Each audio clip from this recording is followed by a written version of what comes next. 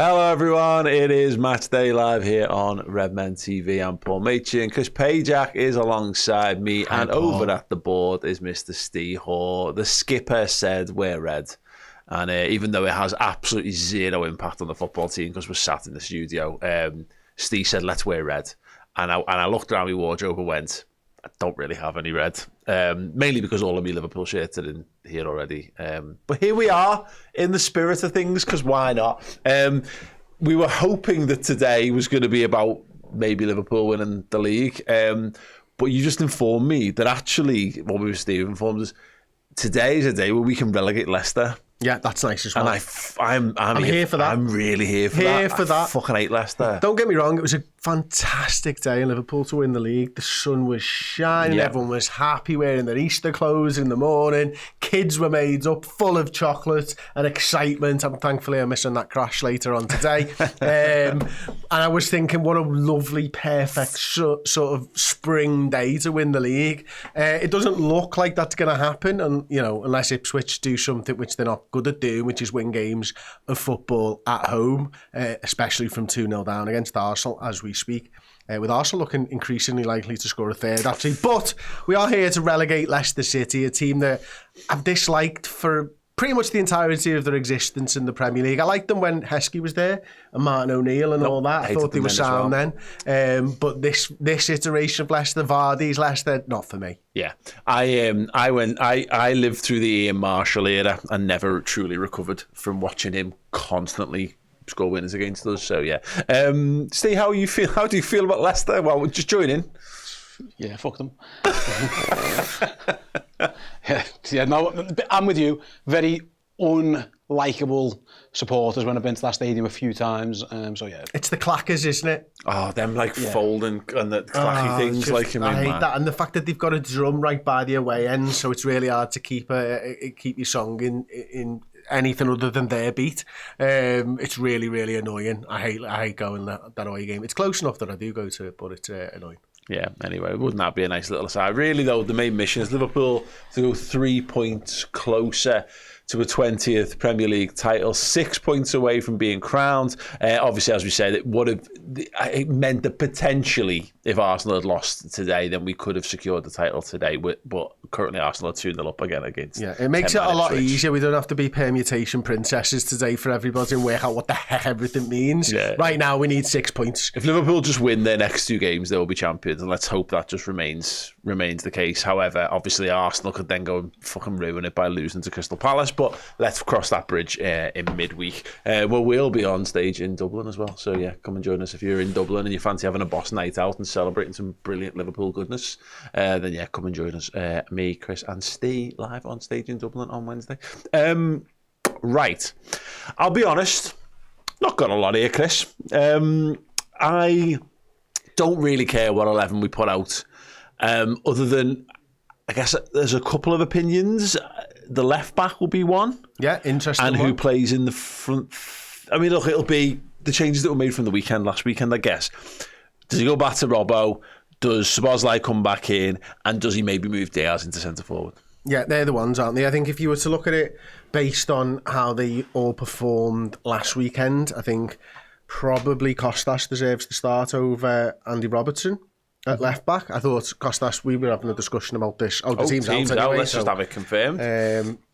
So yeah, I think obviously for me it was all about Kostas Tsimikas. I would have started him today, and Diaz was just so electric on that left hand side that I would have again just have kept with Diaz over on the left hand side. Yep. I imagine Curtis Jones didn't really do enough for me in the game to warrant getting back into the side permanently. But I wouldn't be unhappy either way. I would really like to see Federico Chiesa at some point in a Liverpool shirt in the Premier League, doing business. If he's not getting a game when we're playing 2 games a week, he's definitely not getting a game. Is he not on the bench? Chiesa's not even on the bench. Sensational. Chiesa, there's no Chiesa, I mean. Right, shall I bring you the team? Go on, Steve. Sorry, yeah. So the team, Alisson stays in goal. Kostas Tsimikas, like I mentioned, stays at left back. With Virgil van Dijk, Ibu Konate and Conor Bradley. Ryan Gravenberch and Alexis McAllister stay as they are. I'm going to swap them over. With Szoboszlai coming back into the team for Curtis Jones, like Chris mentioned. And then up front, you're Cody Gakpo on the left. Mo Salah on the right, and then Luis Diaz are going to go back playing centre forward. The bench: Kelleher, Robertson, Kwanzaa, Endo, Jones, Elliott, Jota, Alexander-Arnold back for the first time in quite a while. Hello. And then Darwin Núñez, no Federico Chiesa. He is the unlucky one man out there, rather. I suppose the biggest one, and I'll throw back to you, is the manager's gone back to Diaz up front. We haven't seen much of Jota. Núñez was ill last week. He hasn't got back in either, so the manager's gone to Diaz. Maybe it's an away from home thing, I don't know. I mean, yeah.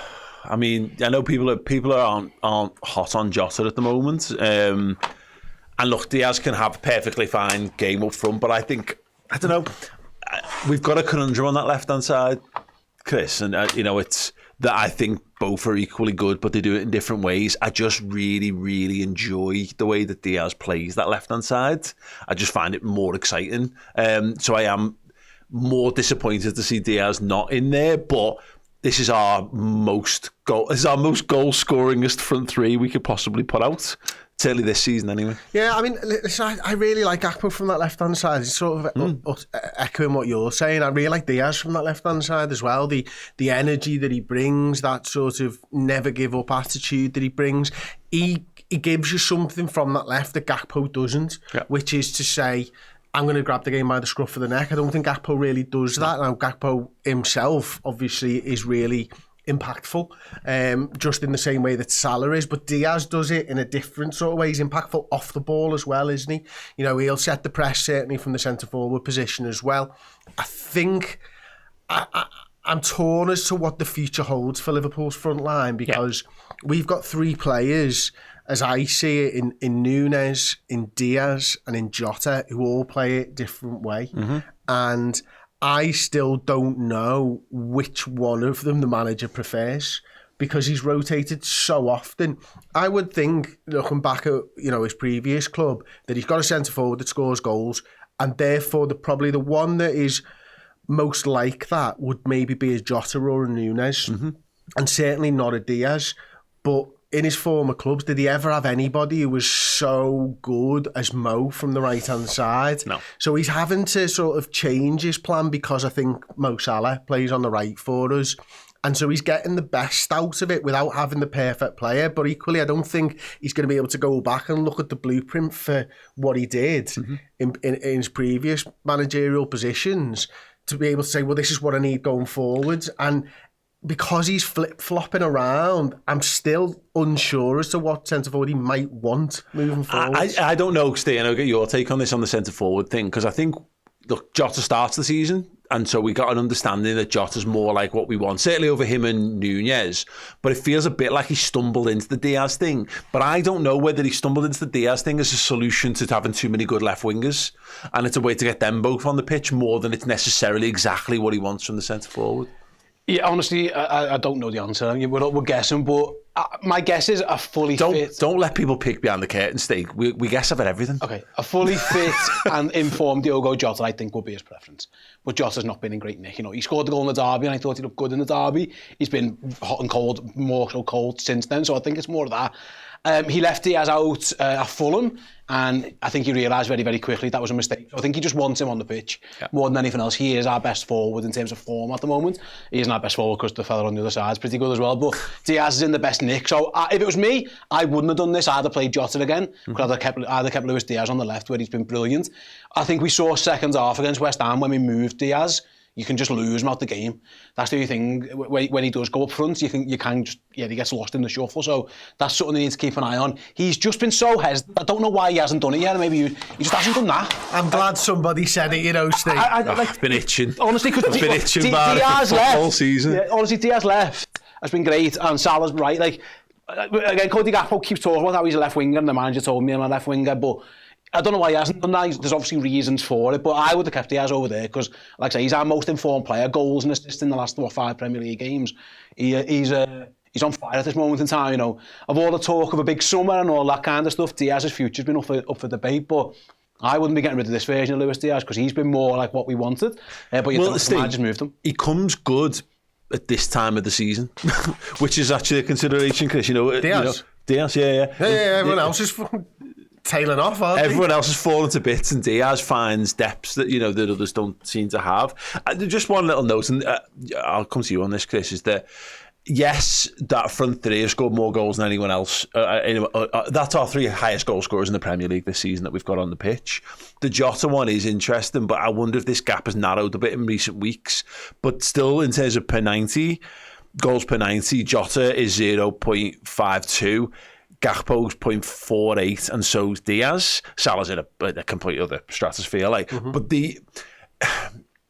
so it does still suggest that if you just play Jota more, he will also get. He could conceivably get into the same type of numbers as those other guys have been in. But obviously he was missing for so much of the middle of the season. But yeah, it also speaks to the difficulty between the Diaz and Gakpo thing as well. Yeah, and I think if you do play Jota more, the likelihood is he gets more injuries as well. So I think that's probably played into over the course of the season, isn't it? So Saka's got a big ice pack on his Achilles. He very much has, hasn't he? Yeah. Interesting. Obviously from the red card challenge in the first half. I don't know, man. I mean, listen, I think everybody likes Diogo Jota. I think everybody likes Cody Gakpo. I think everybody likes Diaz. The manager, I think, likes them all sort of equally. Yeah. I think maybe if Gakpo hadn't have got injured, Gakpo would be the starting left winger week in, week out now, but he did. So he's not. Yeah. But it's just something that's gone on all season long, and it's quite strange, that really, isn't it? Considering, we're not far away from winning the league and we still don't really know Liverpool's best side. What were you saying, Steve? No, I'll go back to this one. The left-back thing's an interesting one as well, because he has kept with Kostas Tsimikas. I said a few weeks ago, I thought Robertson had been dropped. I don't think it was a resting, because Liverpool had had a week off. Yeah. If he'd been rested by now, then he'd be back in the team. I'll be honest, I thought the own goal against West Ham wasn't his fault, really. No, I think he did exactly the right thing, what he's meant to do, come across. Him and Virgil just got in each other's way. But the manager stuck with Tsimikas. I think it's a good move. I think he's in probably a little bit better form, better off the set pieces as well. And especially when there's no Trent. Yeah, with no Alexander-Arnold in the team, you're right. And also, he's another one who you could just do with finding out what he is. And if who's here next year, because we believe Liverpool are going to sign a left back. Milos Kerk is his name. There's been a lot of smoke, so there's probably some fire there. The manager's got a decision of what he wants to do. Who's going to back Kerk up if it is him? Is it going to be Tsimikas? Is it going to be Robertson? Does he shake Robertson's hand and go, mate, you're not for me anymore? See you later. Go and go up to Celtic and have a couple of years up there before you go. Or does he go to Tsimikas, who's been linked with moves away? That it's on you. So maybe it's a little bit of a fact-finder mission for the manager. I don't know. The way he talks, he's very much interested in just winning the league. So he's not, he'll cross that bridge when he gets to it. So maybe he just thinks Kostas is his best option. I probably wouldn't disagree. Yeah, fine. I like the fact that there's some elements of meritocracy to what's going on, because often that's normally well gone in any manager's team by this time of the season. You're just in the straight head down barrel towards the finishing line, and I think we've seen that in selections generally speaking, particularly again with the midfield and that. So yeah, I'm not against that at all. I think that's really interesting from Steve that Robertson hasn't. I think he started the season poor, but he started the season not fit, and then he kind of clawed his way back in, and then basically the manager ran him into the ground in the middle chunk of the season. He's got stuff, hasn't he, Robertson? More than just, he brings more to the table, doesn't he? I think in an overall sense of what he is as a person as well as a player than Tsimikas. But if you're going to go and spend big money on someone in the summer, maybe Kostas has been the ultimate left back cover in that regard. Doesn't seem to kick up a fuss, comes in and does an adequate job whenever he plays. So yeah, interesting. I like both of them in different ways. Obviously for Robbo, for what he's done, I think when you think about the big games this season, I don't think Robertson's really let us down. Yeah. Obviously, what I will say, and I'll caveat that with, is that the mistakes are starting to creep into his game. We've seen a lot of terrible fouls, we've seen penalties given away, we've seen own goals and all that type of stuff. Those types of things are creeping into his game more and more. I do think we are seeing the limitations of Andy Robertson at this age right now, that he's worked so hard for so long up and down that left hand side, that I don't know how many more years he's got. I do think he feels like a guy who could still come in for 15 or 20 big games next season, but not be the first choice left back, if that makes sense. Yeah. But you know that you can trust him in those big situations. Whereas, Kostas Tsimikas, I don't think really, if you're playing a PSG or something, I don't really think you feel wholeheartedly comfortable that Kostas Tsimikas comes into that game, but I'd be okay with Robertson coming out of the cold, coming into those types of games. Yeah, I completely agree on that. I think that's that feels like squad building to me. We always say this: push your first teamer down Whereas Robertson goes, I mean, Tsimikas shouldn't be our first choice left back. I don't think anyone's pushing for that, least of all the manager. But I feel like if you bring in a better left back, a new first team can play 50 games a season left back, and that brings Robertson down a notch in the pecking order, then you've probably you've improved the left back situation all round, because you've improved your first choice and you've improved your backup as well. But yeah, whether the manager will see it that way. Steve, let's talk about the bench. Yeah. Because Trent Alexander-Arnold is on the bench. It will be fascinating to see what the fans are like when he's warming up. I suspect he'll probably get quite a good reception, because people tend to be like that in person rather than on the internet. But and it also kind of ties into the lack of Chiesa as well. Darwin Núñez, a game preferred, even though it's quite clear that he's going to go in the summer. So yeah, the bench has got a couple of talking points. The Trent one's fascinating for me. Arne Slot will know what Trent's decision is, whether he's going, which you all think it is. So it's a different question, I think, if Conor Bradley's 100% fit, because I would just say play Conor Bradley for every single game, 90 minutes, and get him ready, get him prepared for next season. But he isn't that. He's having to get taken off. We saw it against West Ham. They had to bring Gerald Kwanzaa on at right back, and he isn't the right. I can tell you now. That's one of the things Gerald Kwanzaa isn't. Is a competent right back. So. Steve, you know what? You've made this your recent bee in your bonnet, but you then just said that he's not a competent right back. He isn't. He is a perfectly competent right back. No, he's not. He can't defend there, and he can't play the ball from there. He's a good centre back. It's fine. He's a fish out of water. It's not a problem. It's fine. But that's why the Alexander-Arnold thing makes sense, because the manager said in the press conference, the 60-30. Have I been harsh on Gerald Kwanzaa? Has anyone seen him? To say someone's not competent, okay, he can't. That's like saying he's shit. He can't defend there, and he can't attack from there. Yeah. It's like doing something naughty and your mum saying they're disappointed with you, saying you're not even competent. Sorry, am I mad? Like, can he defend there? No. Can he attack from there? No. I'll tell you this. NOS says I agree with Steve. How was that controversial? Alexander says Steve is completely right, by the way. Competent. He can't do it. It's like asking Virgil van Dijk to go over there. He just gets lost. It's a different game. Like he can't. His spatial awareness is poor, and he can't pass the ball very well from there. Spatial awareness. Anyway, let me go back to my Trent point. Let me go back to my Trent point. Is that we will see him today. I'm pretty certain he'll get on, because Conor Bradley, like I say, can't do the full 90 minutes. You're right. The reception thing will be fascinating. Maybe getting him back in an away game at a ground that he's had pretty good memories at maybe helps out there, and then we'll see where we go. Because it is a very strange situation when we all think he's playing out the last few days at the football club, and then when you go to Chiesa, I don't know. He just doesn't fancy him. We know that now. Like every single time I do one of these shows, in the comments, I'm guessing now the same. Where's Chiesa? Give Chiesa a chance. The manager doesn't like him. He clearly isn't. He just isn't for him, because he's picked other lads there. He's not a competent right winger, is he, Steve? Or left winger or centre forward. By the sounds of it, Darwin Núñez, by the way, is hot shit. No, actually, I disagree with both of those things. I'm just thinking this. To me, this goes to show how single-minded and focused Arne Slot is, because he's probably picked a lad there who's going. And Chiesa's got more. I think Chiesa's got more chance of staying than Darwin Núñez has, but he's gone with Darwin. So Chiesa's an afterthought. He's very much 25th man or whatever in the squad. That's where we are at this point, unfortunately for him. Okay. The rest of it, the only other one. Sorry, Steve. I just want to jump in on the Trent Alexander-Arnold stuff, if you don't mind. And Chris, what's interesting, I think, just to pick up one point Steve made there, Bradley's not fit. He made hundreds of points. Oh, I know. It's why I had to step in. I don't know. There was a lot of people agreeing. You can go back and watch this, Steve, and it's just a ream of people just saying Steve. There are people who've seen. They've watched Gerald Kwanzaa play right back the last month. There's a lot of angry people in the comments. I'm not angry. I'm need to just fucking be hateful. Oh my God.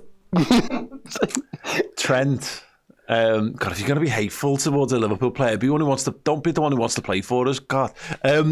Trent and the Bradley thing, just on the flip side of it, about whether he knows Trent's going or not. If he knows Trent's going, there is a little bit of something here of going, he wants to get Bradley primed. Actually, if Bradley's not ready to play 90 minutes week in, week out, so use Trent to protect Bradley is quite a funny situation. Don't break Bradley.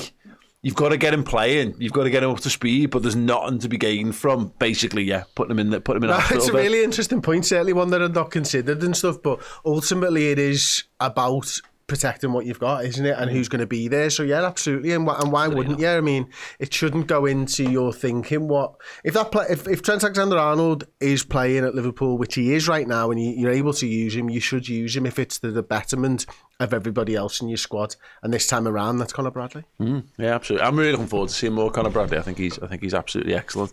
Mighty Quinn has dropped a super chat in.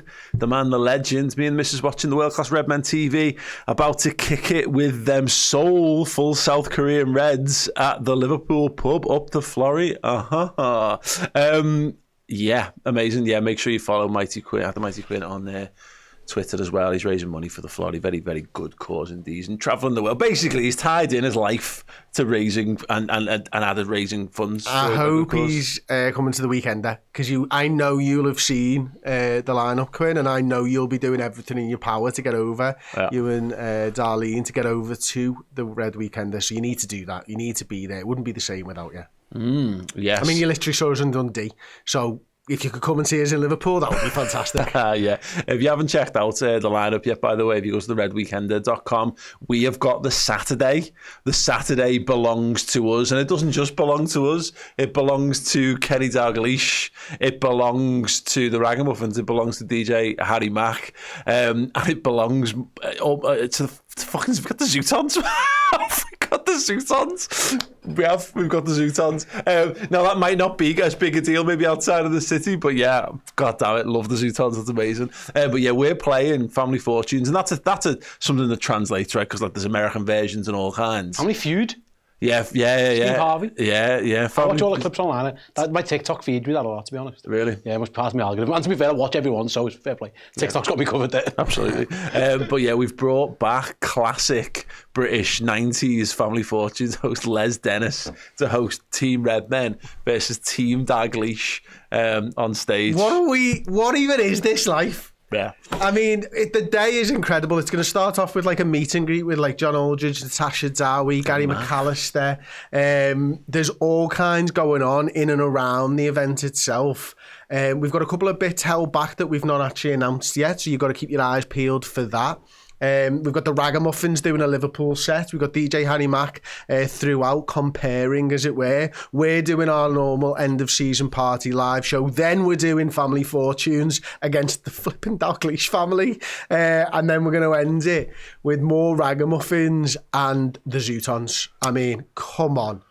What a day. The redweekender.com, get involved. There are a lot of events going on around that weekend, of course. There are. None as good as this. Well, this is the point, yeah. I mean, and more power to anyone who's trying to put an event on, because, yeah, there's lots of celebrating to be done. And there's loads of different ways that you can celebrate Liverpool being crowned as Premier League champions. But honestly, what we've got for you guys is levels above absolutely anything anyone's done ever in the city of Liverpool. There's stuff going on the Friday as well. Boss are doing a Friday night event, and then they're doing Boss Kids on Sunday as well. And there might be more to come around the Sunday and beyond as well. But all I will say is, all eyes focus on the Saturday. Get yourselves to Liverpool. Look, the sun's going to be shining, and you're going to be 24 hours ahead of Liverpool lifting the Premier League trophy in front of fans. It's going to be the best of times. The redweekender.com, if you want to go directly to exhibitioncentreliverpool.com, then you can get tickets directly from there as well. But yeah, fill your boots. Do not miss out. Get ahead of this one as much as you can do.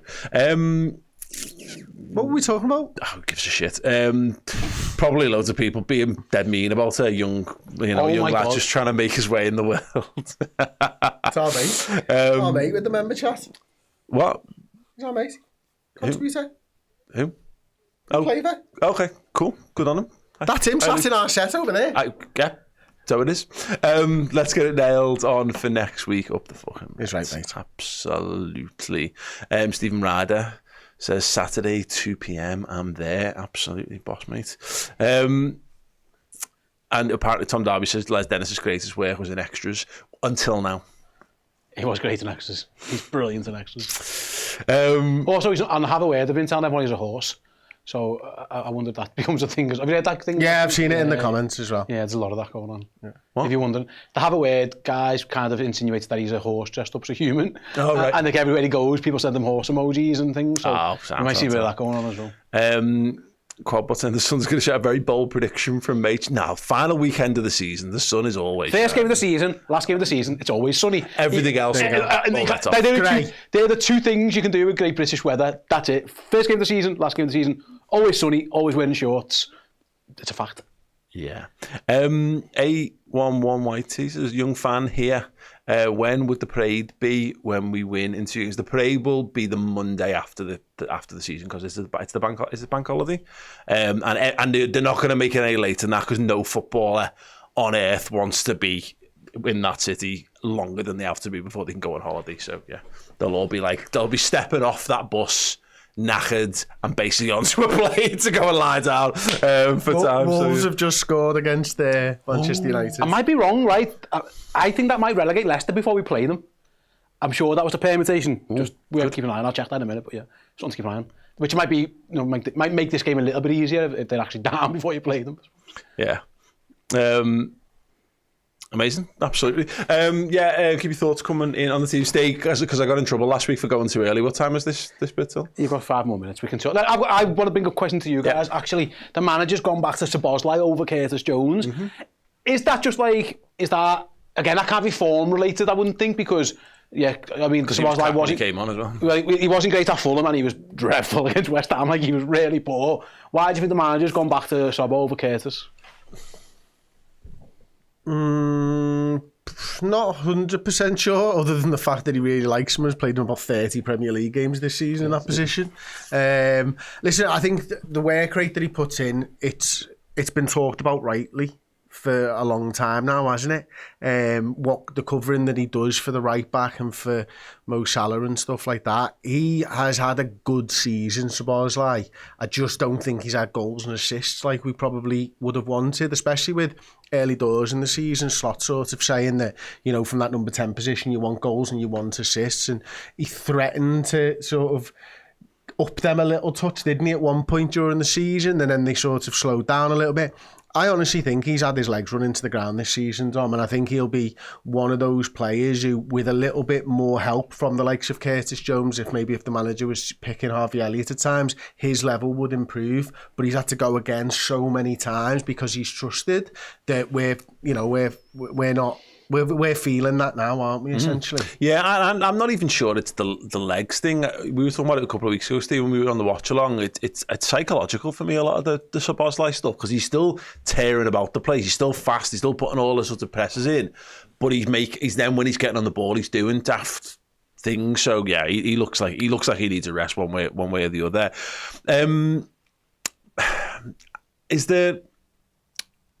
Is it just a thing where I think he really likes the 4 midfield options he's got. So he actually really actively wants to keep them. But he doesn't really rest Gravenberch and McAllister though. He likes them two better. Like if he's got his 3 favourites, they're his favourite 2. Yeah. And then it's Szoboszlai and Jones are next in line, and then it's Harvey Elliott and Endo. He's very much got a 2-4-6 type of pecking order. Yeah. But yeah, I think maybe, to answer my own question, maybe there's like an away from home thing where maybe that he thinks the energy of Szoboszlai might be more needed than maybe the passion and the guile of Curtis Jones. I'm not sure.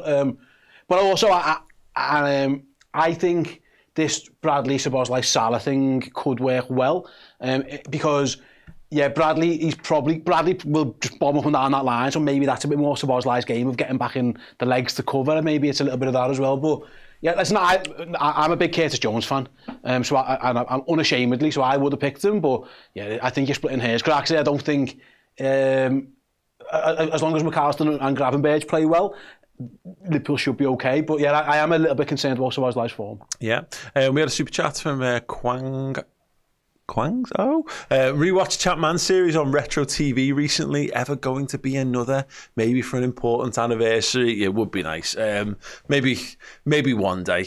One day we'll crack it back out again. And but I think I've mentioned this elsewhere. We shot a pilot for a second episode and then never actually got anywhere because it turns out actually just covering Liverpool is quite a time-consuming thing as it transpires. So yeah, maybe one day, mate. But thank you so much for the I do support. think it's the greatest Let's Play that's ever been put.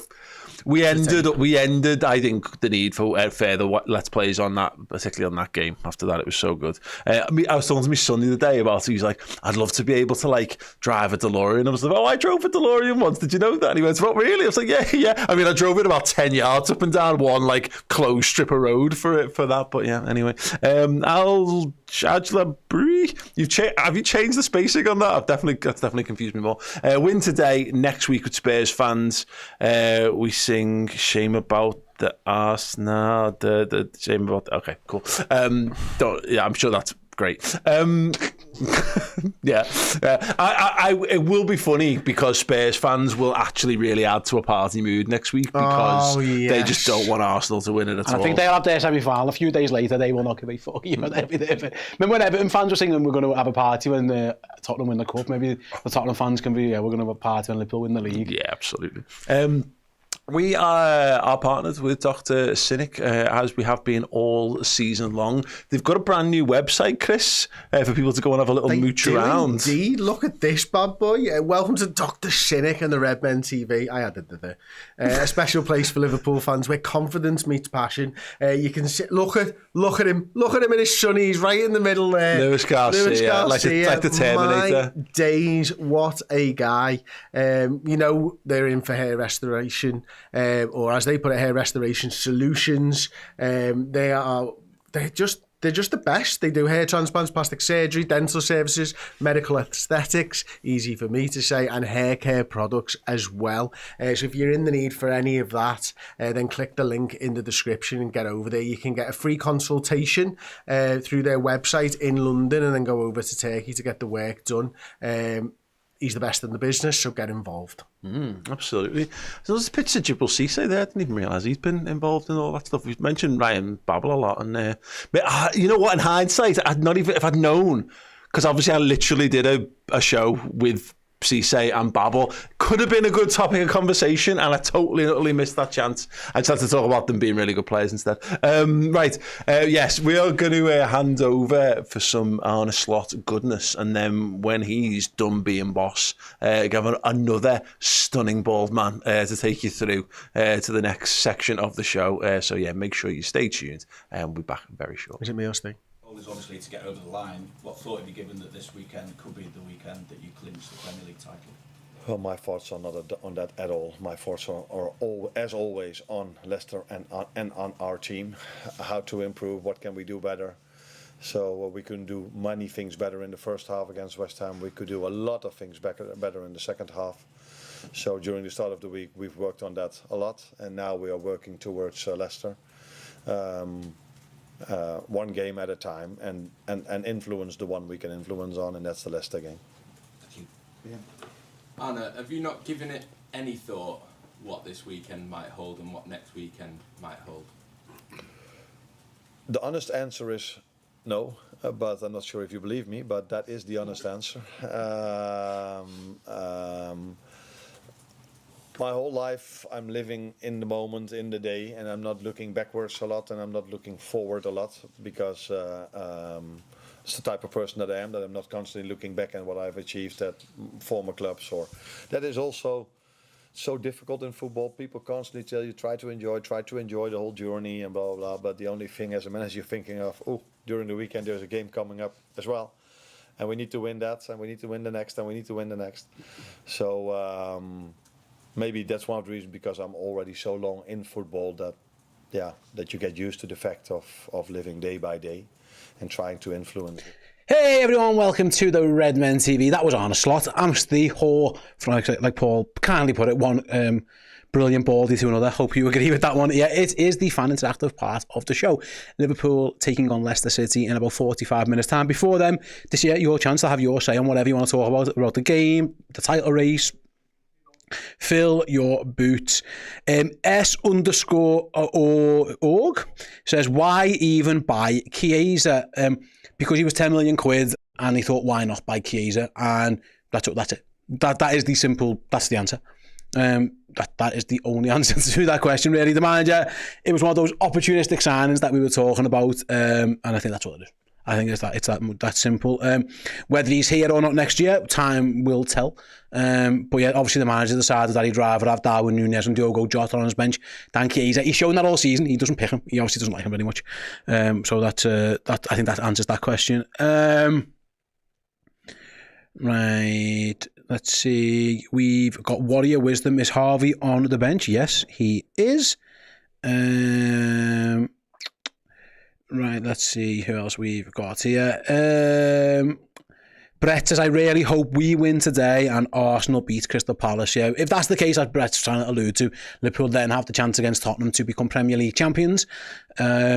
Now, yeah, so yeah, if Arsenal lose in midweek after Liverpool, if Liverpool win today and then Arsenal lose in midweek, Liverpool will be champions as well. So I think I'm right in saying if they draw that game, Liverpool can still win the league next. So as long as they don't win, I mean, actually a draw might make it better for us.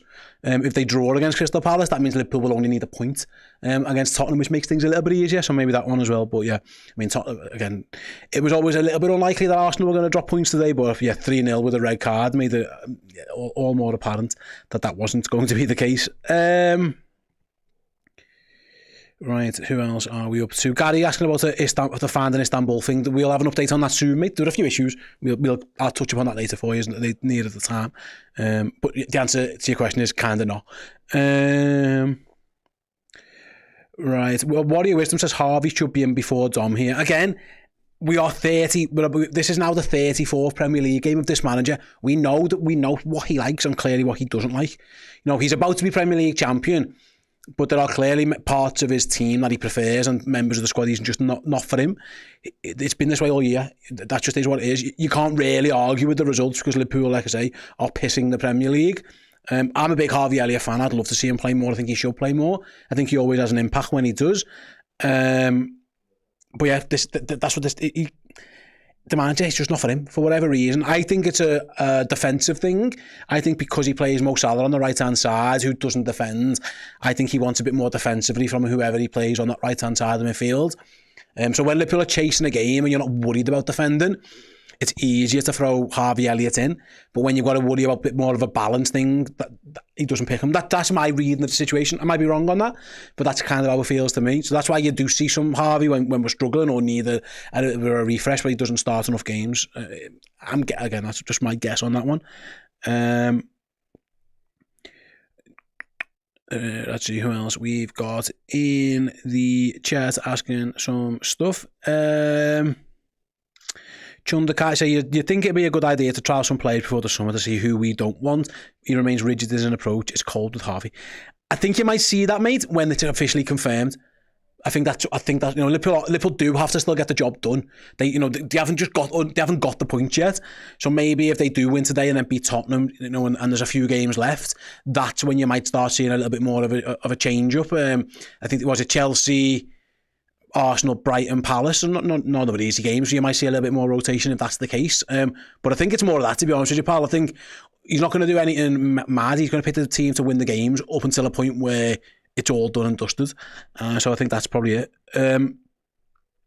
Gary says, how many games does Chiesa need to get his medal? One more Premier League appearance. Again, that could be something he does down the line. Liverpool will hope to be champions by around this time next week, having beat Tottenham, having beat Leicester today, you would hope.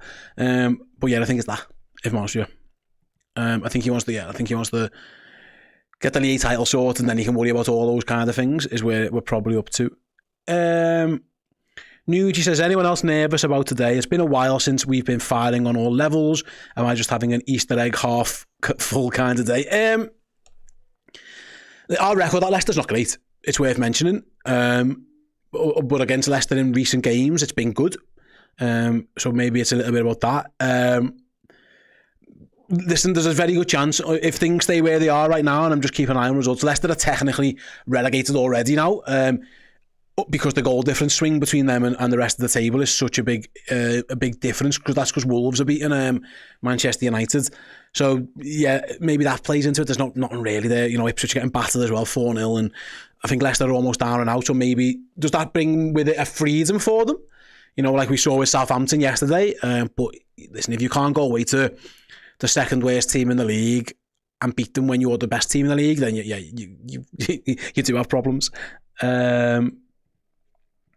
stuff. Let's see, we've got a super chat here. Old man Dego says, Steve, spot on about Kwanzaa. Bradley is a must at right back. I wasn't even slagging Jello Kwanzaa off. I was just saying he's a centre half who isn't a right back. That's all I said. Like, he isn't. It's like playing from out of position. Some players can do it and some players can't. That's all it was. I like Jello Kwanzaa. I think he's a good player. But anyway. Yeah, Paul and Chris took it as I was saying he's the worst thing. I wasn't saying that. I'm just looking over there. Anyone else? Any other options at right back? Obviously, now we've got Trent and Bradley, you probably might not need them. I think Curtis did a better job at right back than Kwanzaa does, for example. But yeah, it's fine. Right, let's see who else we've got in the chat. Let's see. Eva says, any sneak peeks of what's going to be on the cards in Cork? What are we going to be doing in the live show? We are going to be doing... I mean, basically, if you like us messing about, laughing at other football teams and other football players, praising Liverpool as much and as often as you can, Chris doing cartwheels and Mark Kenny singing Liverpool songs. If you're into all that kind of stuff, you'll be fine. So that's kind of what it is. We do our messing around for an hour or so, and then Mark Kenny does his messing around, playing the songs for an hour or so. So, pretty good one. If you like laughing at Man United legends and Chelsea legends and all that kind of stuff, then, and praising the living daylights of Liverpool supporters, then yeah, you're gonna have a good night with us. Come along, by the way, you haven't got your tickets already yet. Go and get your tickets for the Cork gig if you're in Cork. Looking forward to it. Never been there before in my life. Who else do we have in here? Let's see. Yeah, Naldo says, I miss Joey Gomez. Shame about his injuries. Yeah, he is someone who can play centre-back and right-back. He is more akin to it, yeah. Kevin Dobbin. Stay, what kind of striker do you realistically see us signing in the summer? Good question. Is it TK? Is it from Feyenoord? Feels like the one who's been linked the most. I just don't see the Isak thing being a thing. I think he's fabulous. I think he's brilliant. But I think, I don't think £150 million. I just don't think even then Newcastle might not be willing to sell him. So they're one of those teams who don't really need the money. And I think they are going to be in the Champions League. I know they had a bad loss yesterday, but all told, I think they're going to be fine. So, yeah, I know there's talk of maybe like a João Pedro and Matheus Cunha, potentially that type of striker, more like in a false nine Roberto Firmino type role. I don't know. But yeah, I'll be honest, that's one of the ones I'm not quite sure of. I'm pretty sure Liverpool will go for Kerkez. I think they'll try and sign Dean Huijsen. Strikers, yeah, I don't know. I like Etikike, whose name I really struggle with, but again, he's raw. I just don't see, I don't think there's a number that gets you Isak, a realistic number, because I don't think Newcastle need to sell him. And again, I don't think the Saudi regime would sell him to another Premier League club anyway. So, last year with the PSR stuff, that's going to change, I think, for these. But he'd be the obvious one who you'd want if you could get it, but I just don't think that's realistic at all. C-Max says, is the beard making a comeback? A little bit. I'm not going to let it go as long as it was, but I didn't like it being completely without it as well. So somewhere in the middle as well. Thanks for noticing. Right, let's see who else we've got. Ollie Watkins has been mentioned there from Kegsy. The age thing is doing... I like Ollie Watkins. I think he's brilliant. If I'm honest, I just don't get... Was it they were looking for 60 million at least from Arsenal, weren't they? And that was before they sold John Duran. I just don't think it's realistic. Why are you going to sign, a lad who's 29, 30? It doesn't feel like something Liverpool would do. I might be wrong. Like I say, the short-term deals for Van Dijk and Salah suggest that they're very much focused on short-term deals and short-term winnings rather than long-term as well. It doesn't feel like a Liverpool move, but I think he's a really good player.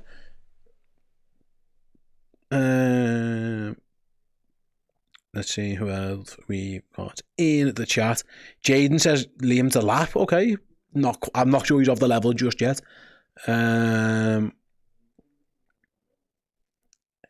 see who else we've got asking stuff. Joshua won Cunha. I like Matheus Cunha. I think he is a good player. He's been linked with Man United heavily, isn't he? I think he's a good player. Osimhen is a shout from Sam. I saw the wonderful Neve, aka Stumpeg, on Sky Sports the other day, saying Osimhen would be a good option for Liverpool, and Neve tends to get things right. So I like Osimhen. Now, whether he passes the no dickhead test, I don't quite know. There's been some rumblings about him, hasn't there, in the past? But yeah, maybe. I think he's a good player. And again, if the release clause is there, which we're led to believe, like around that 60 million, certainly could be value for money. Gyökeres from Sporting says kick-off hub. Again, another one. Good player. There's I think there are strikers out there. I think Liverpool are gonna. I think they might struggle at right back in terms of finding a solution at right back, because I don't think the right back market's brilliant at the moment. I actually think there's quite a lot of centre forwards and strikers on the market. So I think that one might be more options. I think Liverpool are going to struggle to get a right back, and they're probably going to have to get someone like a Fernandes from Porto to back up Conor Bradley. Whereas I think up centre forward, I do believe that there are plenty of options around there who look like they're going to be available and look like they're going to be on the move. So again, I think that when Liverpool do go out into the market this summer, I think that will be one where they'll, the highest amount of money will be spent will probably be on a striker. Because I think we're going to see the end of Darwin Núñez's time here, and I think they are going to get something there. Let's see. Yeah, Salanders, I dream about Isak. Yeah, I just don't think it's realistic, mate. I think it's brilliant. I just don't see it happening for a number of different reasons.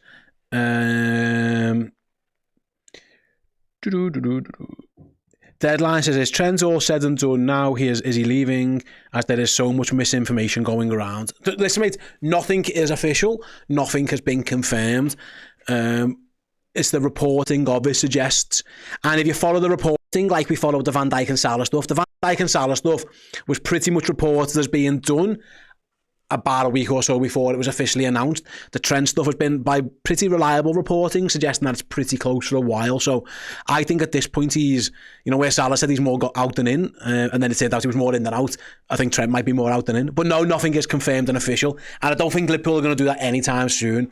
Maybe once they are Premier League champions, they might do it. But I think the PR and the timing around that announcement is probably more in play. Yeah.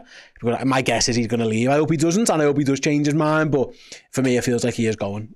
And it's a shame. But I do think that's going to... Tom said, I hope he does a Stevie G type U-turn.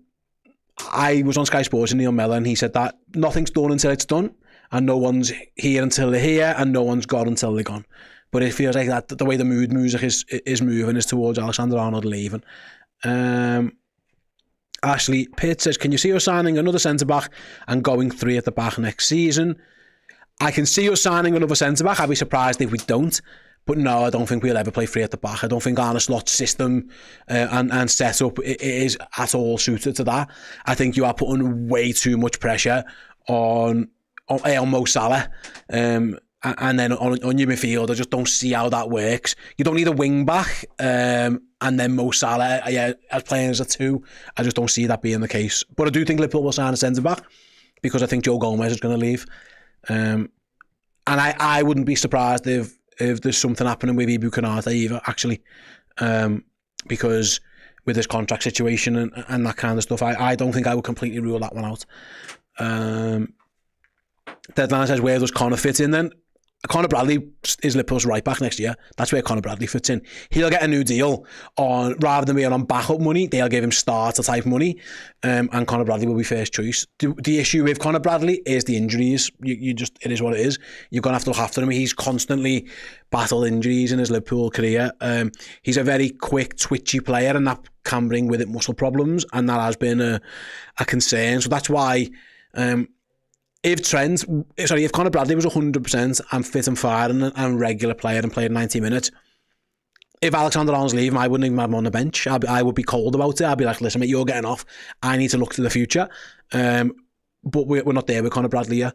But I think he's brilliant. Honestly, I think he isn't Alexander-Arnold. They play it in different ways, of course. They're very different footballers. Trent's I don't know, like a unicorn. He's like a freak.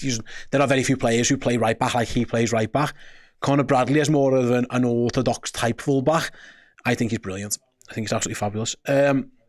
just to confirm, yeah, Man United did get beat by Wolves. So what that means is, let's see. Yeah, I was right. So now Leicester are 18 points off safety with only 6 games to go. So technically not down yet, but the goal difference is so bad that effectively that result has pretty much just relegated. Leicester. So yeah, something to keep an eye on as well. What that means in Man United, the show, yeah, it does mean that as well. It also means that. But yeah, it's going into the game. I think Leicester are pretty much done and dusted all by the shouting now. Pretty much gone, and I think I'm right in saying the same. Ipswich are in banging trouble with that as well, because the same for them really, in that they can only match West Ham's points now, and yeah, the goal difference is so big. So yeah, the bottom 3 are pretty much gone and done and dusted already, as we stand.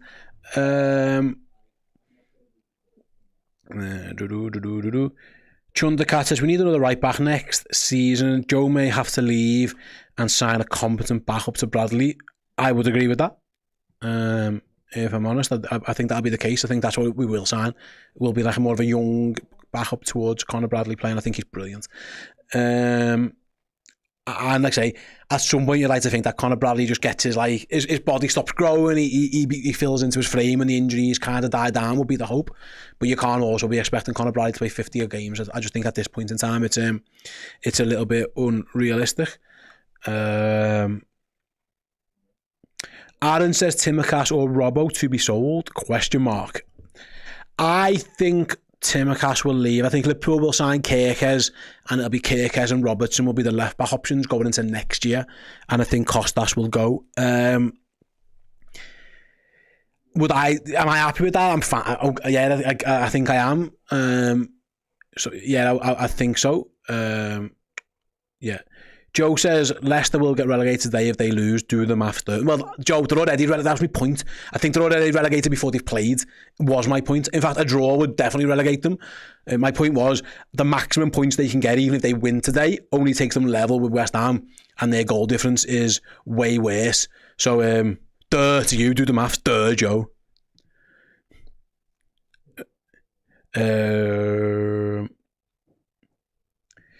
Samuel says, at some point I wouldn't mind getting another holding mid and move McAllister into Szoboszlai's position in the first 11. So you're saying move Gravenberch further forward. Yeah, again, it's another one. I think that is probably a look where Liverpool are going to look to sign a DM potentially, depending on Endo's future. Although, if Endo leaves, it might be late in the summer. I think they're going to want him in Hong Kong and definitely in Japan for that trip. Is it mad? We're sat here at the top of the table and all we're talking about is the players who might leave and who might come in. It's a strange world. Liverpool have to win 2 more games of football to guarantee being champions, at least. Well, technically they can draw against Arsenal down the line, but you get my point. So yeah, there's a lot going on for the summer.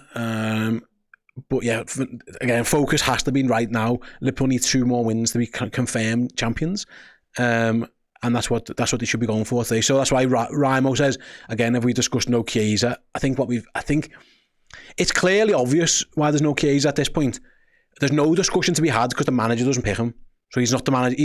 The manager doesn't think when he picks a match day squad of 20 players that Chiesa is good enough to be in it. That's as simple. That's the only thing. That's the only thing you can think of. The only reason you can think of. Whether I agree or disagree, I would have had him on the bench. I'd have probably put him on the bench over Darwin if I'm honest, but the manager doesn't see it that way. So that's kind of is what it is, isn't it?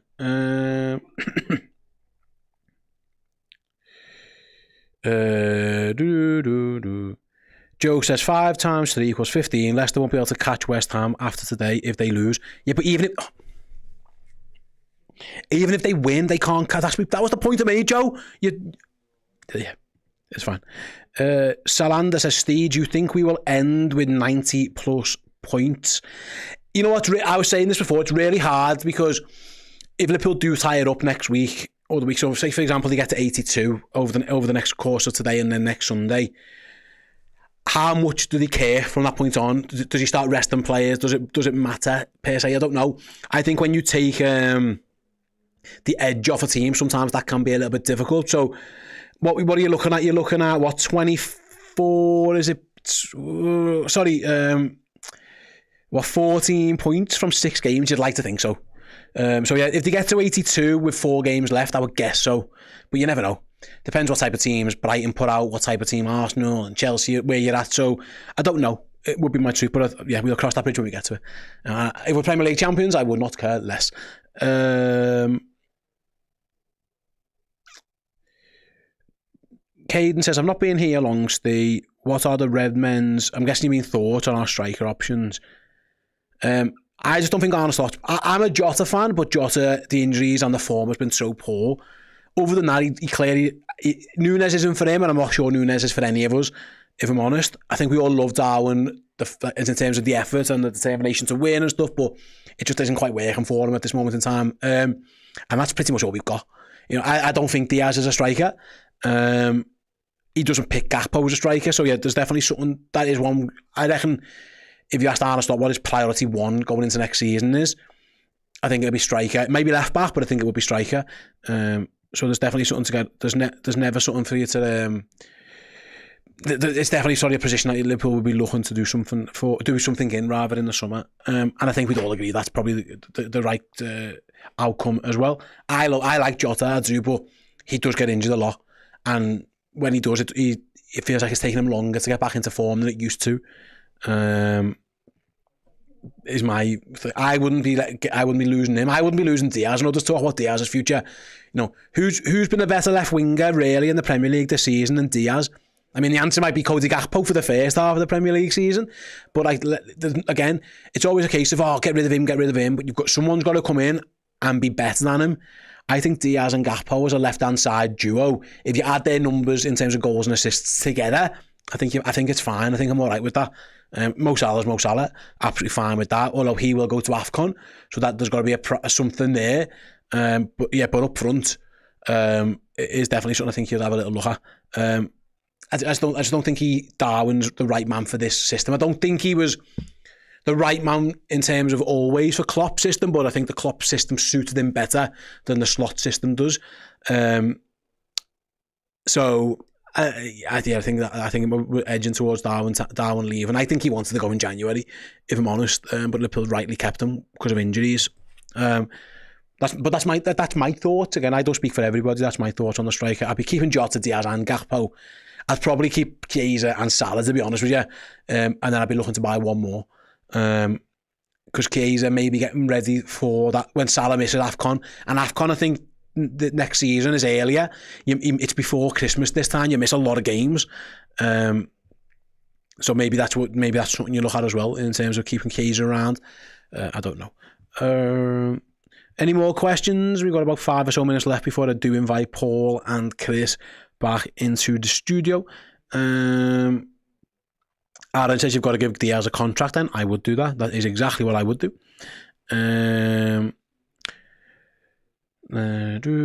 Yeah, Andrea says the problem with Diaz is he's 28 and 2 years left, so it's either extend or sell. I agree. I would extend him. Completely agree with that one. Who else have we got in the chat? I'm just going to bring... Let's see. Am I going to Asia, says Samuel? I don't know yet. One of us, I'm sure, will be there. I think I might be on Maldives with the family, so I think maybe not, but I don't know. Is the honest answer. We are very much day to day at this moment in time. We're trying to figure out here, speak behind the curtain, when we're going to win the league, what we need to have ready for it, what's going on. We've got a live show, live shows coming up this week when we head over to Ireland. Then we've got the Red Weekend that we haven't even looked at it. A competent organisation maybe would look at that, but we haven't got there yet. But yeah, I'm sure we'll have some type of presence there. It'll be fun as and when Liverpool do get over there.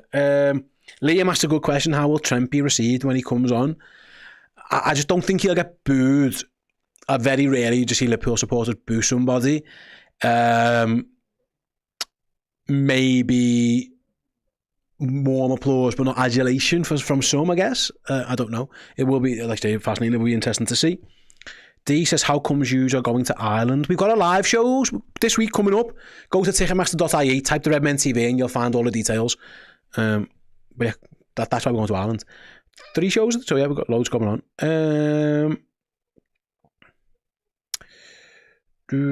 John says, I find it hard to believe Chiesa could be any worse than Jota or Darwin. I tend to, maybe, yeah, because they're both playing poorly, but again, he's the manager, he is making his decisions, and he hasn't picked Chiesa all year, so there's obviously something he doesn't like or doesn't do. He just didn't pick him. It's simple. There's no real... There are things like, why isn't he picking him? When he keeps not picking players, he clearly doesn't fancy them. It's the same with Harvey Elliott. It's the same with Chiesa. It's probably the same a little bit with Endo as well. I just don't think he fancies them as much as he likes the lads in his team. I think it's as simple as that, if I'm honest with you. Right. Alexa, so you get in the boat when you go to Ireland? No, I'm definitely flying. I couldn't be on. Yeah, but see me. I guess seasick. We're definitely flying. Ryanair specials for the boys. Chalky says, who is your LFC player of the season? It's Salah. That was easy. didn't need to dwell on that one. I think, yeah, I'm pretty confident that one is there. Quad Boss says, you're going to need the Hardy lad, the hardest working content creators in football. Are we? Maybe. Yeah. But yeah, listen, I am not going to sit here and moan about how hard we work because there's people who've got way difficult jobs, but yeah, it can be relentless. It can be relentless. William says, I'll see you in Cork. Nice one, Will. Can't wait. Come say hello when we get there. Is Salah getting the Ballon d'Or? Says Deadline. I think Rafinha is really giving him a run for his money now. Salah's been the best player, of course, but Rafinha's goals, and if Barca win the league and the European Cup, which they are very, very capable of doing, then that makes it difficult. If PSG win the European Cup, someone like a Dembele maybe comes into the mold, into the fold a little bit as well, so it's difficult. I think Salah should win it. But yeah, the lack of European success might have really hurt him there. Kegsy, give us your top 5 players of the season. Wow. Salah.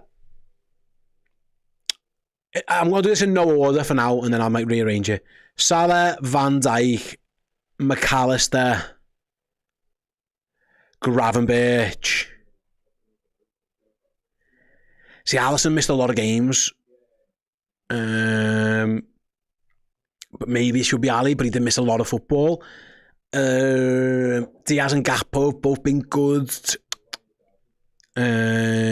Yeah, I think those. I'm quite certain. I'd actually go Salah 1, Van Dijk 2, McAllister 3, Gravenberch 4. But I think that you struggle on the order.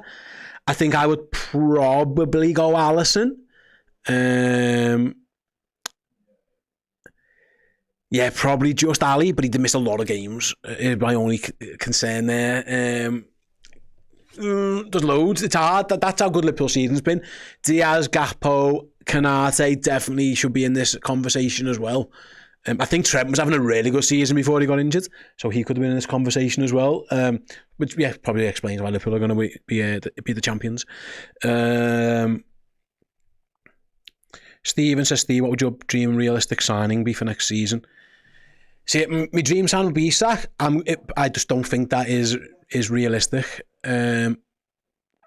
Alvarez, maybe? Is that realistic? I don't know. One of those two. Thanks to Jaden for the shout out. Appreciate it, pal. Hope you're having a good one. Julian says Liverpool will bottle it all they want. Because Arsenal won't win every game as well. So that's you can calm that one down. Baldwin says I would go Alexis, Virgil, McAllister, Gravenberch and Mo. That's what, me and you, Baldwin, on the same. Maybe because I'm Baldwin, you're Baldwin. We think alike.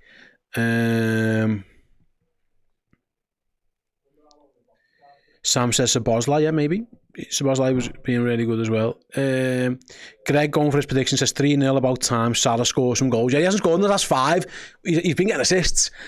Still, yeah, Mo Salah's due a goal and he wants to get that goal. I mean, he's going to be the Golden Boot winner, you'd think, but he wants to get that boxed off. He wants that 30-20 so he could get some goals and some assists at some point. Then that'll be fine as well.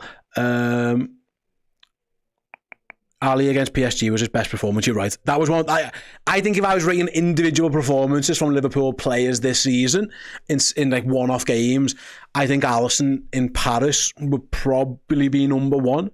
Yeah, there's been loads because Liverpool against Salah's been ridiculous in loads of games, and I thought Gravenberch at Old Trafford, for example, was on a different planet. But Yeah, if I had to say like the best performance any Liverpool players put in this season, it would be Alisson at PSG.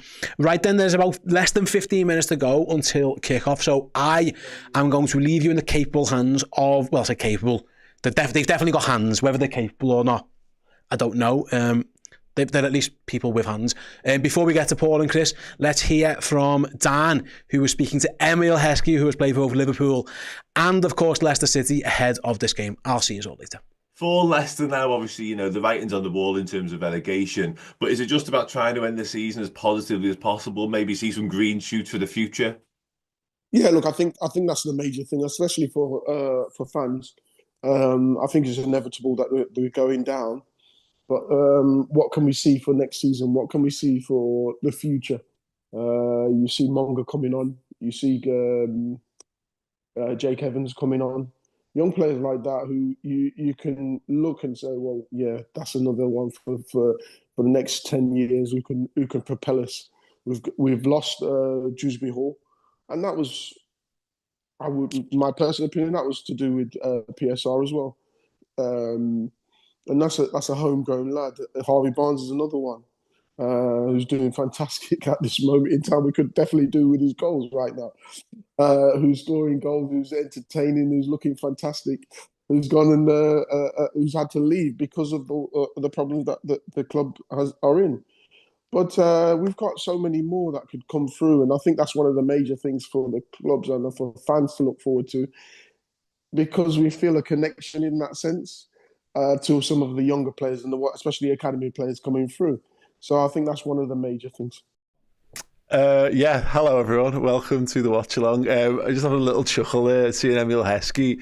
Emile Heskey features in a very special celebratory episode of Redmen coming up this week. It is our 15th anniversary on YouTube. 15 years since we started the Redmen TV YouTube channel.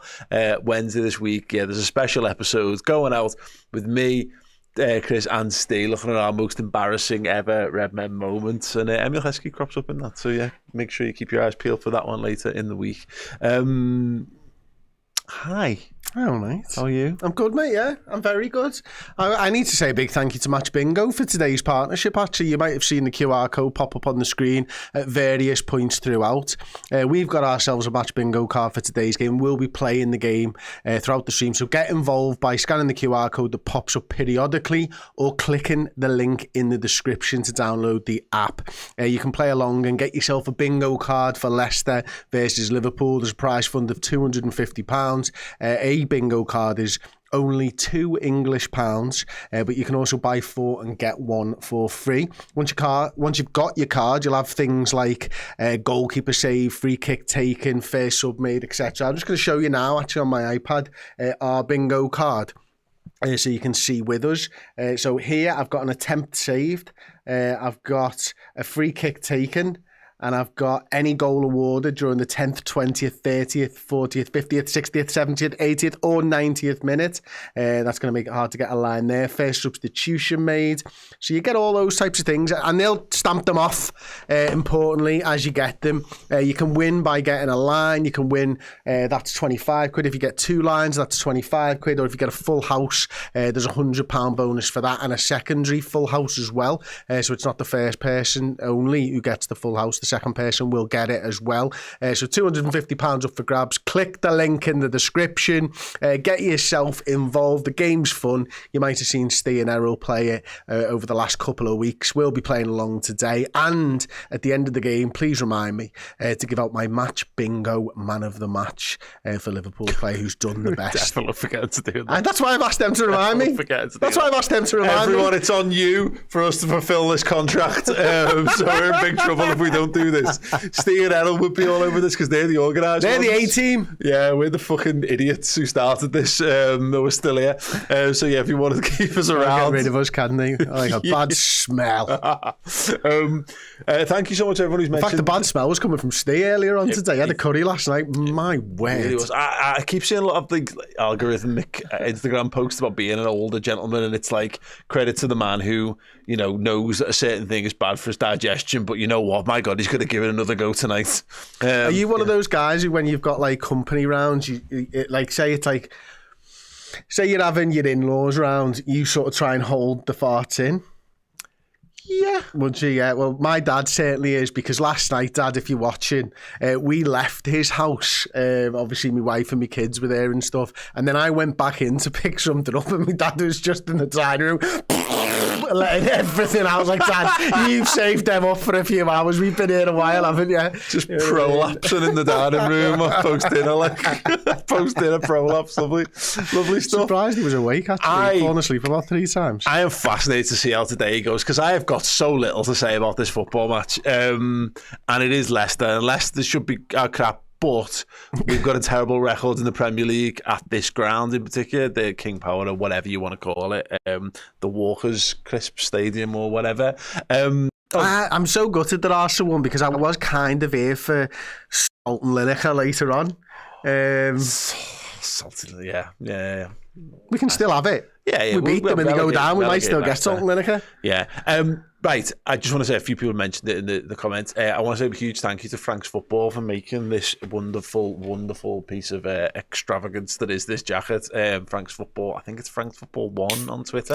It's a bit of a speakeasy type thing, but if you can find them, you should be able to get one. So yeah, thank you so much. Plays 24 says the OGs are back. We never go too far away. But yeah, we are definitely here right now. And C-Mac is loving that Zippy, apparently. I mean, his name's Chris. I was going to say, Zippy means something different to me and you. Zippy was from, an old program. Yeah. I mean, I do want to do that. Makes we are old. Okay. Anthony Lay, or Late, where is Chiesa? The question is he in the stands watching it, or is he at home watching it? Because he is most certainly not in the matchday squad. I'm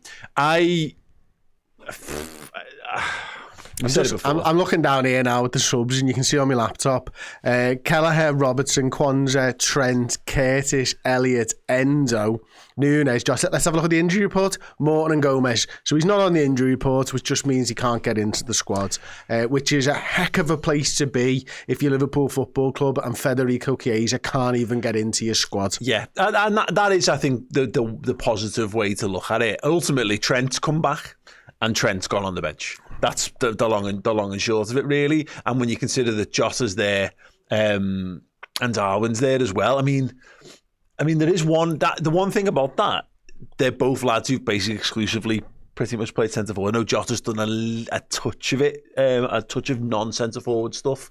But Chiesa would have been a different option on the bench. He's not having him at all, is he? It doesn't look like it, absolutely. I'm sort of half expecting him to leave in the summer, if I'm being honest, Paul. He's on around about 150 grand a week. I think it's fair to say we've not really got our money's worth out of that. Even though I really like him, you really like him, and everybody else who watches Liverpool seems to really like him and rate him. There's one man that doesn't. There's two men, actually. It's probably Steve, and it's definitely Arne Slot. Doesn't think he's a competent right winger. Steve just basically sees that someone's not on a team and says they're crap. And then when they come back into the team, stops talking about it. It's the modern way to follow football. I think my uncle's been like that all his life. Poor Steve. Poor old everyone that he just chooses to not like that week. Case of stuff. I mean, the only thing on it, I agree, and I wonder whether there's a little bit of, they've just thought there's some money to be made here. We'll spend whatever we spent on him, 10, 15, whatever it was. We might get 20, 25 from him if we keep him fit for a season in the Premier League. Perhaps that. I'm sure a West Ham club spend 25 million on players. But like someone like a West Ham or whatever, you know what I mean, or a Newcastle or whatever. They're the kind of teams that would definitely spend decent money on someone like him.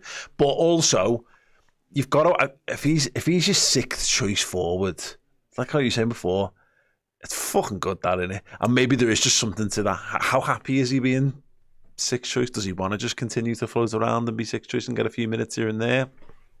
The mad thing is, like, I think he could do a job at centre forward as well. Like, not just on the wings. Obviously, I think his preferred position is probably left wing, and his third choice in his preferred position. His second choice in his second position, which is right wing, and his third choice in the centre forward position, by the looks of things as well. So I feel sorry for him, because I think he could do a job in the centre forward position, but he's just not going to be able to. And like, I'm just going to have a look actually now, because, excuse me, currently I don't think do you still need 5 appearances for a Premier League winners medal? I don't think he's anywhere near that. Okay, he's played in 4, so he only needs 1 more. 1 sub-appearance. One sub-appearance will do it, yeah. Yeah, it's interesting, isn't it? Bless him. Good player. Obviously not slots. Cup of tea at all, is he really? We're a couple of minutes away. There is the skipper coming out onto the pitch, little cheeky smile on his face. He has renewed. I think we all do. He'd renewed before the last week's game as well, but I'm glad that he got his moment to shine, you know, just chilling in an art gallery, looking at how amazing he is. Not a bad way to, certainly better than some of the shite they put in art galleries these day and age. I'll tell you that for nothing. Made up. It's obviously, it means the Trent stuff comes into a little bit more focus, Chris. We talked about it earlier on pre-match. Any hope from you that he might change his mind and stay? Depends if he wants a pay cut. Pay cut? Yeah. If he doesn't want a pay cut, or if he wants a pay cut. If he wants a pay cut, he can stay. So you make him less money than probably 300 grand a week. That's probably more fair, isn't it? Because a pay cut, I think he's on about 150, 180, something like that. That's probably where I'd value him at, to be honest. I've said all season long, I don't think Liverpool should spend 300 grand a week on a right back. I just don't see, with our ownership and with financial fair play and everything else, that we should be spunking that much money on someone who doesn't get 20 goals and 20 assists in a season, or whatever it is, 40 odd goal involvements. I see that as centre forward money, and I think the money can be better spread out throughout the squad than playing your right back. I do have massive hopes for Conor Bradley and what his ceiling is as well. So I'm okay with it. I don't feel particularly bad for Trent leaving anymore. I think that anger's sort of died down a little bit inside of me. The fire's sort of gone out, as it were. I don't get me wrong, I think Liverpool are going to be a better side for having Trent Alexander-Arnold in the squad, but at what cost is where I'm at. Yeah, it reminds me a little bit of the Gerrard one, particularly the summer Rafa Benitez came in, where I think he half bought with Gerrard going, you know, with like the Alonso thing in particular, because we were left with a situation where a Gerrard-Alonso midfield clearly wasn't what he wanted, which is why Gerrard ends up playing out of position. Now, obviously, it's different, but what I mean by that is you want to keep exceptional footballers at your football club, but exceptional footballers require exceptional sort of situations sometimes, and we're already making a huge exception for Salah. And look, his brilliance shines through, and as does Trent's, but to kind of lead on from your point, if they have that mentality as well, then you're right, they might just go, let's get another really good but more archetypal right back in, and then chuck another 100 grand into the pool for a wage for someone else in a position that does make a difference. Centre forward being and I think the other thing is, I think much like what you referenced there with Rafa Benitez, I think Slot has been hesitant to lean into Trent's skill set in its entirety all season long. And, you know, what I mean by that is obviously last season we saw Trent Alexander-Arnold playing in a sort of box midfield, inverting fullback, all that. I think we've seen that at times this season, but it has generally been a break glass solution for things. And I think that's because Slot's known all along that the likelihood is that Trent is going to leave, and you don't want Trent to become a crutch for this side. So we almost play within our maximum capacity, but the team don't rely on having Trent Alexander-Arnold. The team can get by with a normal right back because they've played essentially with a normal right back all season long, and you're not having to relearn stuff next season. Yeah, and it might be part of that convincing Trent to go as well, going, this is just nowhere near as fun. You know, actually he's not having the side built around him, and so it's like, well, cool. You know, maybe it's put his nose out of joint, and Real Madrid are going, here's loads of money and all that. We're underway anyway at the whatever the Leicester Stadium's actually called. Long clearance up towards the left wing, as we always do. Cody Gakpo loses out, and loses a throw-in and doing so as well. Gakpo's left wing. Ben Pryor, been a member for 58 months. What a guy. We've got one already. Ben Pryor. Hey, look at that. We've got one already. Look at this. Bring it up. We got kickoff. There you go. First Get stand. on us. Oh, there's Diaz. Can't get that towards another Liverpool player. And the offside flag as well. Anyway, yeah, Ben Pryor. We got another one. Jesus Christ. Throw in. Get in. Throw in. We're 2/5 of the way through a line already. We're flying here. Bring it Inside on. The first minute of match bingo. I'll use the link in the description underneath. Anyway, Ben Pryor says it was great to see Paul at Wembley last month. YNWA. Yeah, we love Ben Pryor here on this channel, but I did point out to him that I feel like the shared custody rights with him and us and James Alcott over Ben Pryor. Good to see you here, mate. Presumably James isn't live. Leicester kick it all the way back to their defence and looking to build again now into the second minute of action. I know very little about this Leicester team. I'm going to have to pay some attention. Look at that, Glenn Boylan. See you in Dublin Wednesday night. Yes, you will, mate. Yes, you will. Looking forward to it. Ticketmaster.ie for our shows in Ireland. Oh, yes. It's funny. It's a busy old time considering that we've been joking recent weeks. I can't even fathom how I'd feel right now if we were playing midweek Champions League. Probably maybe elated if we were winning more Champions League games, of course, but there's a lot of stuff going on at the moment. Leicester attacking down that left-hand side. Conor Bradley needs to do some defending, cuts that out. Well played, gives it to Gravenberch, gets it back. Little stumble on the touch, tries to go past his man. Gets fouled, referee says play on. And Leicester keep it in and again go back to the defence. I could really do with us not making hard work of this. The issue I think we've had, I didn't hear enough people saying this last week, but I actually thought the West Ham game was quite similar to the Fulham game, in so much as I think we got ahead and behaved like, cool, that's it. You know, like we're going to win the league. Can everyone just let us win the league now? And it turns out other teams care not for whether we're going to win the league or not. Szoboszlai, Diaz, very central, lovely ball through. Salah! Post! He's missed! Post again! Oh my word! I think he was waiting for an offside call. Yeah, well, if he was going to do it, he probably should have just put it inside the post. Let's have another little look at this one then. It's a lovely little ball on the corner. It's very tight with their number 6 there. And then, you see, he opens his body up and hits both posts, and McAllister wasn't quick enough to react inside. Yeah. I'll tell you what, that's as close as you're going to get, isn't it?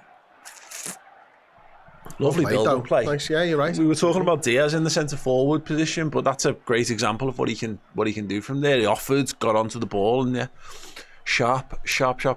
Corner. McAllister, out swinger. Virgil van Dijk moves towards Diaz, goes for the flick on. It's going to drop to Gravenberch. Deflected. Headed away, yeah. Tsimikas heads it left. Cody Gakpo keeps it alive. Well done.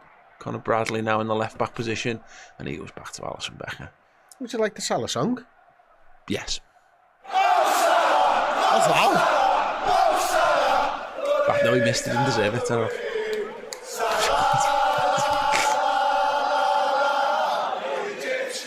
Some good singing there.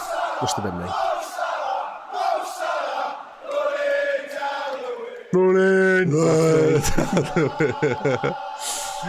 Gravenberch, Tsimikas, and goes back to Virgil van Dijk.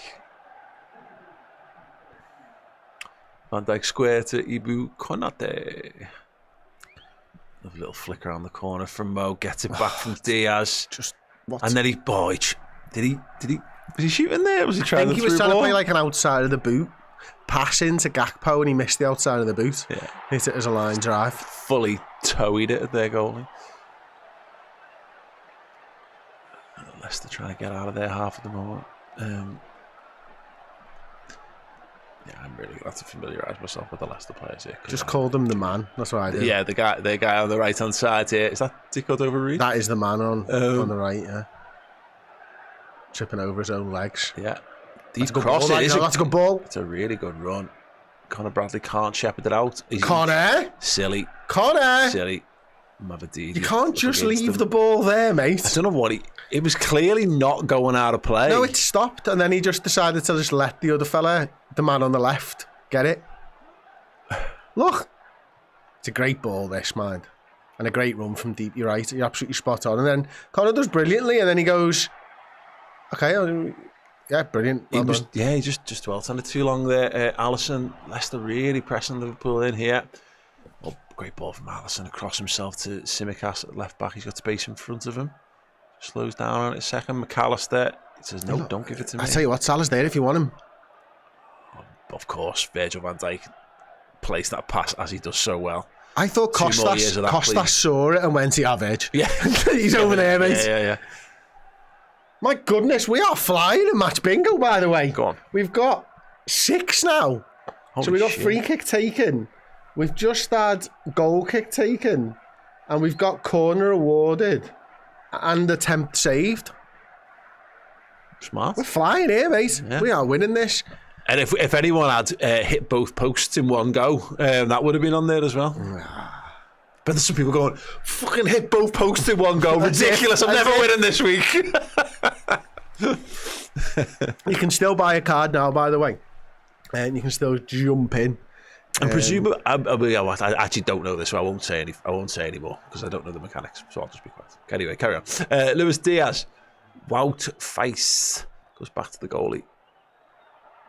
Go on, Veg. Yeah, big header from Virgil. It's my captain. It's all of our captain. No, it's my well, captain. it's actually none of our captain. It's my captain. Yeah. It's yours. What? Well, captain of what? Everything. Great band, by the way. Captain of everything. Captain Everything. Little punk band from the UK, I think. Are they small? They are, mate, yeah. Very small people. Brilliant band, you know. If anyone knows them, fair play to you, because they're like a 20-year-old punk band that did about 4 albums, but never really got popular. It's a foul on Conor Bradley by Mavididi. Picture You was their best song, I think. We could put that on and we'd have no problems with the video getting pulled down. Yeah, they're that type of a band. I reckon you'll remember Picture of You because I used to play it all the time. Yeah, boss. I also think I might have seen them with you. The wheel, yeah. Oh, really? Yeah. Yeah. Okay. Knocky Knock says, looks like Sobbo playing more advanced role than usual. Let him cook. Well, yeah, I think he kind of has to when you've got Diaz there, who does like to play it more sort of false 90. Tsimikas. And also, I think Szoboszlai should have been doing that systemically almost all season long, but yeah, does struggle with it sometimes. Diaz, floater to the back post to Salah. Got the touch and gets the corner.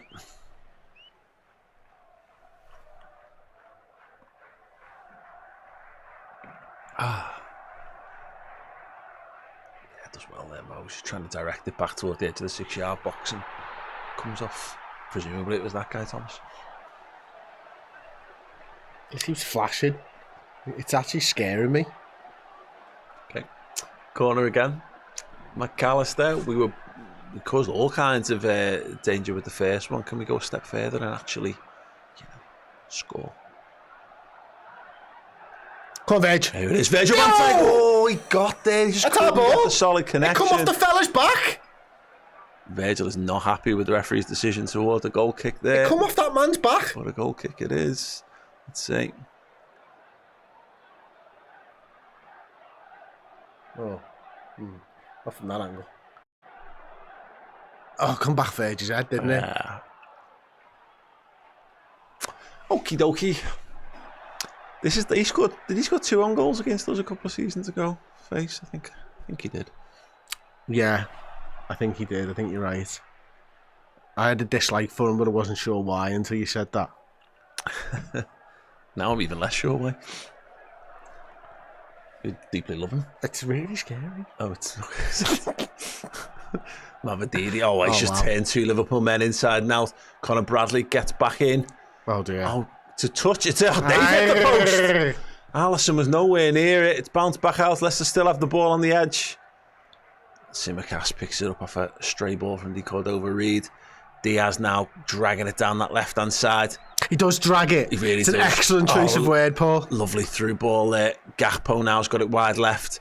Gets to the byline. Stands one up to Mohamed Salah. Oh, it's blocked by a combination combination of goalkeeper and defender and hooked away for a Liverpool throw-in. Oof. It was good work by the front three there, wasn't it? Because it was Diaz that started it. Gakpo moved into the space. And then he whips that ball in. Salah doesn't get dragged inside, waits for the ball, hits it left-footed. Good save by the goalkeeper. Yeah, we got a little bit lucky there, though. It's a clean strike, comes off Liverpool's post. Here we go, got the ball again on the left-hand side. How it got there, I do not know, but Gakpo. Simicast left-footed cross. I think he might have been off, Dom. Gravenberch heads it forward, gets bundled to the floor for his... Oh, that's it. Yeah. That's a clean bite. Costa Simicast lets it run for a throw. Direct woodwork hit, no goal. I mean, I think we've done that twice. Oh, that's Leicester's. Okay, so we're waiting for a yellow card shown in the 7th, 17th, 27th, etc. for a line. Yeah. So 17th minute to the next one of that. Yeah.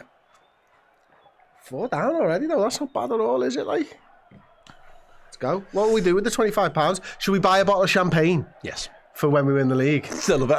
Last week, Steve was like, "Well, give us a charity." We're like, "Fuck it, let's just get pissed."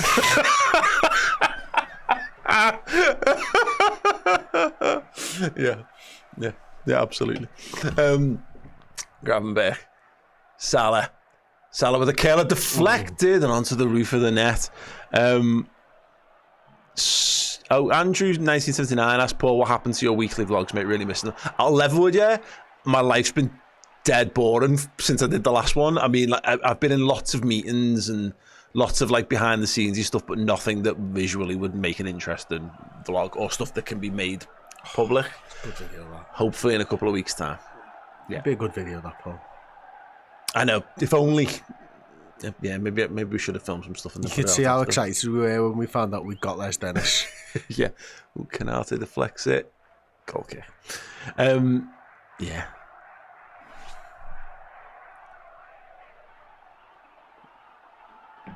Well, yeah. Anyway, the final week of the season, I'll definitely do one for that. Joan Alvito, the customizing legend that he is, he's got this jacket as well. Good choice. How exactly will a horse present a game show? Adam. Oh dear. Dan. Carl. It's better than being a lizard, I suppose. Yeah, absolutely. Then MP Price was never on the table, was he? Well, not our table. Look, Diaz just tried to push it through to Salah. He rushed it a little bit. He had so much time and space, didn't he? Yeah. Feels like that though. He's got quite a direct purpose. I think Diaz. You know, a couple of times now where he's just looking to get the ball out. That one earlier to Cody Gakpo on that time to Salah. Canate on the ball to Conor Bradley. Slightly pressed by Mavididi. Goes back to Canate and square to Van Dijk. Right-footed ball. Oh wow! Over the top for Cody Gakpo to chase down. 1v1 with his man. What's he going to do? He's going inside this time. Another one to the heart of the penalty area this time, and well claimed. It was a nice run though. There was 3 players there for Liverpool: McAllister, Szoboszlai, and Mo, all expecting that ball. So yeah, it's definitely the game plan, isn't it? Work it wide and then float one towards whoever's free toward the 6-yard box or the back end of the 6-yard box.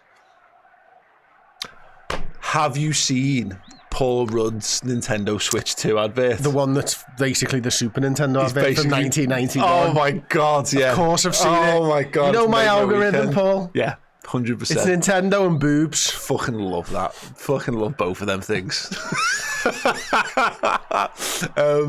Yeah, Paul Rudd, as if he's not amazing. He looks the same. Well, it is the first time ever that you can see that Paul Rudd has actually aged, but not by much. Yes, sensational stuff from Nintendo there. Yeah, okay. Leicester down the left-hand side. They play ball in behind. Hasn't worked. Well cut out by Canate. And Liverpool managed to get themselves out of that little situation. Oh, nice. Andy, there's the QR code you were asking for. It's there, actually. Quick, get it now. Screenshot. If you screenshot, what are you scanning it with? A QR code app. You can scan photos, QR codes on photos. Yeah, I've got one. Oh, cool. Obviously, you have to download a sec. Just pause. But you can do it. Just pause it and take it. You can do it. Yeah. It's handy. Yeah. Simicast. Daniel Buttery says, Mind Liverpool and boobs. Oh, I love both of those things. Oh, lovely little ball there from Canate. Just tried to bend it over the top of the back foot. I got my Nintendo Switch 2 thanks to this man here who sent us the link for it. Looking out for me. Oh yes, day one, baby. Stay having a big poo out there. Sounded like it, didn't we? Yeah, we're such lucky there. This is a good thing of like just looking out for your mates. So my cousin rang me and went, pre-orders have gone live early, so I jumped on it, got it sorted, and then messaged you and we're like, have you sorted? And you were like, no, it's sold out on there. And I was like, no, there's a slight way around it. Do this one. You got it sorted, and always well. So I got the one with the 42 years old, ladies and gentlemen. I got the camera one. Yeah. And the Mario Kart World and the Pro Controller one as well. Had to get the Pro Controller one. Cool. And then I found out all the Pro Controllers are compatible with the thingy ones. But it's fine. I wanted the new one anyway because it's got the C button or whatever. That you'll never use. That I'll never use, but it's fine. I wanted it. Yeah. Lovely little move through the middle of the pitch there. Diaz back battling. I love Luis Diaz so much. So much. Raj Desi, the super chat, asks the important question. So where's the slot statue going then, lads? Yeah. Nowhere until the slot, not until the clock one's up, surely. Ball whipped into the box. Jimmy Vardy goes for the flick on, and it's dealt with by Alisson Becker. Yeah, Daniel Butter says the same there. Need to get the clock one first. Yes, we do. It should be. It should be Slot, but like he stood off to one side and Klopp's doing this, and it writes just it's got the Arne Slot lyrics underneath on the bottom of it. Yeah. What pose would you have Arne Slot in? Bend it over. Klopp behind or in front? Yeah. To receive his team. But which way? From behind or in front? What would you do? I don't know, I'm asking you. No, but I'm asking you. Which would you prefer? I wouldn't have them bend over. There you go. McAllister now. There's that move again. It's too high this time. It's too much. It's the game plan, though, mate. We've seen that probably half a dozen times now. A couple of times it has been really, really woefully played in, but yeah. Some love. Some love from Danny Hudson there. That Paul Rudd advert is great. Got my pre-order in. Yeah, 100%. I think I'm going to have to play Knocky Knock as well in the Mario Kart World. He said there, look, Chris, I have a Switch 2 pre-ordered if you ever want a Mario Kart race. Me, you, Machin, and we'll find one more. Maybe Craig Flynn if he's up for it. I just picked the name from the comments then. Jackson. Chris, I'm thinking about getting the relaunch of the 64. Any thoughts? Paul's your man on that. The analog one. Yeah, if you're really into the N64, then do it. It's a damn well, it's mad expensive, but also trying to play an N64 now is just it's a pain in the bum. It's stupid. It's absolutely stupid. And that's the one thing that Nintendo are utterly shite at. All their old consoles are garbage on modern tellies. What was it? About 6 months ago, maybe a year ago, we played GoldenEye. Yeah, I've got a CRT telly in my office. We played it on a CRT telly, and it's amazing. But you can't on modern tellies. The image quality is piss. And GameCubes, as it turns out, are even worse for doing it because you can't even get like HDMI upscalers that work with them. You can with the SNES, and you can with anyway. It's just the price, the N64 one that puts me off. Because it's about $250, isn't it? Yeah, but the way I would always see on this stuff is. That's cheap for a console, for a modern console. Yeah, but it's also a 20-year-old console, 30-year-old console. But if you can only play, if that's the only way to play the games, then your console's your console, isn't it? You know what I mean? If you care about it that much that you're only going to play the N64, as in, like you're not going to buy a PS5 because you don't give a shit about modern gaming. So it's one of them. I get it, begrudging it if you paid £300 the first time around. But again, your mum and dad did, so you probably sell. Yeah, you're all right. But I have bought 2 since, 3 maybe since that first Nintendo 64. I've still got 2. Sell them and buy the analog one, and you can play it on your telly. No.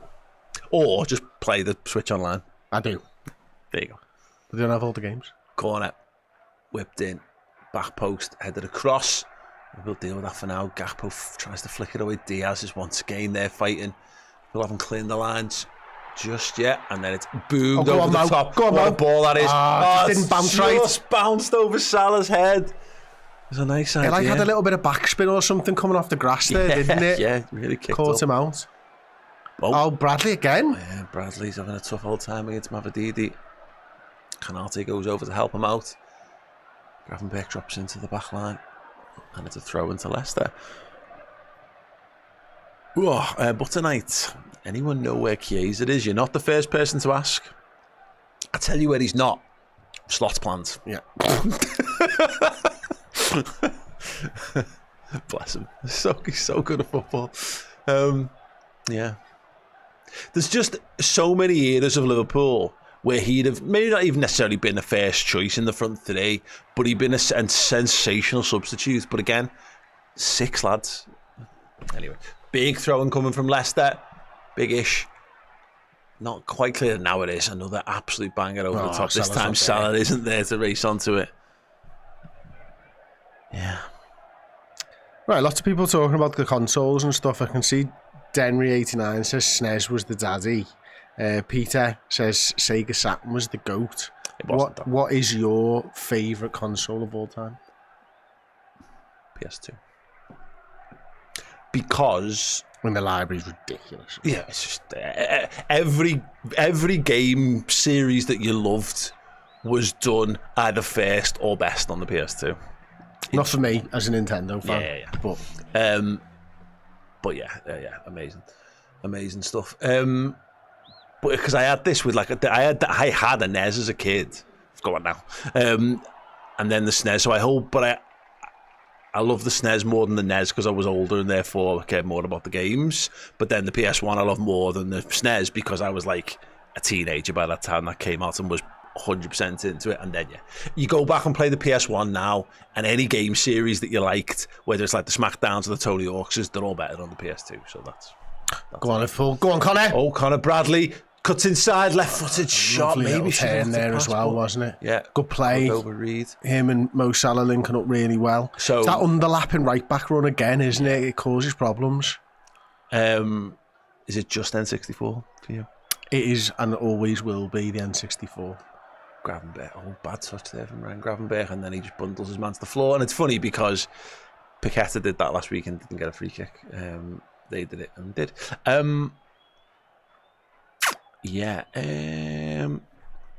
see what from the PlayStations and everything else, PS2 was definitely the best. Yeah, all the best footy games, best wrestling games, skateboarding games, racing games. Yeah. Boss. Paul Francis, the BBC 32k. Go ahead. Is that the one that everyone's school had? Because my mum used to bring one home at the end of a school term, so we'd have like a computer in the house for whenever school holidays were. What was the black apple that the English apple that everyone used to have in schools? Acorns. That was the worst. We had one of them as well. The English apple. That was the upgrade from those BBC computers. That's what every school moved to, the Acorn Archimedes. That was a great computer. Sunil Sarai says, "What the fuck is a SNES? I was born in 2004." You may be like, so what's it? Do you only understand what a PS1 is by the fact that you've gone, well, a PS2, so there has to have been something before it. Is that, yeah, or even PS3, I guess. I mean, to be fair, I've had basically all of them. I was dismissive of the Sega Saturn, Chelsea. I've got a real soft spot for the Saturn because it was so unusual.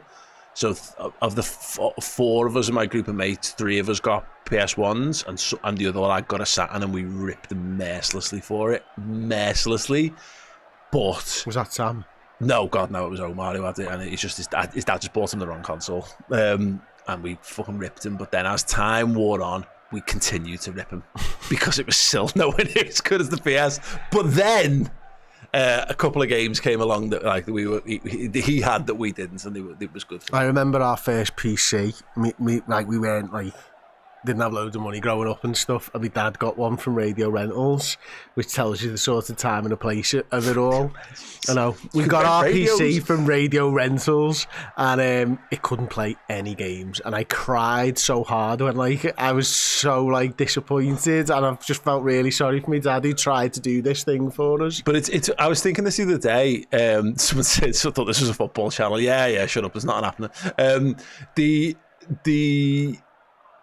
There was a time when PCs weren't ubiquitous technology, in whatever form, and now it you got it in your pocket. Yeah, it happened around the time of Champman 2, 97, 98, because that was my first PC Champman experience, and there was one disc that our class had, and we just used to pass it around and install it, and then you had it. And that was throughout that season, all of my mates ended up getting their first PCs in the houses, and they could run Champ Manager. Absolutely a wonderful time. Right, Virgil van Dijk has the ball and passes it. McAllister, Diaz, deep in the 10 position, swamped, fouled, free kick to Liverpool. This has got Virgil range. Shout here from 8 Raz, WWF No Mercy on the N64. It was a good shout. I was everyone, because I'm into wrestling and stuff, and obviously gaming, so there's a huge Venn diagram in my algorithm that shows me loads of N64 wrestling stuff, but I never played any of the wrestling stuff on N64, but it's known for having the best of the wrestling games. Is it really? I had one, but I only really remember playing the PlayStation 2 and 3 games with you guys in Wednesdays. This actually might be Szoboszlai if it's going for a shot. It's very central, it's isn't it? far, but it's got that if the ball moves, take the shot if there's no wall. Yeah, why wouldn't you? They're going to kill this one, aren't they? Yeah. It's very, very far out. Just hit it. Bang it. Hit it. Deflect, it bobbled up. The keeper saw it all the way into his hands. I'm not going to fault Szoboszlai for taking a pop there. It's the thing that he's meant to have. If the door's open, walk through it. Pez-style middle shooting, as it was called. Yeah, Sion's talking about the Amiga here, and obviously the 500 was everybody's cup of tea, wasn't it, back in the day? Still love the Amiga. Knock. I'm a poor matron guy. Thanks, mate. I know more about game consoles than I do about Liverpool. That's the thing. McAllister, Simicast now. What a dangerous cross. Ball! Blammed it into the floor, off the Leicester defender, and out once again for a corner. How many uncontested shots before Salah actually sticks one in the back of the net? But he started like this, didn't he, in the last home game, and then just died in the second half? Yeah. They're like rechargeable batteries, but only to a... Yeah. Rechargeable batteries are never as good as just buying a pack of batteries. That's the... Right. Where Liverpool are at the moment. Carl Bernard. I would like Virgil to score from this corner, please. Or it go all the way to the back and Gravenberch volley. There we go. Deep one. Over Van Dijk's head. Boom. Cleared away for the moment. Mavididi looks to get out. Szoboszlai pressures him. Concedes the throw-in. Oh, Hitchenbaz, sorry, I missed your super chat, mate. I'll go back and get it now. Not many people talking about the Xbox. Yeah, maybe it's our audience. Too young or too old, who knows? Hitchenbaz's best game on PC has to be the original Lemmings game. See, that's an Amiga game for me. Not a PC game, but yeah. Sensational stuff. I mean, Command and Conquer, Red Alert, Settlers, Civ. Have you got the new Civ game? Yeah, of course I've got it. I've got it. Just not ready to talk about it. Yeah, I've got it. It's just not as good as 6. Oh wow. It's decent, but I think they're fixing all the bugs in it, so I've sort of put it down and waiting for them to fix them all. McAllister wins a free kick midway inside the Leicester half. Oh, don't start him on Worms. He's fucking amazing at Worms. I love that game. He's so good at Worms. It's really annoying. Oh, colonisation as well. Yes. Did anyone have Pharaoh on the PC? That was a belter. Didn't you buy it? You bought that again, didn't you? Yeah. Me and Kat play that. Dodgy, it's only one of the only games that me and Kat play together. Pharaoh. What was it? StarCraft as well. Oh, XCOM or UFO, UFO. Enemy Unknown, Terror from the Deep. They're my games. They're like my XCOM Enemy Unknown is my favourite ever video game. I think, with the exception of the Zeldas. I've got a little soft spot for the strategy games where you just sit in the dark on your own in your bedroom and like do that. Like so, Syndicate on the Amiga, XCOM on the when it was on the PS1. It's terrible at XCOM. Totally, utterly terrible on it. But yeah, fun. Right, free kick. McAllister, 40 yards, right hand side. Bent in, doesn't reach Diaz, headed away again by Face. Good tackle there from Alexis McAllister. It was like how Pepe Reina used to deal with one-on-ones there. He kind of like... Oh, what's happened to him? He's fucked him up to do it, Chris, but it was a great I didn't even see tackle. it, to be honest. I was looking at the super chat from Rachel that just says Paul for mastermind on games. Yeah. I'm thinking, yeah. Look at this. That was knee to knee. Yeah. Just to get back to a little bit of the footy there, Boo. Thomas McQuaid, do slots plans have Elliott in them? Doesn't look so either, does it? Do you know, if there wasn't so much work to be done this summer, I think he might be looking at 40 to 50 million for Elliott. Might be quite tempting. Yeah. But I think there's a lot of work to be done, so I'd be surprised. Yeah. It depends on whether this is like is this a revolution summer? You know, are we looking for one of those all timers where you're bringing 3 nailed on first team brilliant players and then maybe a couple more to round things out, or if is it was iterative 3 again? If it was 3, left back, centre forward, either right back or 6. Because I think if you get a 6. You can push Gravenberch further forward. I think Gravenberch can absolutely play further forward. I fully agree with that. I'm interested to see what Gravenberch's like in pre-season / in the start of next season again, because I really think we've run the legs off him this year, and I've been loads less impressed with him in the back half of the season as I was in the front half. And it's whether you have that sometimes when you move players out of position where you can get a big lift out of them, but actually moving someone permanently takes that's a massive thing, and you can never know that in the short term. I think we've missed it. Let me see if I missed another one here. I don't know whether we missed this one before. Maybe Steve did this. Oh, no, we missed one from Rowan. With all the shit that's going down in the world, I really need number 20, 21, 22 and 23.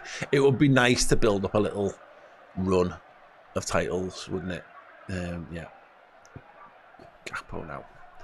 Van Dijk. Simicast is left. Back inside. Diaz. It's just drifted. There's a good little forward run there by Gravenberch. Diaz is just fucking... Wow. Come on, it was a foul. He made. Referees having none of it, and Leicester can try and come away here. I mean, Leicester have been up and about our box a few times. Obviously, that shot that hit the post, but we've really done a good job of pinning them in here, particularly as the half's gone on. The mad thing is, there's still quite a bit of space at times for us, which is strange, isn't it? It's a testament to how bad they are, I suppose. Great ball from McAllister, looking for Salon again. Last-ditch defending from Thomas again. This is a game, actually, going back to that comment from before, I think this is the type of game that Harvey Elliott would thrive in. Yeah. You know, I don't think you really need Dom for his work rate off the ball and stuff like that, but you could, that guile that Harvey would bring, those little passes, like McAllister's doing it, not the 10. Yeah. Like, you kind of want the 10 to be doing it, don't you? Yeah, absolutely. Okay, let's see.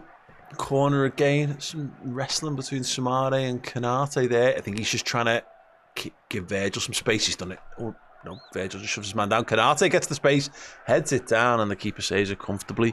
Calgon. Big super chat. Thank you so much. We all know the best PC game is Footy Manager. Correct. Total War series is phenomenal too. Looking forward to the Red Weekender. All days booked. Les Dennis is a horse. I'm going to have to go. Money well spent, Calgon. Money well spent. Yeah, I'm going to have to go and trace the oranges. That's what I'm more in on the joke, to be honest. But yeah, thanks so much, mate. Yeah, I mean, you can't really argue the Footy Manager. The only problem is that I pretty much stopped playing them when they became Footy Manager. We had a couple of games we had a few. in the early days, definitely. But yeah, other than the touch version because I had it on my tablet for years. Yeah, because that was very simple and easy to understand and straightforward. Here's a good one from Joan Alviso. Have an Xbox, but after 2 kids, use the Switch out, mate. Honestly, the Switch is perfect for that, isn't it? Because you don't get anywhere near your television. Oh, that's a foul. And you can hide in the toilet playing your Switch for hours. Yeah, I've gone. That definitely that. But I play more. I game more on my Steam Deck than on my PS5 at this point. PS5 is just the most expensive fucking Fortnite playing console going. Although also Rocket League, which is also available on a shit ton of other consoles. But yeah, when Sony finally gets its act together and makes a handheld console worthwhile again, that will be a total game changer for me. Because that PlayStation Portal is a big part of the poo. Particularly with the internet in my house. Van Dijk has the ball, sprays it wide, looking for Szoboszlai, nodded it down. Got taken out. Referee says no. Fair enough. Okay, Rich Kirby, let's have a shout for some likes for the first goal. Yeah, absolutely. We need more likes for a Liverpool goal. How many are we on, Paul? I've got fucking Do you want me to find out? Yeah, you can. We are on 686. 686. Actually, 854. Okay, so. Cool, well, we're close. 146 to get a goal. Yeah, let's get to 1,000. It's on you. Diaz is in behind. Stands it up. Oh, Gakpo, the diving header. Good claw and brave there, wasn't he? Yeah, absolutely. Vice can come away on the right-hand side. Got some space to run into. Liverpool slightly overcommitted. Just giving it up there. And, yeah, okay. That shows the breadth of Leicester's ambitions there. Raj Desi back again. Says Shenmue on Dreamcast. Thank me later. Classic. No thanks. Be so difficult to get that sorted. I'll take your word for that one. Yeah. I have Shenmue on the Dreamcast and I have it on the PlayStation 4 as well, and I could never quite get into it. But I'm aware of its brilliance and its time and place. The Dreamcast might be the most underrated games console of all time. I'm going to throw that out there. It did that to itself by not having any of the EA Sports games. But yeah, some good stuff on there. Right, Connor Cody fighting with McAllister there. He's gone up against Kanate as well. Long throw in once again into Liverpool's box, and again Kanate with the header clear, and again it drops. Poor effort, and it is a goal kick to Liverpool. It is a good shout, Randy Morrison. No 6 this summer. We have Bajcetic. It's an interesting shout, certainly, and I think, and I worked this out, so it's not like a memory thing, but I'm doubting myself more than anything else. I think he becomes homegrown this season as well, Bajcetic, because I think it'll be his 3rd year, essentially. So definitely one to watch. He's had a bit of an up and down season by all accounts, Bajcetic, but certainly been in good form recently. Yeah. This referee is having one of them funny old games where the stuff that we're being fouled and he's not giving us stuff that is just a foul, but seems to be penalising us for similar things. Like that one when he just drags him down by an armbar. Yeah. Throw-in though. Gives us throw-ins. Fine. Let's see. Conor Bradley now. Szoboszlai's very wide right for Liverpool. Salah's tucked in. Going across the left-hand side, Tsimikas, and again Gakpo holding the width. Wiggins his man inside his right foot, little chip towards the back. Oh, it nearly crept in the far post. Keeper had to deal with it. It was a cross, like, because he doesn't hit shots that aren't hard. So that was the giveaway. Yeah. But it floats, doesn't it? Oh, yeah. Keeper has to do it. Yeah, nearly has to get there. Yeah, I mean, he blams everything that he hits, doesn't he? Yeah. Corner again. McAllister again. And once again, Virgil and Kanate wrestling. They've got 3 men between them and the goal now. Kanate jumps between 2 of them. Gets a header on it! Oh, it's acrobatically cleared away there. Indeedy, yes, indeedy. It's good defending, that, wasn't it? It comes at him so quickly, probably 5 yards away, and somehow manages to get it over the bar. But Salah. Konate does brilliantly, and it's brave because there's a leg going up as well. Yeah. And Salah, you're right, he was lurking at the back stick. Lurking, I like saying it like Some that. lurpak on his toast. He's lurking at the back post. It's better than Anchor. Anchor is one shit, but rancid, man. Oh, Van Dijk wrestling this time. Fairface heads it down. It's going to be a Liverpool ball here. Bradley. Recycle. Oh, Go not where we want backwards. it. Oh, shit. Oh, well done, lad. Bradley. That is brilliant. And here he comes in full stride. Majestic. Good ball. Lovely through ball.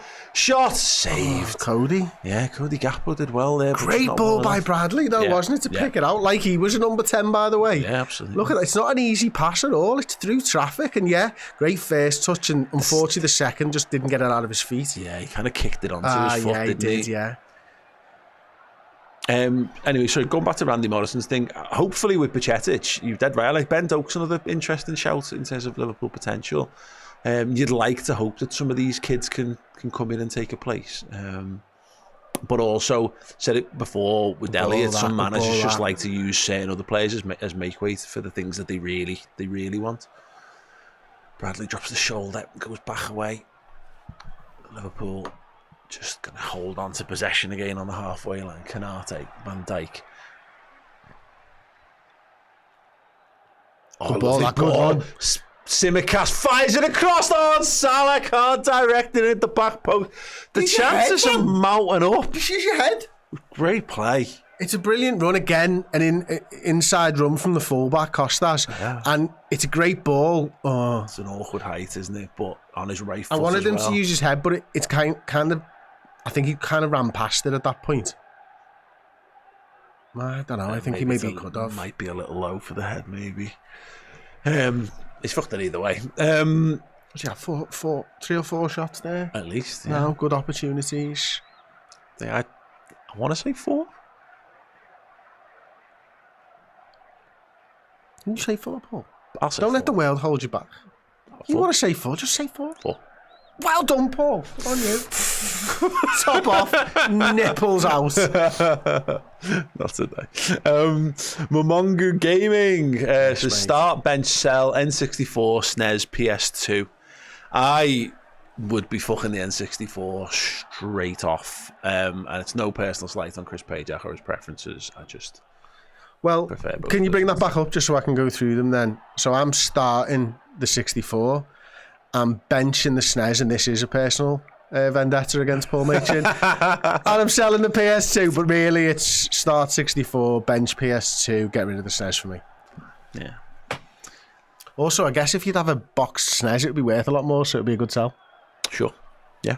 Absolutely. Definitely worth more than the boxed PS2. Yeah, definitely millions of them everywhere. Yeah. Worth nothing, the PS2. It's like trying to sell a Wii. Worth nothing. Go to a car boot sale on a Sunday. Wii's Flying around everywhere. far as the eye can see. Okay. You were talking about the console, right? I didn't think you were talking about the console to begin with. But yeah. Urine everywhere. I was like, where are you going with that? Van Dijk. Nice little ball inside. Grab What car boots are you going to? I'll have a cup of Wii, please, sir. You probably can't at some of the ones. Some of the car boot sales I've been to over the years. Wigan. Yeah. Sorry, Wigan. Yeah. It knows. Wigan knows. Salah forced the back track there. This has been an absolutely fine game of football. If this was like last game of the season, I'd be It's made got up with last what game I'm of the seeing season here. vibes. Yeah. Or pre-season vibes. Yeah. Look, the Leicester fans haven't bothered to turn up. Conor Bradley's coming into this game more and more. He needs to trust himself there, I think. Just carry on. Go on, Salah. get the ball over to deeper on Costas. the right-hand Costas, side now. Costas. Stupid pass from Mo Salah. Try for the killer ball and basically just kill Liverpool's attack in doing so. Jamie Vardy holding it up, finds the run of Mavididi. Goes past Bradley again, but forced to retreat, and we've dealt with that. Okay. Thomas McQuaid says, what do you think of Paddy calling Trent Lizard? I thought it was fucking hilarious because everything Paddy says is fucking hilarious. Basically, yeah. I saw an AI generated image of it of Paddy the Baddy being Hagrid saying you're a lizard, Trent. Just like, what? Yeah. Very good. Pity, really, innit? I mean, this is the modern world. Oh, hang on, Salah, edge of the box. Oh, keeper claims it right on the edge. Vic Nasty's just sent a super chat in. Thanks so much. Did you see this? Can you put this on the screen for me, please? Yes. Oh my God. That I've seen some random ones. I've seen some good ones. I've seen some bad ones. Steve's one that he did of himself is one of the worst I've seen. That is the best use of AI, I think, ever. Why wouldn't you? Yeah. I've not found a single one of them funny until that. There is this whole idea of obviously AI stealing the work of real artists and what have you, but on the flip side, have you seen the Origi versus Pickford doll? That's all I'm saying. All it is doing, really, Paul, is stealing the work of actual skilled artists. Actual photographers. It's opening up the world for funny memes to everybody because he couldn't probably create that in Photoshop. Now he can. Yeah. So we're getting to see more funny stuff. Yeah, absolutely. Also, yeah, it needs to die. The carbon footprint of it is through the roof. But my God, again, who gives a shit? Have you seen how funny that is? Right, Gakpo goes to the byline this time, left-footed cross. Szoboszlai heads it up Diaz. He just couldn't direct the ball between the sticks there. Innovative approach, and that is the half-time whistle. Salah looks a bit frustrated there, and I think understandably so. He's had the lion's share of the chances on goal for Liverpool. All of the chances. Should we see how many chances he's had? He's had 4 shots. You were totally right to back yourself. Well done, you. This is your world. We're only living in it. No goals, no assists, all from almost exactly the same spot on the field. He's created 2 chances.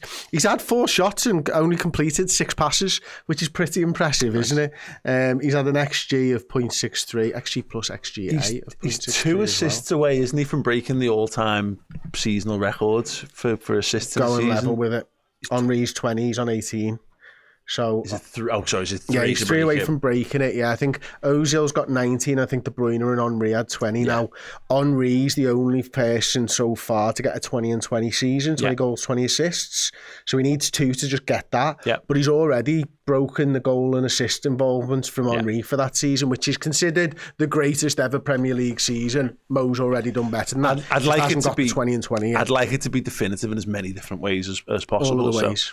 So, 3 assists for Mo between now and the end of the season would be absolutely sensational. But he's going to have to do a bit more.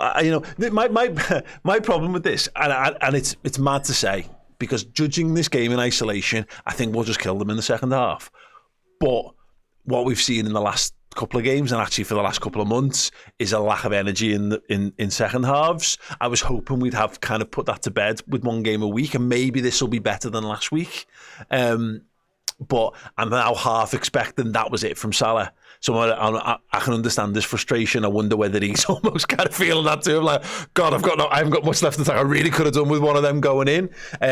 So that's one of the things Liverpool have got to battle second half, is to not have another basically underwhelming 45. Yeah, I think so. I mean, Liverpool have never really, apart from 1920, done anything the easy way. So maybe they've just taken the option of 6 draws will do us, which is hard because it's, gives me heart palpitations just thinking about what happens if we don't start winning games of football with a little bit of ease and stuff. But listen, Liverpool are miles the better side here. We are completely and utterly dominant at the moment. Mm-hmm. We just haven't scored yet, and I do think we will score, and I do think we will get the 3 points today, and I do think that it'll become academic next weekend. But equally, I am fearful that the form we're in is a little bit concerning at the moment, and that for me is something that needs to be addressed in the summer, because in an ideal world, Paul, this season, we'd be competing in the Champions League, but our legs kind of fell off. Yeah. We would have won the Carabao, and credit to Newcastle, don't get me wrong, they were absolutely superb. But again, that's in the part of the season where I don't think we're performing particularly well. If you, generally speaking, want to win the biggest trophies of all, you have to be good at this point of the season. Yeah. Now, we've been a little bit lucky, I think, this season in that some of the other sides just aren't anywhere near as good as us, which means, and they'll probably get back to those levels maybe next season. It's going to be very, very difficult to compete for the big European trophies and the Premier League if we're not 15 points ahead come the end of the season. If we're in this type of form, that needs addressing in the squad this summer. And also the thing is, we'll never know, is that Liverpool have got something to play for, but not really at the same time. You know, like, it's not like it's on a knife edge and you've got to go and you've got to really push yourself, and the psychology that comes with that. So I agree with that. It makes perfect logical sense to me that if we'd managed to shuffle past PSG, we might have struggled in the round, against Villa or whatever in the next round. But you can never tell sometimes, when there's actually something on the line, you find ways to kind of go. And actually, said as well, might have had more reason to use Chiesa and Elliott and Endo, who actually are fresh and who are adding fresh impetus. So it's a big decision for managing this one, because I've seen a lot of people in the comments there mentioning Harvey Elliott. I'm up for that. I don't think Szoboszlai had a particularly good half there. I think he's okay. I don't think he's played badly. I think he's functional. But you mentioned it. The players doing the best thing from his positions are Diaz and McAllister. Szoboszlai should be there and pulling those strings from those areas. He starts to pull out a bit further wide, I think, to facilitate getting Salah in a bit closer. Cool, but we keep doing this. If he's doing what he's being told and the manager wants that, fine. So maybe we're being a bit down on him in some regards, but I don't know. I keep coming back to it. I want to see measurable output from those attacking players, and Elliott, just get Elliott on and let him have a go. Because I think Elliott would come on and I think Elliott's more likely to score a goal. Yeah, absolutely. And as well as Creighton. So many fewer minutes in the legs, it'd just be a lot fresher. Even if he was not as creative as Szoboszlai, it might be the right point to bring him on because he's so fresh by comparisons. And yet, I think he is just as well. He's more creative than him, so I would absolutely bring him on. And they're just showing some of the Salah chances now. It's a post twice, that one, isn't it? Then he has, by my reckoning, 2 shots that are almost exactly the same at the back stick on the volley and everything else. So he's been a big part of what we've done. I'm seeing someone in the comment laughing at my use of the word dominant. I think Liverpool have been dominant in this half, and I stand by that. Why do people not think it's been dominant? I don't know. Maybe because we haven't scored, but in the game, you've asserted dominance in the game, and I think that's what I was talking about, and I think that's right, and I stand by that. The scoreline wouldn't suggest that, but it is what it is. Yeah. It's Crossbow, just the last super chat. I missed this one earlier on. I'm low-key half asleep. We need something to happen. Yeah, we definitely need more from Liverpool in that second half. Loads more. But also, it's this point of the season. They actually just need a goal.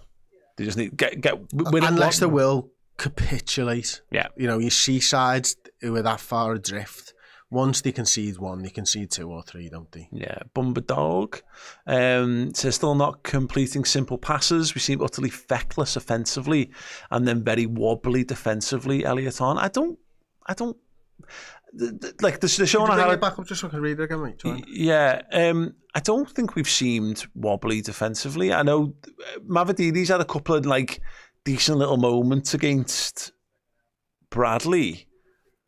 Yeah, one was his own making, so I get the wobbly thing there, to be honest, but I think that was all first 5 minutes, and from then I would say there was no wobbles. Yeah.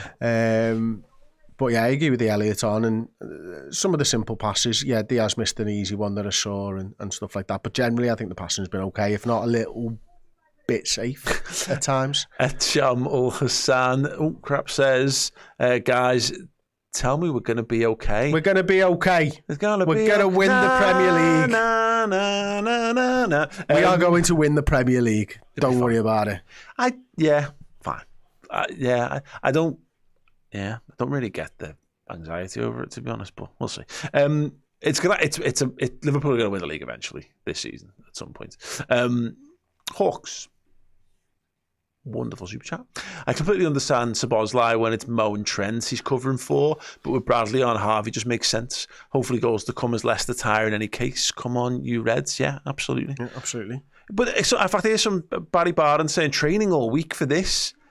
Yeah, Liverpool, because I think the things Liverpool have managed to create have shown the benefits of training in some regards. They do look fitter, they look sharper, they look on it, they look, there's pace and direct movement in our attack. That Tsimikas run off Gakpo. Gakpo's made some great runs. Bradley's done it on the other side as well, that points of training from the overlapping runs. Salah's been a threat, yeah. It just depends what the expectation is, and I don't think Arsenal pummeling Ipswich helps. I think it means that people go, well, we should therefore go and pummel our one. Yeah, probably, but also, well, here we are, man.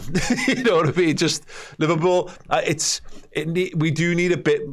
I think probably a bit more function over form at this point of the season. But I would like a little bit. I would like us to put on a show. It would be nice to make it all seem like this is all very, very cool. But I do think that substitutions might be needed for that. But anyway, we'll see. Daniel Swallow says, did you watch WrestleMania, Paul? No, I've watched the first match of the first night because there's a lot of wrestling. It's like the gaming thing. Where do you find the time in your life to watch 6 hours of anything? How many nights is WrestleMania on now? 2. And how many hours per? I think it's 3 or 4. Ugh, it's too much that.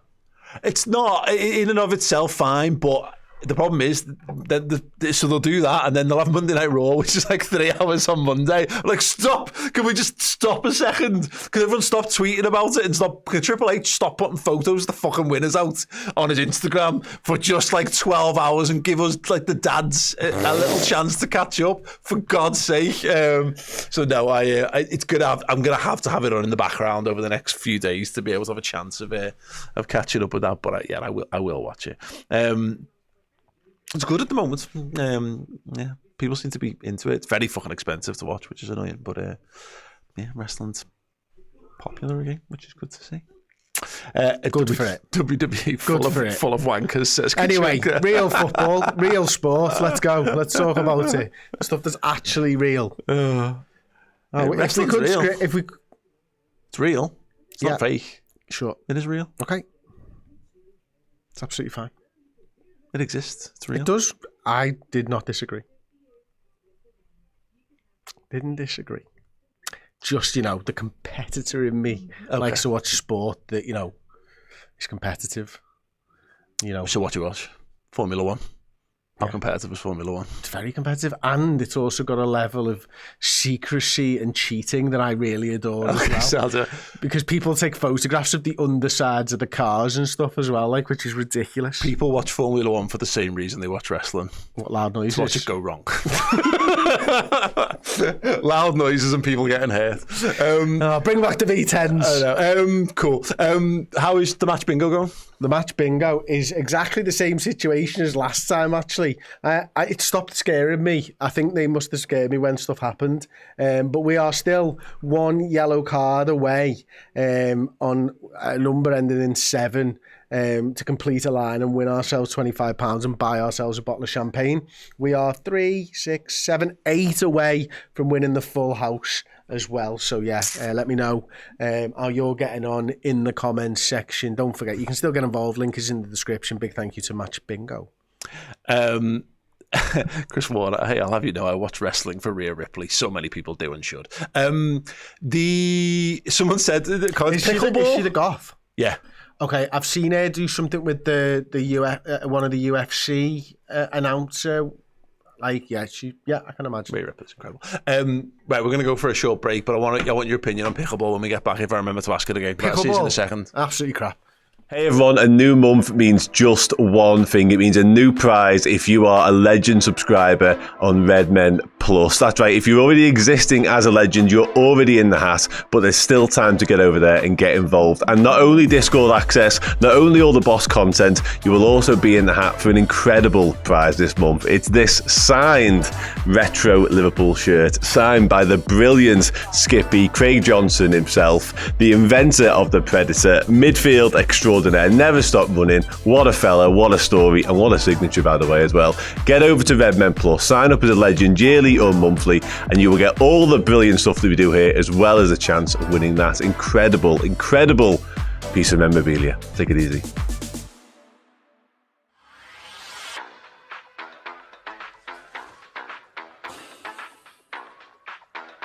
Yo, Saeed, what are you telling me, bro? Say hello to my little friend. You what? Are you talking to me? Yeah, I'm talking to you, lad. 1 minute. Potter's calling me. I'll bell you back. Yes, Potts. You good? All empires are made of blood and fire. You what? Lad, I just wanted to see if you... Hang on a minute. Jifty's giving me a call. Once you're in, you're in. Like the mafia, innit? Why is everyone talking in riddles? I need to chat to Tammy and see what he's saying. Go on. I'll bell you back. We're building something here, and we're building it from scratch. All the pieces matter. I mean, finally, someone's talking a bit of sense, but...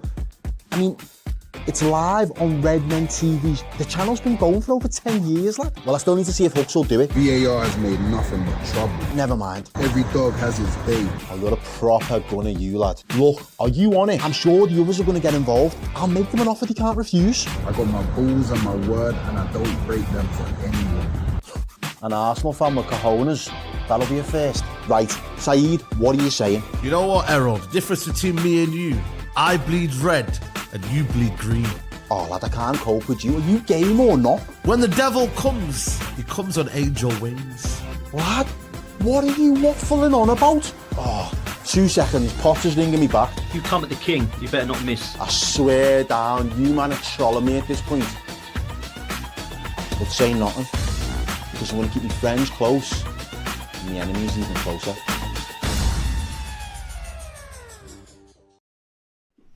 Yeah, if you haven't checked out the Red Cartel on Redmen 2 on Friday nights with Edel, then do. Good fun on that one.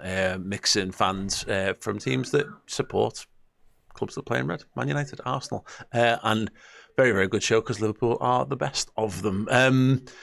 2 things. Retro Unlim says Stephanie Vacquer foie. Yeah, I mean, are we down to doing foies over wrestlers? Yes, I don't think we're above that. And the pickleball thing, it just looks like crap paddle. Yeah, it does. It looks shit. I've never played it. I've never actually watched the game. I've watched the rally or 2 on Instagram because it's saved me that instead of paddle ones. I'll take my opinion from Andy Murray, and Andy Murray said it's crap and he enjoys paddle more, so I'm going to do that. But wrestling is just Coronation Street for fellas. Yeah. And if you like Coronation Street, then that's fine. But you don't. You don't wrestling. Ibu Kanate. It's more EastEnders. They have more fights in EastEnders. It's well more, yeah. It's well more EastEnders, isn't it? Or late night Hollyoaks. Yeah, definitely. Also, no, I'm not just playing tennis now. Paddle is where it's at, mate. Paddle's great. Just play tennis. Tennis is too big. Mavadidi. The one real bright spark for Leicester in that first half really was Mavadidi, but yeah, Liverpool just about managing to handle him. There's a big switch over to the right hand side. They could overread is offside, and apparently doesn't want to give the ball back to Costas. Prick. Hawks, wrestling is the Muppet Show with violence. It's a show about a show. Yeah, I love that.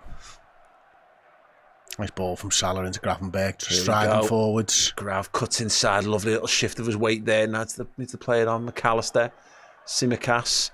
I feel like we're just taking a little too long to get this one going here. Gakpo, Tsimikas going to cross it. A good ball. Salah just didn't reach him at the back post. That is the plan, though. You called it early, isn't it? Just get the ball to the back stick, and Salah.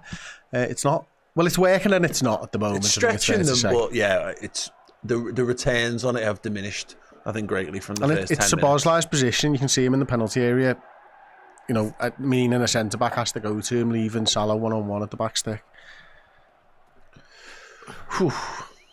Right, corner again to Liverpool. Costas going for the in-swingers this time, Chris. Like it. And mix things up. Maybe he'll curl it straight in. Yeah, I'll have a bit of that. Go for the Olympico. Oh, it's missed. It's a good ball, wasn't it? Kanate leapt and it was well over his head. Gravenberch gets it back to Bradley.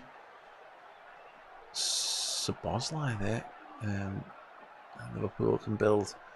Long one floated forward. No one's really attacking that one. Maybe they should have done. Drops to McAllister. Takes a touch. Oh, he had the chance. Diaz goes back to McAllister. Oh, yeah. Bad ball or bad touch. Either way, it broke down. Some player, Alexis, isn't he? Yeah, he really is. It just looked like, go on, mate, just web it. Smash it, lad. Costas shoulders his man off the ball. Well done. I really thought he was going to give a free kick for that. It's the kind of thing that we haven't gotten free kicks for, so I just presume they would. Canate. Tell you what, the availability for like the toilets and or food and drink must be garbage in that stadium. That is what the stadium looked like in the middle of the first half. Really? Yeah. Like mad. Anyway, Van Dijk over to the left-hand side is Cody. A good game so far, Gakpo. Szoboszlai goes for goal down low. Good save from the goalkeeper. Diaz should have reacted better to that. He was in prime position and just stood still. Yeah, it's a smart save from Hermanson. It's down low to his right. Let's see if you can see where Diaz is. I thought he was in A1 position, like. Doesn't move. No. It's good. You can see it wobbling in the air there. Goalkeeper gets himself behind the ball, which is obviously what you really need to do there. And then he's lucky that it kind of gets swept up because he doesn't push it safe. Another in-swinger from Liverpool. Obviously changing tactic in the second half. Canate can't get it. Vice heads it cleared again. And Szoboszlai will gather it on the left wing. Bradley goes for a big old switch. Salah loses it in the sun, but it doesn't even come to him in the end. Well defended from Thomas again. Throw into Liverpool. There's Grav. No ball ahead of him, so again, Liverpool just content to have it in the back line. Bradley now. I was wondering where Van Dijk was. Yeah, he can't be asked. Now he gets it. He's got the left winger there, surely. It's nice little touch around the corner. Needs to get the return pass. No. McAllister goes left. Gakpo. It's a poor ball, isn't it? It's a poor ball to Tsimikas there and defended well. Well, they just both pulled each other. They both fell over each other and then pulled each other up. Up, not off. Van Dijk. Important distinction to be made. Important distinction to be made. Not that kind of game. McAllister, left-footed ball again. Cody Gakpo, a little bit of space. Facing his men up. There's 3 men, though, between him and the goal. Needs support getting in McAllister. Gravenberch. Misses out Bradley, goes to Salah. Salah just skips past his man to the byline. Cuts inside, buys the corner. Wonder whether he could have just smacked that across goal with his right foot there. He tends to stand him up with his right foot, doesn't he? Yeah. It is a standing leg after all. Yeah, he decided before he got there what he was doing. He almost got too far away from his man because he just gave him time. If the man was closer to him, he'd have turned him. Anyway, they've dealt with the last couple of corners pretty well, haven't they, Leicester? Yeah, we've switched the in-swinger and it's not really giving us more of a threat. Let's see if this one can be any different. Deeper this time. Keeper, good 2 fists on that one. Gathered by Gravenberch, needs support. Goes past his man. Ghosts past him. Yeah. Easy. Gakpo now. Just about manages to get it back to Gravenberch. McAllister. Gravenberch. Don't really know what to do on that side. McAllister tried to just chip one over / through. Didn't judge it right. And there goes through for the goal kick.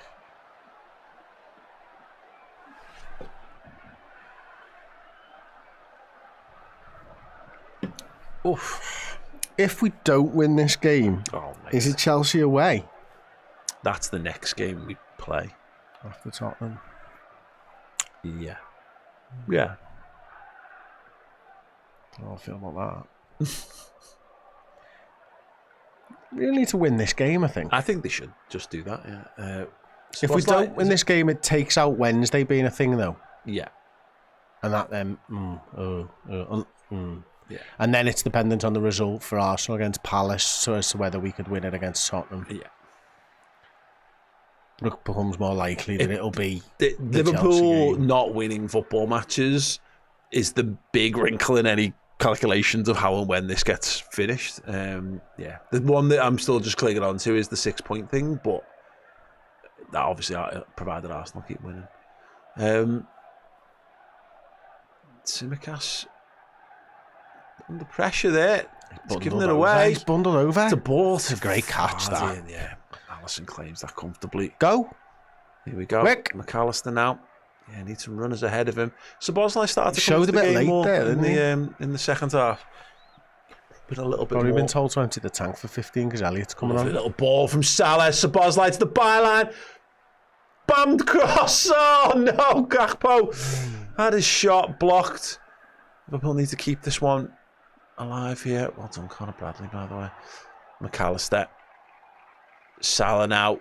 Bradley makes a good run. Szoboszlai. McAllister. Salah cross. Now he's got it on his left foot. What a touch that is. Bradley. Szoboszlai. Clever. Yeah. Just trying to walk it in. McAllister again. Bradley needs to make some space. There we go. Szoboszlai on the edge. McAllister. Feels like we've worked everyone out of position there. Yeah, they'll have a little reset here as we go to the left-hand side. Gakpo, Gravenberch. Back to Gakpo. It's poor again from Gakpo. Just overhit. Twice he's played that pass poorly. Yeah. Okay, we're heading towards... I think the Szoboszlai one then, yeah. The keeper gets a touch on it. I think it was right in Diaz's path. I'm sure he gets a touch on it. And it's good defending. There's bodies everywhere in there from Leicester at that point. On a song? Yeah. What are you going for? I'm going to go for a general song. I'm going to go for LIV. That we won't be using the website she's never used before.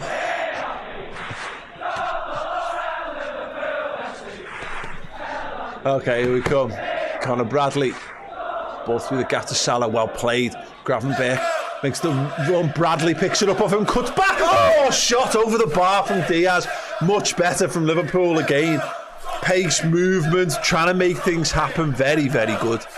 It's actually Salah peels often. And Gravenberch getting up, Chris Bradley getting up in support. Really good. Yeah, it's brilliant play, isn't it? And then, yeah, just can't quite get over the ball enough. But again, the underlapping run from the full-back, Diaz worked himself into a good position and fortunately straight over the bar. Dominant performance from Liverpool in the second half. Remains true. The Verge. Also poo from Verge. Yeah, and then cleared all the way back. And good head of Verge. We'll head of that to Alisson and Becker. Rafa DJs or DJs, can we just bloody score so I can get drunk and celebrate? Yeah, there's a lot of that. That's this season in a nutshell. Honestly, can we just get this league sewn up, please, Liverpool, for the love of God?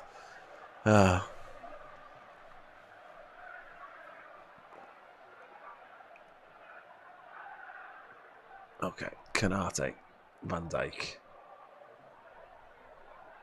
Yeah, we're probably... I mean, it's 5 minutes away from when we would normally consider the first round of substitutions.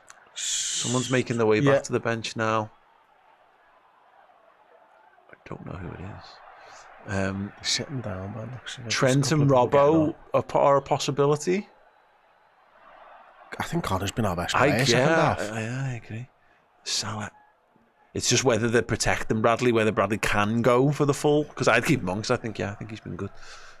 Gravenberch now trying to assert his dominance a little bit more. Diaz just tried to flick it over his man. It's got in! Oh, lucky Kostas Tsimikas arrived. Quick to react to it. Diaz, it was a moment of pure inspiration to try and flick it over his man, but he looked like he got it wrong, and then it just managed to bobble its way through. I just thought it was a bit stupid, to be honest.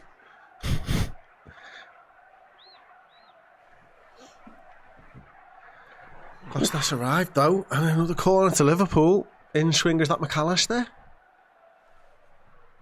Okay. Kostas Tsimikas hovering on the near post. They've gone short this time. Ball played back to McAllister. That's a shite ball. That left-footed this time. Van Dijk got pushed into it by the looks of it. Liverpool need to defend now. He ended up shouldering the ball. Yeah. Conor Bradley is up there. Samari, sorry, on the left hand. It's been a while since they had the football, hasn't it? Yeah. And then he's just kicked it out of play for a Liverpool throw. Good on. I mean, there's an interesting debate going on in the comments about Elliott, but then also that is Jones ahead of him in the pecking order. So as much as we're saying Elliott on, he's much more likely to bring Curtis Jones into this game. For me, it's the type of game. And now I think they're probably right, anyone in the comments saying Jones is ahead of him in the pecking order, but the type of game just screams Harvey Elliott to me. Yeah. some of the stats there: 17 shots to 2, 7 on target to 0 on target, 64% possession, 30 touches in the box. It's the touches in the opposition box thing. 30 touches in the opposition box is what we should be aiming for. We've just got to do a bit more. But it does feel like, actually, again, the last 5 minutes or so, gone up another sort of level in terms of threat. Let's see. Szoboszlai, a lot of blue shirts between him and the goal. Bradley just tried to shuffle it past his man, good defending, but only cleared it as far as Ibu Konate. Szoboszlai now gives it back to Ibu. Who's warming up there? Can you see? Everyone. I don't know. Gakpo. Gakpo goes to the byline. Well done. Stands it up. Oh, Diaz made the front post run. Went behind him. That is the thing sometimes about players when they do something different. It's amazing when Gakpo mixes it up and goes to the byline, because it does the defender. Everyone else has made the wrong run. We've been working on the ball to the back there. Yeah. I think Gravenberch, this has been one of Gravenberch's best second half performances I think I've seen in a while. And only because the game state's allowing him to move. Someone's in red on the bench there. Yeah. And the fourth official's got his board down. Yeah. Yeah. I don't know who. They look taller than Harvey Elliott though. It might have been Jones. Okay. Oh, great run from Bradley. Bradley into the box. Shoot, mate. Oh no, he's passed it. It was the wrong decision. Liverpool still got it. Salah. Go on, Salah. Salah. It's miles wide. Oh, big chance. Brilliant from Bradley again though, wasn't it? And then you just want him to pull the trigger. And he doesn't. He just plays it into their man. Again, the underlapping run. They understand with Salah and then just passes it. I suppose there's a lot of bodies throwing themselves between him and them, but I think it's one of them. The second he gets into the 18-yard box, just pull the trigger. Blam it. Yeah. Well, Face has got across there and he's sliding in, so maybe it's the right call from Bradley not to take the shot on. But oh dear.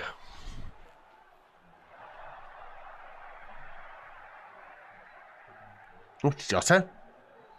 Yeah, Gakpo off, Jota on. Gakpo's had a good game. In fact, it's another perfectly fine Cody Gakpo performance. But yeah, Diaz to the left though, that'll work. Yeah. We need that, I think. And maybe it's just that thing of just someone a bit more clinical in and around the box, making the right kind of moves. It's the movement, isn't it? When like Gakpo was to get to the byline and stuff like that, we're making the right move at the right time, and that's what Jota's got. Oh, Jota! Tell you what, he nearly got himself a yellow card there. Fouls the goalie. Fair play, mate.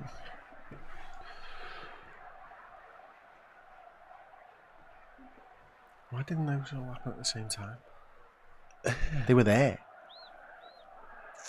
Okay. 5 big chances. 5 big chances missed for Liverpool. Yeah. That was a story, doesn't it? I see someone saying Gakpo's done nothing, but no one's done anything by that logic, you know. Yeah. I think he's functionally been all right. I think he's beaten his man a few times. I thought he's put some good balls in. He's given a couple of lovely little passes to Mo with the back stick, hasn't he? He's just not had the shot on goal, I don't think. Yeah. Oh.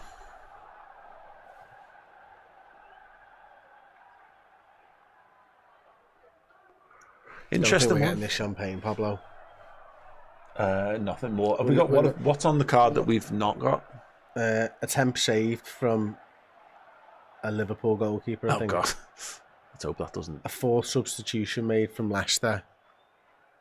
And a 2nd substitution made. That will be happening now. The Liverpool one will come in, yeah. Okay, ball over the top. Van Dijk heads it down. Tsimikas under pressure. Needs to deal with this one. Ugh. Didn't quite. Leicester still have the ball. Van Dijk steps in, but again, not quite clearing our lines. Ball over the top. Konate comes across to defend. Does it terribly. It's a corner to Leicester.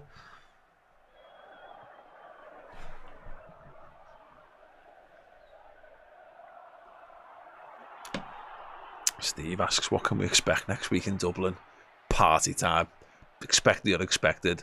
Laughs, jokes, fun, taking the piss out of players and football clubs that we don't like. Chris Pajak breaking his neck trying to do mad acrobatic stunts that he shouldn't be doing, and amazing music and sing-song from Mark Kenny. There's nothing better you can do on a Wednesday night. Gravenberch heads that one clear. It's going to be gathered in the right back position by Alexis McAllister. He's going to drive forward with it, plays it on the right wing. Look at the left winger. Szoboszlai, it's a good cross. Headed down. Oh, Jota, right position, wrong execution. Yeah, Trent's on the bench. How much has he got in the tank? That'll be a question. Elliott's there, Jones there. They're the likely ones, Chris. I mean, Darwin Núñez, but at this point, if you're looking to guarantee something, Darwin, I don't know if I just don't know. Darwin Núñez is a pure flip of the coin. He could do something amazing and do it, or you're absolutely right. But we've got a winner in match bingo here. Grandad 1968 and Liver Bird have both shared a line at £12.50 there. So yeah, well done, Grandad 1968, for getting yourself on match bingo, mate. Fair play to you. I didn't know anyone of your age could be able to work an app, but you've done better than my dad, and he's, I'm only joking with you. Well done, aren't you? Well done. What about it? Didn't you like that? No. It was the phrasing more than anything else. The phrasing got me there. Okay, things can have different meanings in the English language. It's stupid. Right. Okay. Cool. Throw into Leicester, right hand side. More movements on the Liverpool substitute bench. Someone's gone for a wee. Ibu Konate loops that one back to Alison Becker. Bradley opens the body up, shifts it out to the right hand side. Oh, lads. Went lively to that one there. Mo Salah just didn't get there. It's going to be a cross into the box. Konate will deal with that one. Really well played. Now Gravenberch under pressure. To Salah. Salah tackles himself. Fuck off. I'm sorry, Edward. Don't deserve to be champions. Slot got no idea how to beat lower teams. I'm calling nonsense. Absolute nonsense. Like that, nonsense. Not a Liverpool. And I will see your silly comment, and I will raise you the league table. Look, for some manager who doesn't deserve to be champion, name me another Premier League manager who at this stage of the season has been 10 points ahead and doesn't deserve to be champion. You can't. Right, thank you. I win. 1-0 to me. Go home. You probably already home. Stay there. Ridiculous. Right. Free kick. Leicester. We'll need to switch on here. It's one thing to be a bit annoyed at being 0-0. It's a whole other kettle of fish to be annoyed at being 1-0 down. That guy's going to walk away. It's going to be a left-footed one into the box. Headed up by Szoboszlai. Van Dijk gets in there. Doesn't clear his lines. Good defending by Gravenberch. Alison Becker got fouled there, referee. Lads. It's a free kick to Liverpool. Oh, for goodness for that. As well it should be. I would like to bring your attention to this thread of comments. Yeah. Fred Sarson says, bring on Chiesa. Keep it stum. And Dickie O'Red says, Fred, I bet you 20 quid Chiesa doesn't come on. We're waiting for Fred's reaction to that comment. So I want to know, Fred, are you going to make the bet? Are you going to make the bet with our mate? Definitely a foul. I mean, I'm very glad Conor Cody's not got on that happy moment there. Yep.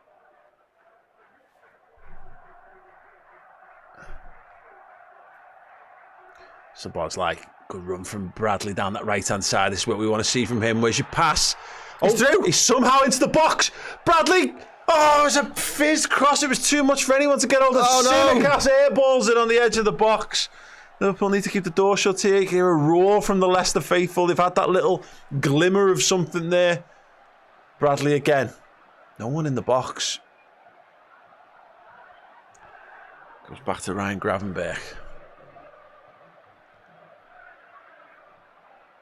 Van Dijk. Diaz now. Wide on the left-hand side. Tsimikas made a good run. Not used. McAllister battered Diaz. There you Now go. Tsimikas stood it up. Just, defended well again by Leicester. How did Conor Bradley go through there? He's got a Jedi mindset on the defenders or something. I shall pass. Then computer terms, he clipped through the players in front of him there. Tsimikas. These are the people you're looking for. Gravenberch. Van Dijk tells him to go to Canate, and he does. Salah needs to pull over this side a bit more. And Bradley forced to retreat to find some space. Goes to Canate, and now he will go back to Alisson. Come on, Fred, what are you doing? Taking his bet or what? Looks like a double substitution at least coming for Liverpool. Floated one forward. Terrible pass, and their goalie can claim it.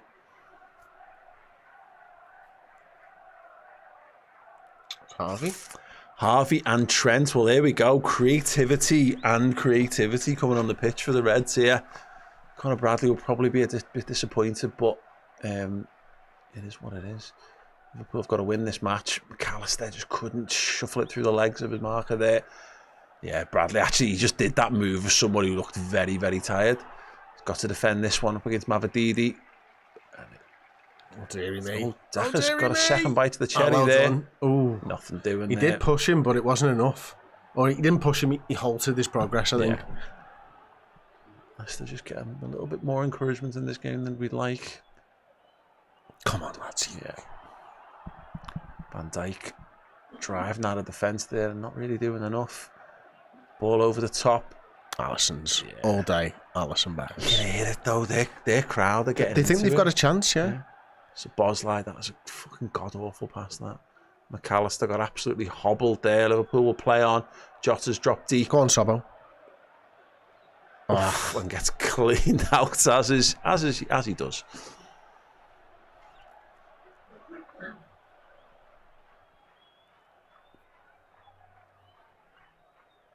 Going to be a yellow card. Okay, I wonder if we'll make the subs now.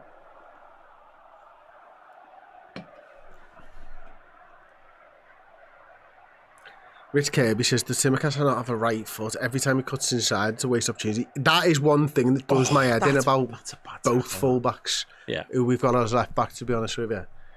Yeah. Wilfred and Ndidi then into the book. Conor Bradley will go off. Trent Alexander-Arnold.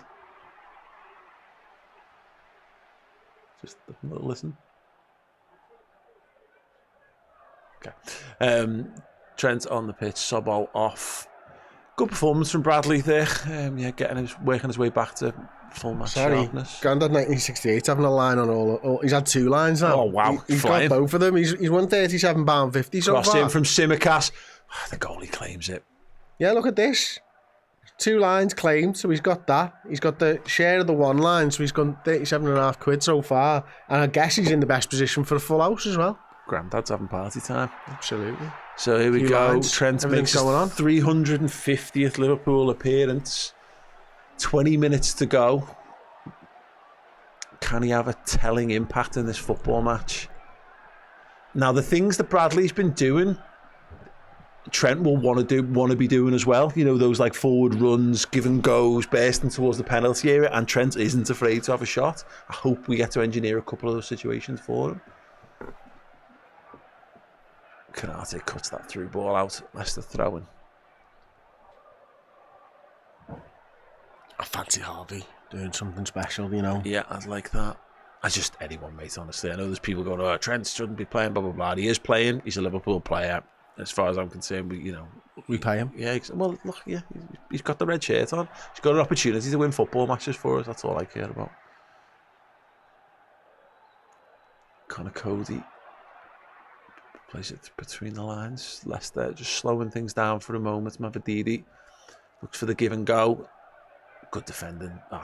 Jota is penalised there. Did the right thing because Mavididi was gone on that wing.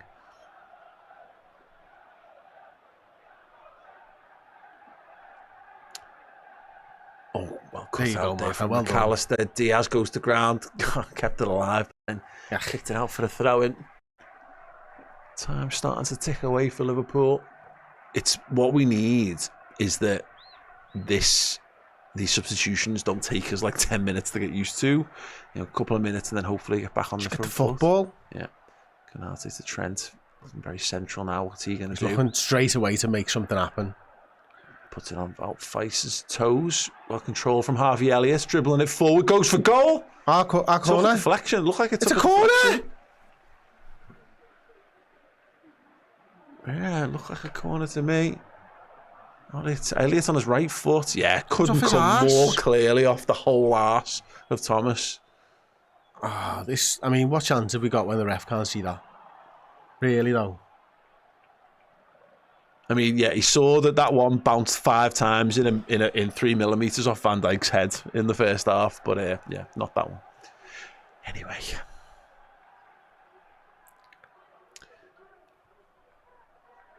It's an interesting decision defensively, though, because that outball to Mavididi remains a concern. And now we've got Salah, Elliott and Trent as our right-hand side. Loads of creativity, provided we keep the ball. Okay. Canate.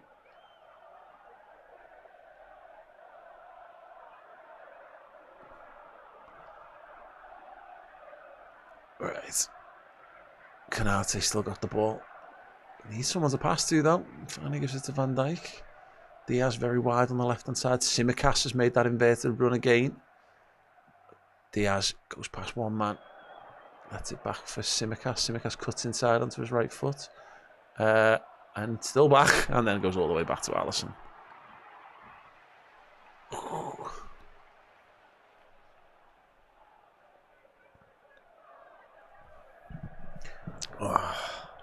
Gravenberch caught in possession. Referee gets the free kick. Well done. This is the problem with not putting it to bed early, isn't it? They grow into the game and the confidence and the crowd and everything else. Trent. Come on, Trent lads. Alexander-Arnold lines it up. Deflected. That was a Referee's corner, seen ref. that one. Corner to Liverpool. Thomas is having some game. Right.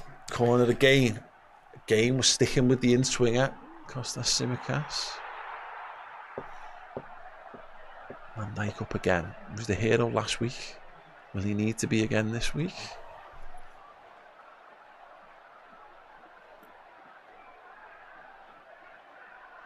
There we go. In swinger. Deep one. Van Dijk got his head. Salah head at the post! McAllister bar! It's not Jota bar! Bang it in! Trent! Shot!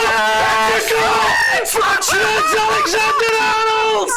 Listen don't know! He's maybe just getting about 3 huge points in the quest for the title! It's top off Trent! It's Leicester 0! Liverpool 1! Come on! Every single one of them had a shot and every single one of them hit the bar, and Trent Alexander-Arnold comes in, 11th player to have a go, and smashes the ball into the back of the net, takes his top off, goes over to the crowd, who I think may have been saying a little something 5 minutes ago, and says, and fucking what? This title is ours. The Premier League is definitely going to be coming to Anfield in a week's time. Yes, lads. Come on.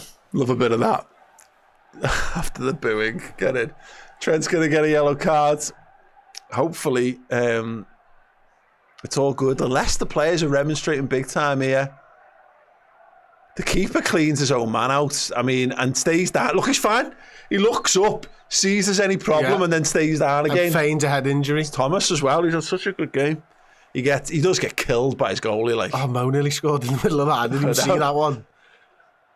Trent, left-footed, wallop through the pack. Bang. Oh, it's the keeper that goes under him. Yeah, he tickled his armpit on the way through. Woo! Oh, great. It's not quite the cool, calm, we've just become world champions one, but I like a bit of that. Listen, if he's made the decision to go to Real Madrid, he's made the decision to go to Real Madrid, but he's got a handful of games left for Liverpool if that's the case. And if he wants to leave as a Premier League winner, then right there, mate. Well in. He might stay after Look at that. He might stay after that. Yeah. Okay, not getting at that at Madrid, mate.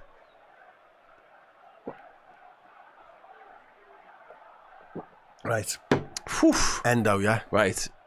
No, let's get 2. Fucking Endo.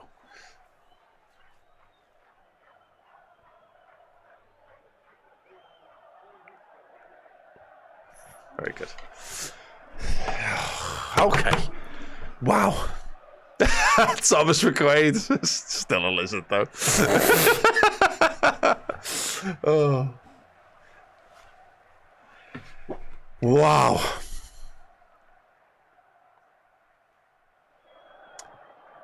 Wait, will not be moved. Gravenberch with the big switch to Salah. All of a sudden, the pitch starting to open up. Trent motored him forward. Can Salah pick him out? Chooses not to. Stands it to the back post. Jota puts it his over. fucking assist there, didn't he, man? Right, that would have been number 19. What a plate for Diogo Jota. What a ball by Gravenberch, by the way. Skidded along the ground to him like when you skim stones off a lake. And there you go. What a ball over the top to Jota. And, just couldn't get over it. Oh, come off the defender first. Defending from Ricardo, that. Van Dijk heads it forward. Come on, Liverpool, I want a second goal here. Rakin Dharma says, final season Klopp LFC versus first season slots, best of 5, who wins? I mean, if it's the Liverpool from this time of the season, if you want to know a Liverpool side that's in worse form than this one, it was last season. It's Liverpool this time last year. And since then it forward. It's a good question. We're better defensively this season, so maybe that would be a telling impact on it. But I don't know. I think the fans of last season's team would probably roar that one over the line slightly more than the ones this year. What is Ibu Konate fucking hell are you doing there, son? And then asks a lot of Mo Salah. Doesn't get the answer he was looking for. Salah gives them a throw. It's a good question, that, though. Given that effectively it's the same group of players.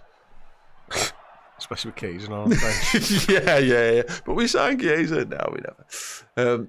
Well done. Diaz, lovely little Meg. Jota, good ball. Elliott, Salah, come on, Mo. Come on, Mo. Oh, he drives. It's good defending again. Still Elliott. Gets the corner. Oh. I tell you what, it's mad, isn't it? Because, Leicester are going to go get relegated here, but like they've thrown themselves in front of absolutely everything. Absolute twats, aren't they? Yeah. Is there any need for it? Use it down, like, just go away. Yeah. Idiots. Mongu Gaming is saying you've missed the super chat. Ooh, I did. On the way, my friend.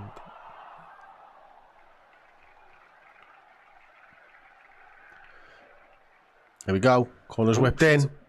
Little flick on. Flick on. Sorry, mate. I'll get to your super chat in a sec. Trent's going to pick it up left wing. And work himself some space. And whip a ball back into the heart of the penalty area, headed away. I'll tell you what, Diaz has got a Diaz. chance there. Jota. The cross got blocked and took all the sting out of it there. Leicester looking to get out. The league, or? They're trying not to do that. More than they fucking should do. Right, sorry, I had a ton of super chats. I still got the ball at the back at the moment. Did I do Thomas McQuaid to Alisson sign the new contract next season? I don't think so. I don't think he will either. I don't either, no. No, I think we've got one more season of Ali. Leicester attack down the right hand side now. That's Crossbow, you're half right. The Elliott for Sobbo. Well done, Mo. Good tracking back there from Mo. Yeah. McAllister not giving up on it. 1.5k likes and we win, lads and lasses. Come on, you Reds. How many likes are we on? I don't know, but Leicester got the ball inside our area. It's Mavadidi. It's a good run. It's a terrible effort wide of the post. Blooming heck. Blooming heck, indeed, Chris Blooming Page. heck, mate. For 1,422 likes. We need to get to 1,500 if we want to see this game out. I would be pushing for 2k, if I'm being honest, for the second goal and a win. And Dylan Hickman says, need one more goal from the lads for 50 quid. Go ahead. Then let's do it.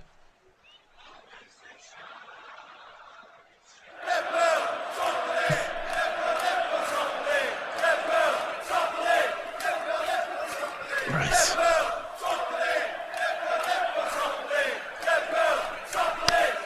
Okie dokie. Well, he looks done.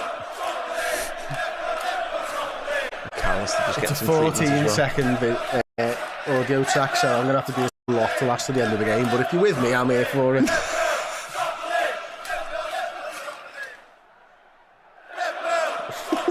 Is there a repeat button?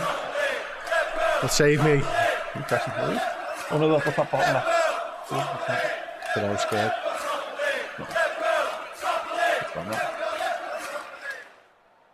That wasn't repeated. Does absolutely nothing. Absolutely nothing. I've got a light switch like that in me. Yeah, there's something changing in someone's house next door. Oh, yeah. Where is that light?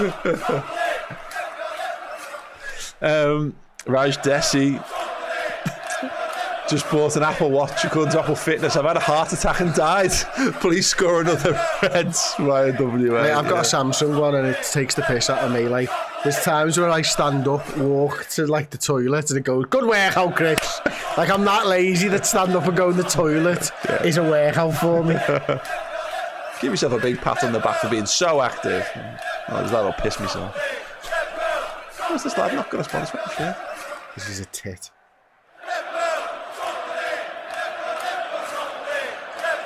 Maybe he's under 25. Yeah, maybe is it an age thing or a religion thing? Anyone know why he's not got a sponsor on a shirt?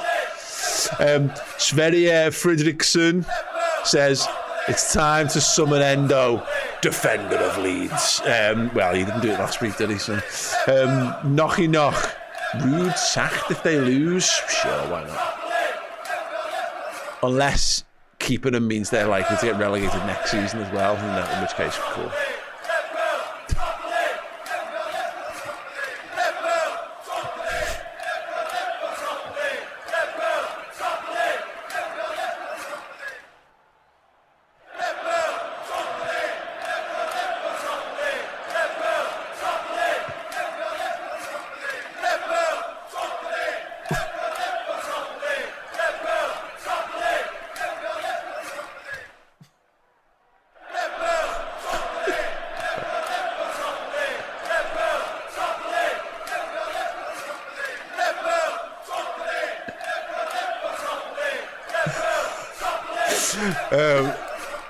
Who is that ready to come on? What's it cost? Let's just come back on the pitch.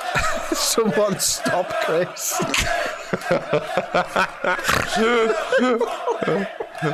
Thanks, Dave Yates, for the super Please chat. stop. Turn it off. Somebody stop For fuck's him. sakes. Okay, this is the last one. Oh, well. Defended. Oh, Jota. Oh, Jota does brilliantly there. Diogo Jota, that is great play in the midfield. Salah is Elliott. Just decided to cut back with it. Curled ball. Some pace into Jota, and then Jota will go back. Well done, Liverpool. Mark Swift said, grow up, for fuck's sake. Sorry, everybody. Right. Oh, this is great. Do it one more time. One more.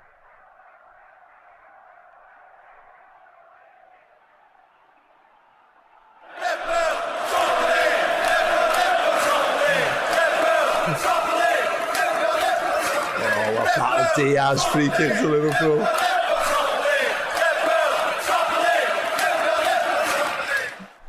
Sensational stuff. Where are we in the league? Can't remember. Come back to me in a second, I'm sure. It is Trent's goal again. Absolutely thunderbolted in. The goalie fucked it. Goalie's been really good today as well. Chris, I feel sorry for your mum. You must have been hard work as a kid. Hopefully he's just not that kid that he can have his shirt. I'll have a bit of that.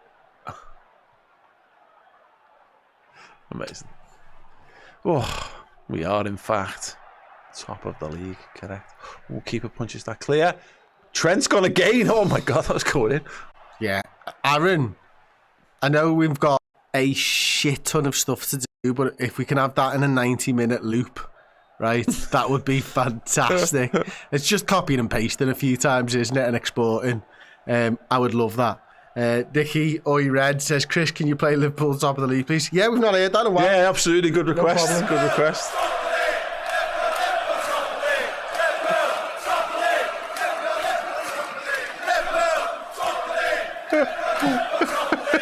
Redmen TV shuffle. Yeah, Misty says, keep it going, Chris. Okay, no problem. I'm in the showers on a campsite blasting this.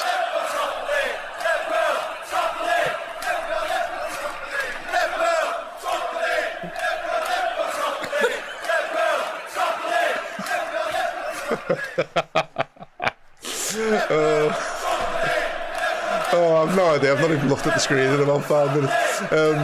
They've got it in the left back position.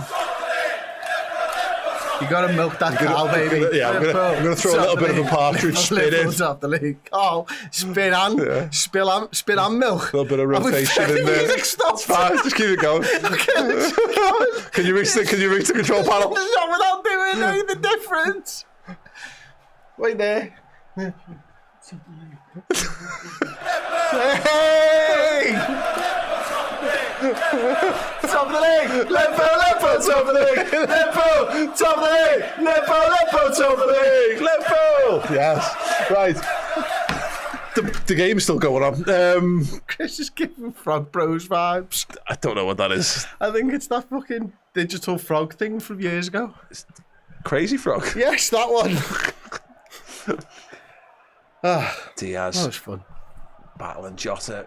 Also battling. Not cleared. Foul face. Right wing. Simicast tackles him. Well done. There's a members chat there from Liam. I think it's really important that you read it out. Liam Bento says, help! I'm a goldfish and forgot where Liverpool are in the league. Is there a song that can remind me? How do you know you're a goldfish? 7 minutes of additional time. 7 more minutes of this.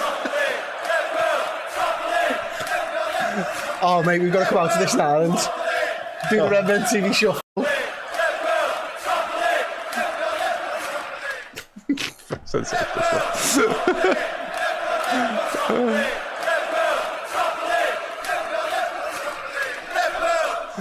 Hale and Pace is a great shot, by the way. Thank you. Fucking Shuckle Brothers there.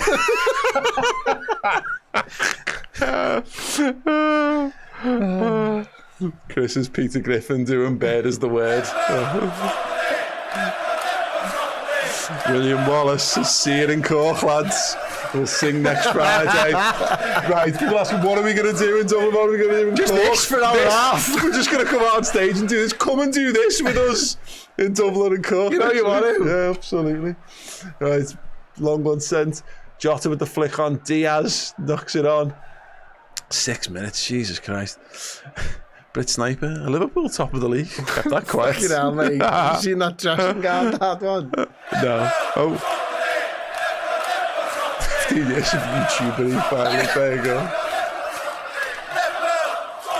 Oh, look at this. Oh, he's gone for a lead. Disco Dad likes disco music. Oh, Errol and Steer in the other room thinking, divvies.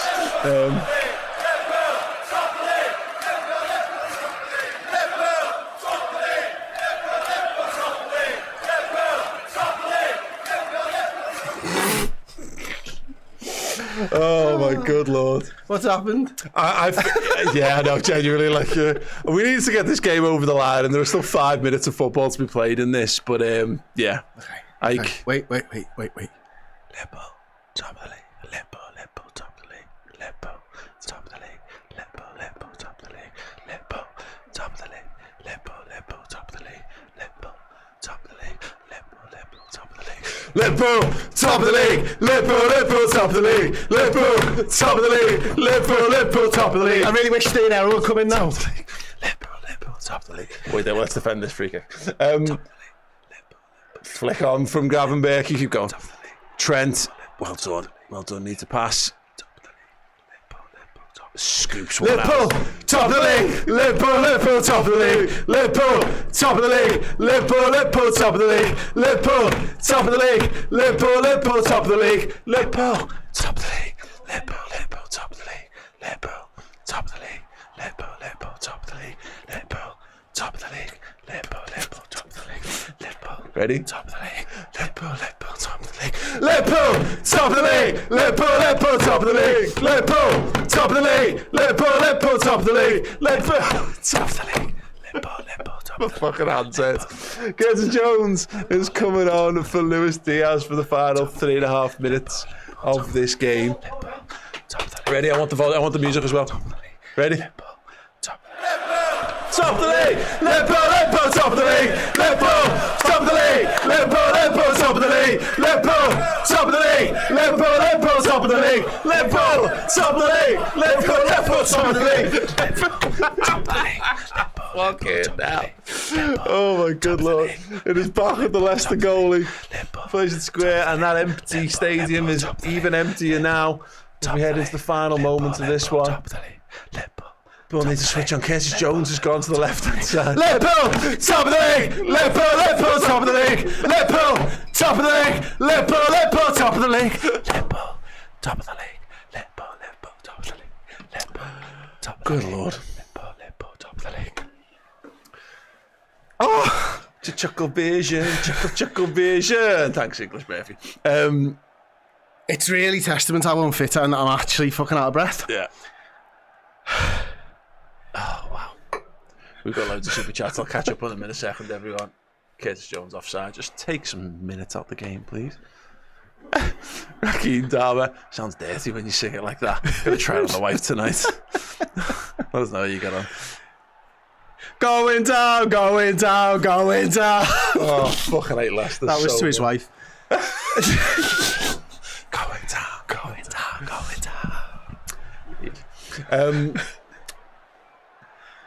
Okay, we're coming up on 95 minutes. Leicester with a big crossfield ball. Trent defends that one.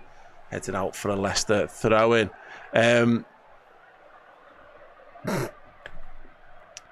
We've got loads of super chats here. Yeah, King Krabs, tip for the DJ. Thank you so much. James Daniel, a drunk scouse DJ. Lol, not yet. Wait till you see next week. Sparky Blast says, everyone remove your likes. That'll stop the song. Disagree. The only way to stop the song is to get us to 3,500 likes. Oh, got to defend here, Liverpool. Oh, no. It's a great shot, but it's miles over. It's miles over. It was over. Buonanotte with a chance there to make us look like absolute pricks. Yeah, that would have been bad. Oh, high and wide. He's Adam. Yeah. Charlie Adam did. The Liverpool fans singing "You'll Never Walk Alone." Should we get some YNWAs in the comments, please, ladies and gents? Yeah, I think Jacob. I think we did that one already. Just clear. Who is top of the league? Liverpool, top of the league. Liverpool, top of the league. Mark C. Hypothetically, next season, if Liverpool were not in positions 2 through 20, where would they be? Top of the league. I don't think it's just hypothetically, either. Yeah. Come on, lads. One more. Come on, yeah, put it to bed. For all time's That's sake. a lovely ball. Jota. Okay, Liverpool just having possession of the footy. So I just said it's decent. The other room, it's the difference between Slot and Klopp, and that's shutting the game down. They don't need to go absolutely gung-ho. I've seen that quite a few times this season. I saw a lot of. I was watching Sky Sports News this morning, and one of the things they kept saying about that is how many close wins we've had, and I just do think a lot of that is just, we just don't.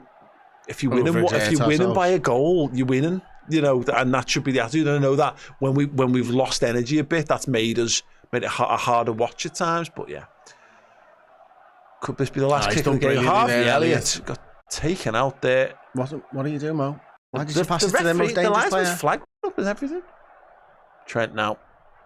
He's just going to stand it into the corner. That's brilliant. Love that. Brilliant. Absolutely love that. And this is the final whistle. We're at Liverpool. Liverpool, top of the league. Liverpool, top of the league. Liverpool, top of the league. Liverpool, top of the league. Yes, 3 more points to indeed. go, baby. 3 points away from a 20th title. Yeah, and Trent Alexander-Arnold, the man who, let's be honest, there'll be a number of people watching who don't think that he should be playing minutes for Liverpool if he's not going to play for the club next season. Arne Slot disagrees, and Trent Alexander-Arnold is not prepared to phone it in. He's come off the bench. He's grabbed the winner in a game that Liverpool made harder work of than maybe they should have done. Leicester fought there with their dying breath as a Premier League team this season. Gave it their absolute all, but Liverpool got that breakthrough goal, and yeah, we're closing in. A win this time next week against Tottenham at Anfield, and we will be champions. A Crystal Palace win at the Emirates in midweek. Liverpool will be Premier League champions. I do love the fact there are a lot of people who've just got, I think, over-the-top anxieties about Liverpool this season. I like to think our singing and dancing got it over the line there, Chris. I think it did, Paul, and I think it's factually correct to say that as well. I don't think there's any other way that you could possibly construe it. Liverpool at the top of the league, and it's because of me and you singing and dancing towards the end of that game, not to do with the 33 games that they've played, with only losing 2 and drawing 7 of them. It's got nothing to do with Arne Slot or this squad. It is just about us. Listen, they made it hard work, of course, they did today. But Trent Alexander-Arnold comes on, puts a goal in the back of the net, and then steamed over to the away fans and took his top off. Does it mean anything? I don't know, but it meant something to me in the moment. That's for sure. It means a lad who's played his whole career at Liverpool is still playing for is still playing for the club. He's still playing for the league title. Everyone on that pitch, everyone who pulls on a red shirt has got the ability to win this for us. And Trent's one of them. Whether he stays or goes is a question for in a few weeks' time, or maybe it'll come out more firmly in the days that follow. But big moment for him. Big moment for that away end as well. Lovely banner there saying it's not 19 forever. Yeah, pull yourselves together. Couple of super chats. Paul Akorokan says, roll on Cork Friday. Keep singing, boys. Yes, if you are a Liverpool fan and you are in the vicinity of Cork, Friday next week, we are going to be in you. I was hoping something would come on that, but no. We are in Cork. We are live on stage. Me, Chris, Steve, and we got some amazing music from Mark Kenny. We're going to fucking rip shit up because Liverpool are top of the league and 3 points away from being champions. So yeah, it's going to be an absolute belter. Knocky Knock says Rose and Bruno Mars at the top of the league. Redmen TV mashup. Yeah, I'm here for that. Rabadam came for the analysis, stayed for the dirty dancing. Having the time of our life, I think you might say. Chris Stockton, that ASMR mic would have come in quite handy now. Yeah, I'm afraid to piss that money off the wall. Saying? Yeah, he has got some moments in the stadium.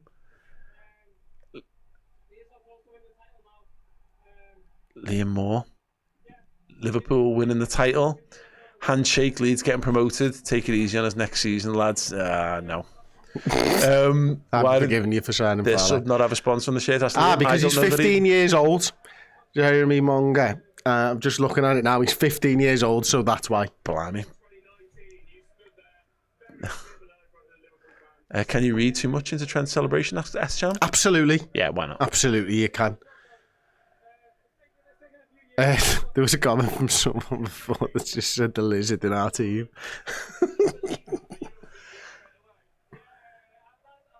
Big smiles from Trent. Right, listen, we're going to wrap up. But don't go anywhere, because that's just Who was your match bingo man of the match? Oh, my Big thank you to Dressing Gown, Dad. Love you! Love you. I was done. I was out the door.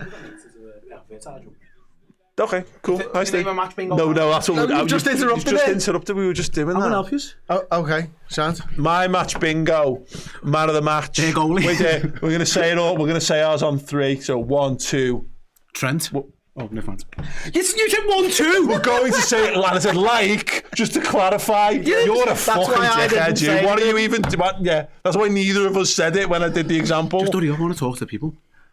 1, 2, Trent. Conor Bradley. With Jesus Alexis Christ. Trent. Right, stay tuned. If you want to see more from me and Chris, come and see us in Dublin and Cork next week, especially ticketmaster.ie for those. We're going to tear the roof off those places. If you already got tickets booked, bring some friends. That Dublin venue is massive. It's massive. So yeah, get some more people involved. Tell all your mates, friends and family, because we're going to have the biggest party in Ireland next week. Also, go to the redweekender.com and get tickets for the Red Weekend, the last weekend of the season, because I don't know if you've seen, we're 3 points away from being confirmed champions. That is going to be the biggest thing that's ever happened. Us, the Dalgliishers, the Zootons, just fucking mad. Les Dennis. Right, cool. Steve's going to take over from me. Love you guys very much. So put me back on screen. Love you guys very much. Hope you have a wonderful rest of your Sunday. Steve is the man to take you forward. Cheers, boss. Smooth transition, I'm sure you'll agree. Right then, let's get on with it. It is going to be the fan reaction show. Whirly. Hey everyone, welcome. Yeah, it's the fan reaction show. Liverpool beat Leicester City 1-0, relegating Leicester, which is an added bonus, but also taking themselves just one win away from that Premier League title. Let us know your thoughts. This is your show. You've listened to Paul and Chris ramble on for about 4 hours. Now it's time for you guys to have your say on the big game. Right, let's see who we have in the chat. Let's see who we got here. Jaden just says, quite simply, let's go. And it goes on and on and on and on and on with the O's. Yeah, absolutely, let's go. You know what? It wasn't a vintage performance. No one's going to say it was. It doesn't matter at this... Honestly, it doesn't matter at this stage of the season. It honestly doesn't matter whatsoever. You just have to win. You just have to win. Win games. See you later. Jobs are good. Talking about Trent Alexander-Arnold, he shouldn't be playing for the club anymore.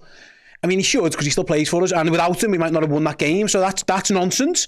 I've said a few times now. Once the league's wrapped up, if Trent does confirm he wants to leave, then I wouldn't play him anymore. I must admit, if Conor Bradley's fit enough and to play 90 minutes, which it doesn't look like he is at this moment in time, but absolutely not. Like, you do not cut your nose off to spite your face. Absolutely not. Especially at that ground as well. He's had some good moments at Leicester, and he's done it again there. One of the biggest goals of his career. The first ever time he scored a left footer, which is a stat. It's come a long time to get there, but no, you don't. I completely disagree with that comment. He plays until he's not playing anymore, or until I think if Liverpool win the league and Arne Slot says to him, "Are you leaving?" and he says, "Yeah," which I'm guessing's already happened, then I think it's fair to say for the manager, "Listen, we're building towards next year." Maybe also for Trent, he might not want to get injured before he goes. So, but for now, that's nonsense. You pick your best team, win the game. Just win, nothing's guaranteed until you get it. So no, I disagree completely. Martin Lawrence with the €5 super chat. We're top and 3 points away from winning the league, which is fantastic. But the only way I can describe that performance was perplexing. I thought Liverpool were dominant, to be honest with you. So, and the stats say that they got let down by a little bit of bad finishing, a good goalkeeper, some good defending. So was it like vintage Liverpool? We've seen better. Listen, Liverpool went to Leicester a few years ago and romped them, and it was not even close. But Liverpool were in complete control of that game. Really, they had one real proper attempt. They fouled the goalie. It was dominant. We just couldn't really get the ball in the back of the net. And again, their goalie made a couple of good saves, some good blocks, a little bit of bad luck. I mean, you hit both posts. Now, again, they hit the post as well, which is fair enough, but Liverpool deserved to win. It wasn't like... I don't think they played horrendously badly. Just, yeah, the finishing left a lot to be desired.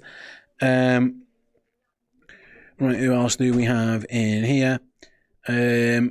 Rosam says Arsenal Guard of Honour, let's go Reds. It's certainly looking like a possibility. And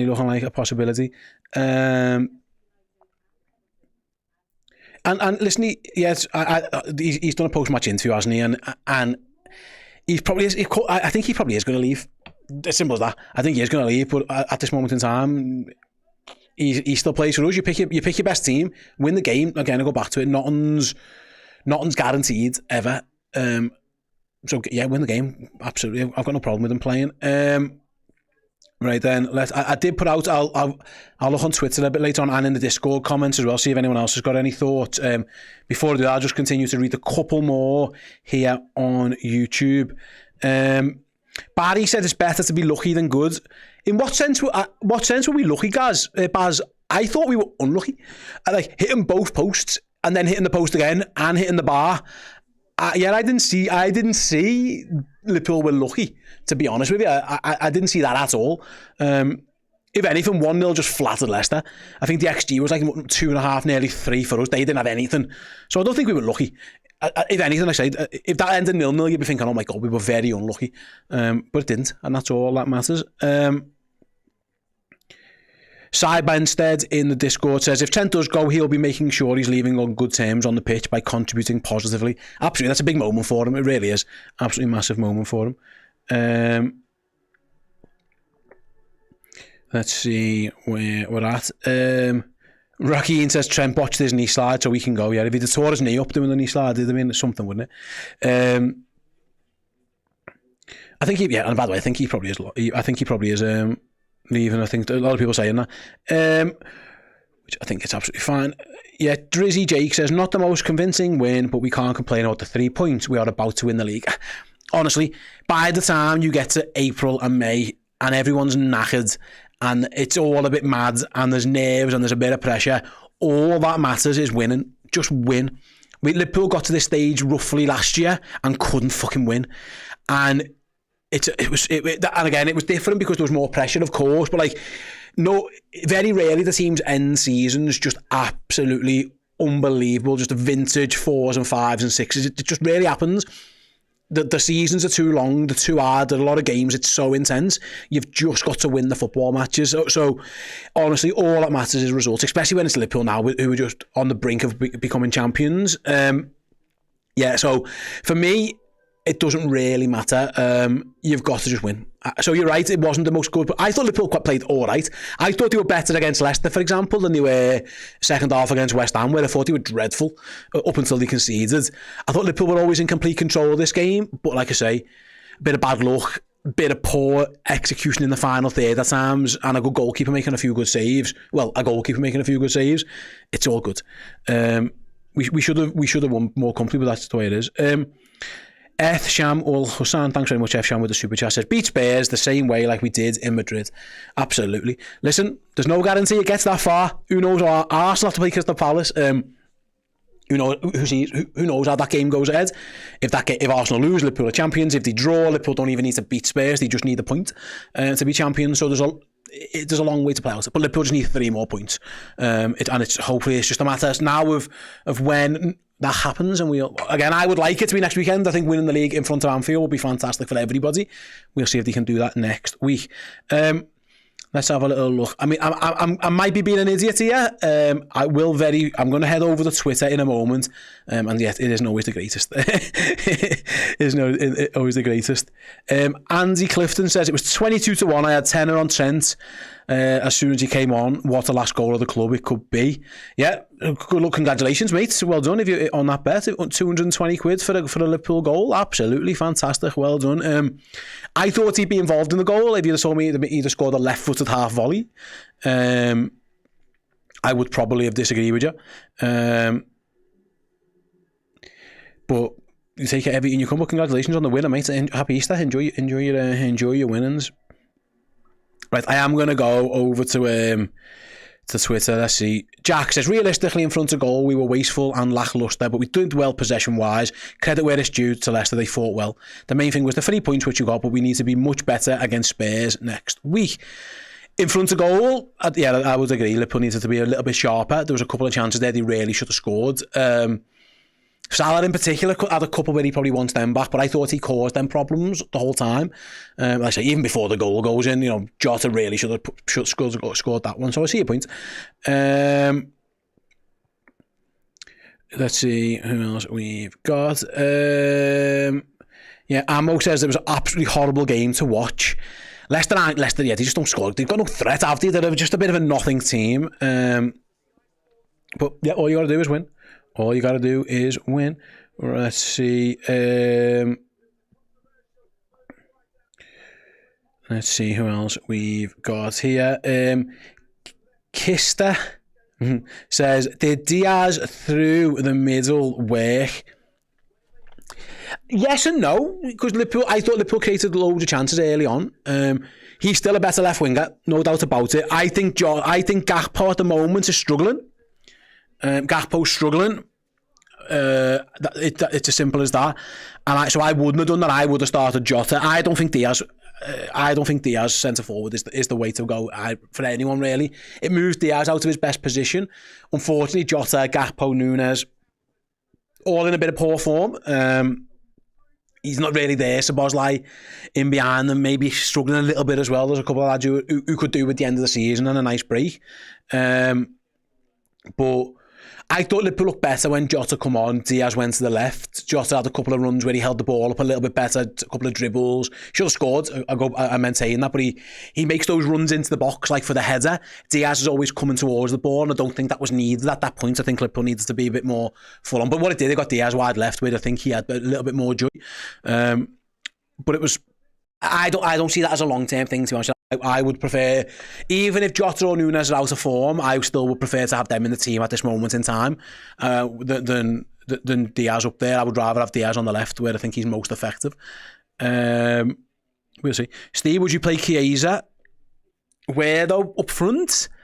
I mean, it couldn't be much worse. so perhaps it's just the manager doesn't fancy him. Liverpool had 20 players in the squad today, and he wasn't one of them. I think that says all you need to know. SJ Macher says, lad, I just got in from work. What did Trent say about the contract? Absolutely nothing. He just said he's not going to talk about it, basically. He went, I'm not going to talk about my situation. It looks like he's going to leave without saying it, but that's all it was. He just refused to talk about it. He said, I'm not going to talk about it. Jonesy lad says, Lavia and Casado giving Ensoro a guard of honour. What's that mean? Is that Endo? So I don't, yeah, but either way, yeah, it looks like that will happen as well at Stamford Bridge. Right, let's see who we've got in the chat as well. Oh yeah, Endo, yeah, you're clarifying, he means Endo. Fair enough, I get you, mate. Mr. Rosam, I hope to see the actual slot football next season. How do you know what it is? I don't know what that is. He's Liverpool, I think we are seeing a bit of that, to be honest with you. Right at the end, when Liverpool had the ball, under Jurgen Klopp, I can guarantee in that last minute someone would have tried to score a goal. Liverpool went back, round, goalie, kick long, end the game. I do think we are seeing little bits of it as well. So yeah, I don't know. But listen, who cares? If this is the type of slot ball and we're winning leagues, then I'll take that all day long. Rimo OMG says, Steve, would there be a bank holiday or the pod's on Tuesday? Who is on? No, I think we're going to do everything tomorrow, pal. We're going to crack on as we are tomorrow because we're going on the live shows over in Ireland later in the week. So no, we're going to go with a normal schedule this week. We'll actually think about it as well. I'm pretty sure on Wednesday night I won't be here because again I'll be over in Dublin, but I think we're going to have Dan and Errol doing a little bit of a watch-along style thing for the Arsenal game just in case. They need to be live just in case something happens there, so keep an eye out on that this week as well. And again, even if whatever happens in that result, we need to know for whatever happens for Liverpool at the weekend, so I think that's something that's going to happen. Playful Cat, I hate the way we struggle to win against the bottom teams like Southampton and today. I didn't think we struggled against Southampton. Our way we kind of did. Mate, it's footy. So honestly, it's the Premier League. It doesn't really matter. Just win. As long as you win, that's all that matters. It's fine. It's just a difference. It's just different, but winning's boss. Honestly, it's so good winning games. This idea that you have to be unbelievable all the time isn't true. Just win and win and win. And every other team has had points that they really shouldn't have dropped. You know, everybody has had games where you look back, you know, Arsenal getting beat by West Ham at home and West Ham are 17th and they're quite lucky at this moment in time that other teams are crap. You know, teams lose, teams drop points all the time. I just think if you play poorly and win, it doesn't matter. And I don't even think Liverpool were that poor today, to be honest with you. Let's see. Go back over to Twitter. Aaron just says, one more win. Yeah, or 3 more draws. It's worth mentioning. By the way, Arsenal have to be pretty much perfect from this point on as well. It's worth mentioning that. But yeah, you're right. Christopher with the super chat. Thanks very much, Christopher Mancini. $14 Australian super chat says, Oi, I'm not sure if you've heard, we're going to win the league. I appreciate the channel. It's crazy how much you guys have grown. You'll never walk alone. Much love from down under. Thanks very much, Chris. You're the best. Much appreciated. And yes, we are going to win the league. And Liverpool are top of the said league as well. Let's see what else we've got going. Mr. D says, why can't we do it with vigour instead of needing what feels like a miracle every week? It's annoying. It's not. It's fine. I also don't understand why Curtis or Endo didn't come on earlier. I don't think he needed Endo. Why is Endo coming on? Liverpool needed the goal. I would have... Listen, I'll be honest, I was surprised that it was Elliott first over Curtis Jones, if I'm honest. I'm happy for it. I think, when you're chasing a goal, Elliott's got one in him. And he had a couple of little bright moments. I was surprised that Elliott come on before Curtis.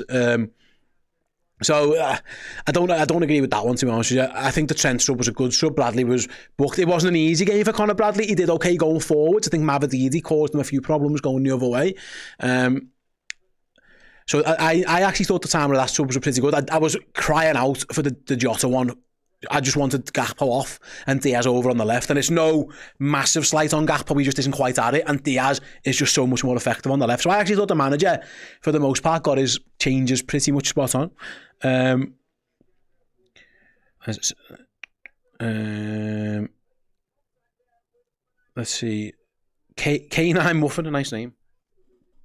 Trent kills me. There's nothing I wouldn't do to keep him, but of course he's leaving. He has to do shite like that today, and he ripped his top off as well. Listen, until he goes, Trent cares. Trent wants to be a Premier League champion again. He wants, if he's going to leave, which again we think he is, he wants to leave with 2 Premier League titles, one that he can celebrate with an open top bus parade in his city.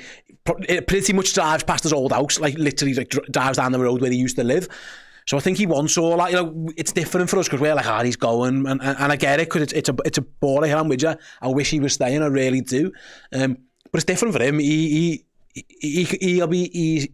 It will be easier for him to just compartmentalize it and just put it into the right places. So I think that's all it is, to be honest with you. And he is great. Liverpool are going to miss him. It is worth mentioning. I like Conor Bradley. I think he's fantastic, but he's not Trent Alexander-Arnold in terms of goals, contributions, in terms, assisting and goals. It's just different type of play. Liverpool will miss him. That is something that Arne Slot's going to have to get used to next year, and the players are going to have to get used to. It will be a lot different when he's not here, if indeed that is the case. It's a crap situation. They're going to have to sort themselves out. But that's the one we're heading towards. Just got to enjoy him while he's here, unfortunately. Liverpool are going to miss him. Frank on Twitter says, who's slagging off Trent now? His quality is going to be missed. We have nobody with his passing ability, and maybe that's one of the reasons we looked a bit slow. Trent can play that ball 60 yards. When he's not there, it takes Liverpool 4 or 5 passes to get it there. He's a great player, 5 stars. I disagree with the second part because Liverpool actually went long a lot today and it worked. Van Dijk in particular was pinging that ball around. I think what you miss is the ball that isn't on, that you just don't see, that he sees. Van Dijk finds that diagonal pretty much all the time. That is there. Trent has that eye for a pass that you don't really see as much of. Conor Bradley played a really good one, to be fair to him, into Cody Gakpo, where I thought that was a good pass, but that was more short stuff. Conor Bradley would rather run with the ball than pass it. They're just different types of players. But of course, Liverpool miss Trent. And in terms of who's slagging him off, listen, mate, people are entitled to be upset with a player leaving for nothing. I think it's fair enough. I think it's understandable. Let's see, we have here then. Gakpo is so one-dimensional now. It says, is that Guita? Sorry, I got your name wrong. He always cuts it inside. Second half, he tried a couple of times to go down the byline. The Cody Gakpo that we saw up until around the injury is night and day to this one. This one isn't right. Whether he's carrying something, whether it just isn't clicking for him, whether... I don't know what it is, to be honest with you. Maybe... honestly, I don't have the answer for that. But yeah, you're right. He's looking rather ineffective. He just keeps making poorish decisions. But listen, again, on another day, he nearly has an assist. He has a diving header, which is quite, on target. So it wasn't like he was shite. Nobody was like absolute crap. I'm going to be doing the player ranking show later, and I think there's just going to be lots of sounds in the middle, really. Everyone was just like kind of level. But Liverpool are better with Diaz in the team right now. I would like Arne Slot next week to pick a striker and put Diaz on the left, if I'm honest. Whether that be Nunes, Jota, Chiesa, do what he wants. It would probably be Jota, but yeah, Gakpo is having a little bit of a... It's been tough for him since that injury. He just, Baldwin says there's no sharpness. Exactly. He's lost that little bit of... I don't know if this is the right terminology, but like that little bit of edge, that little bit of oomph, that little bit of dog in him. I don't know, it's gone away from his game a little bit, that needle. Just that extra little bit of sharpness. He has lost that, I think that's fair to say. We don't know how bad the injury was, what it's taken to get to him. But he hasn't been good for a while, and Diaz has. And that's why I'm going back to it. Yeah, there's a lot of people talking about Trent's post-match interview. We did see it. He didn't really give away much. Russell says it wasn't about the performance today, it was just about 3 points. Would completely agree with you, pal. I would completely agree with you for that one. Scott says there's been a lot of hate for Trent in our Discord chat, and I've said some of it too, but he can leave with his head held high. Listen, he is a footballer, and as much as we hate to say it, you are entitled to run your contract down and leave. You are. It's crap, and I don't like it, and you'll get criticism for it, but it is an option that was available to him. But now what's happened is he coming back from his injury, I thought he was excellent before his injury, by the way. I thought Liverpool might have won that PSG game had Alexander-Arnold stayed on the pitch. But he's had a big moment there that's going to help Liverpool win the Premier League, a decisive moment, and one that he'll never forget. So it goes a bit of both. I think we're all upset with him, and I think that's fair to say, because you feel let down. But yeah, you are right. He'll feel like he's got the ability, and he's well within his rights to make that decision, and he's had a big moment there, and he celebrated it with the fans and stuff. So it's a difficult situation. But it's one I think we'll cross that bridge when we are confirmed champions, and that's all in the rearview mirror. Let's see where we've got. Mark says Trent is staying. Watch this space. I would be surprised, Mark, but you listen. Never say never. Never say never. Yeah, Trent has relegated Leicester twice now. That is true. He has. He has done that twice. You're not wrong. Was it the free kick once? Yeah, and then today, he has. He's absolutely done that. He likes that ground, doesn't he? He likes playing against Leicester. Suk Bia, apologies, I got your name wrong, mate. Second, apologies for butchering your name. Says, why don't all of our players ever seem to be around the area of the penalty spot when we attack? So many balls dropped there today, and no Liverpool players were around. It goes back for me, mate. There is just no natural striker in the team at the minute. That's something Jota is usually good at. Right place, right time. The ball just doesn't... It's not by luck that it falls to him. But you are right, there was a couple of times where Diaz isn't a centre-forward, so it's hard for him to be those runs. Like there was one when he went near post, and Gakpo was desperate to pull it back to him, and he wasn't there, and it's that kind of thing. I think it is that lack of a number 9 is where we're at right now. And that is something like, again, we hope Liverpool will address in the summer. Cam the man forever says, was there any reason for Curtis going straight down the tunnel? I didn't see it, mate. To be honest with you, he's probably pissed off they didn't play. I don't know. I didn't see that. I don't know. So I apologise. I don't know the answer to that one.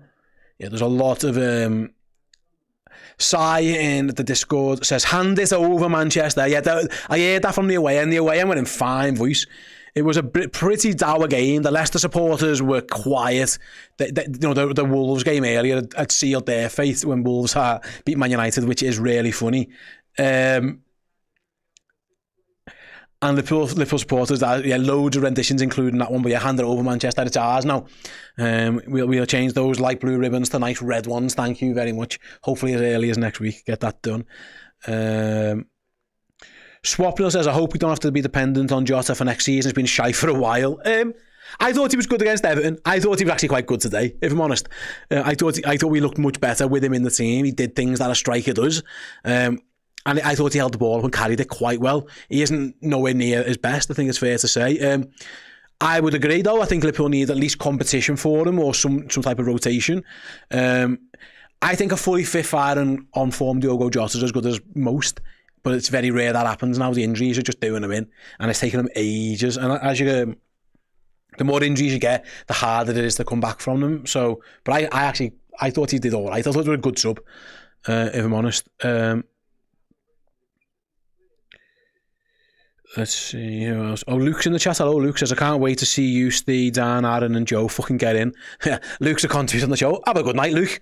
Luke was on the coach down, wasn't you, pal? So enjoy your beers on the way back, pal. All the best to you. We can't wait to see you too, mate. Get home safe. Let's see. Oh, right, okay. A lot of people, again, below there talking about Alexander. There's a lot of talk about Trent. Yeah. Makoda says, just to change topic, says Man United are 2 points off 17th. Any other year, they're in a relegation, but they are shit. They are crap. They are absolutely crap. Liam says, I'm glad Arsenal won. Winning the league at Anfield will be the best moment of my life. Don't count your chickens just yet, Liam. There's a chance it happens on Wednesday without us even playing. I wanted us to do it today just because I don't want that to happen. But yeah, Liverpool, listen, they're going to have to play better. Liverpool aren't in great form, and Tottenham have shown this little bit of resiliency recently, which is very unlike Tottenham, especially in Europe. But again, they will be focusing on Europe, so that is something to keep an eye on as well, I suppose. But yeah, the chance that Liverpool supporters will go into next weekend either confirmed as Premier League champions or knowing their team have the chance to finish that game as Premier League champions. These are the stuff we've been dreaming of. Obviously, we waited so long for the Premier League title, and we'd won it before the COVID lockdowns all hit. It was already done and dusted. We just didn't get the chance to properly celebrate it. So, people of my generation, we've been waiting 30 odd years. We haven't seen this really. When Liverpool last won the league, I was a baby, and look at me now, I'm a big middle-aged fat bald man. It's been a long time in terms of winning the league with fans. So it's going to be magnificent, you're right, mate, and everyone who goes to Anfield will be blessed the chance that they can do that. So fantastic. I hope you have a good time there. Drunk Delilah Brewer, he says, we need to find our high press and pace back. We can't win the league next year like this. I mean, cross the bridge, mate. Jesus Christ, calm down. You know how you can win the league like this? By just doing what he did. If Liverpool come out the blocks firing again on all cylinders and get themselves into a lead where they're miles clear of everybody else, yeah, of course they can. That's why Liverpool are going to win this league, because the start they had to it. Everyone else talks about other teams dropped off and faded away, and to an extent that's right, they did. But Liverpool just put the foot to the metal and just went go bang, bang, bang, bang, bang. They had the slip up against Forest, and other than that, it was just almost perfection for ages. So it's different. There are different ways. I think to win the Premier League, the best way to do it for us is to get out in front and just try and get as big a gap as you can, and hope that no one claws you back. We're not great when we have to get into close title races. That hasn't really gone our way for a long time. So I see your point, but honestly, we cross that bridge when we get to it. It's fine. Celebrate this one before we worry about the next one. We don't even know who is and isn't going to be playing for us. Chris Stockton says, can we chat about McAllister? He is quietly world class. What a player, what a guy. I would happily see him take over the vice captaincy. He's a serial winner. I know Sky gave him the man of the match today, didn't he? Which, yeah, I thought he was good. He's a good player. He's a winner. He does whatever the team need him to. He can attack, he can defend, he gets stuck in, he uses the ball well. I thought man of the match was a tough one today. But yeah, listen, already in his young career, he's won the biggest trophy there is to win. He's about to be a Premier League champion as well. Obviously, he moved to Liverpool to win stuff, and he's going to have won two trophies in 2 years, which isn't a bad start, and there's plenty more to come for him. Yeah, he's great. I think he's a top player. Jerome says, Maka was not my man of the match. I had to give it to Timikas. Costas had a good game at left back, actually. Yeah, and he played the whole 90 minutes as well, didn't he? So yeah, I would have to give it to Trent for just winning the game, to be honest with you, but maybe I'm just a little bit simplistic with how we're looking at these things. Right then, a couple more comments to go, and then I will head over to the board for the player rankings show. Spunky, beautiful name, says, open top bus will be amazing. Yeah, it will. Can't wait for that one. What a party Liverpool are going to have for that all weekend. Let's see who we've got here. Big up Trent, says Keegan. Let's see who we've got else in the chat. And I'm just looking back through the Discord, actually, because there's a lot of Unichronic just says, thank God we won. We made a real meal of that one. It wasn't pretty, was it? It really wasn't pretty. Can I just say, and I know, listen, I've been on the Leicester fan TV a couple of times. I've got mates who support Leicester. Well, acquaintances rather than friends. See you later. Get out the league. I don't like Leicester. There, I said it. If you can relegate them again, I'm all for it. See you later. All the best. Go down with a mank manager. Should have kept the Scouse fella. Well, Liverpool connected. He's not Scouse. Liverpool connected fella. You might have had a better chance. You went and got him rude and Bill Bowie Baggins. I'm gonna leave this section with your comment, pal. Says, enjoy your Sunday Reds. We win the league on the next one. Absolutely, Bill. Right then, I'm gonna make my way over to the board for the player ratings part of the show. And so I'll head on over there right now. Let me put my microphone on. Do I carry this laptop over? Is that the setup?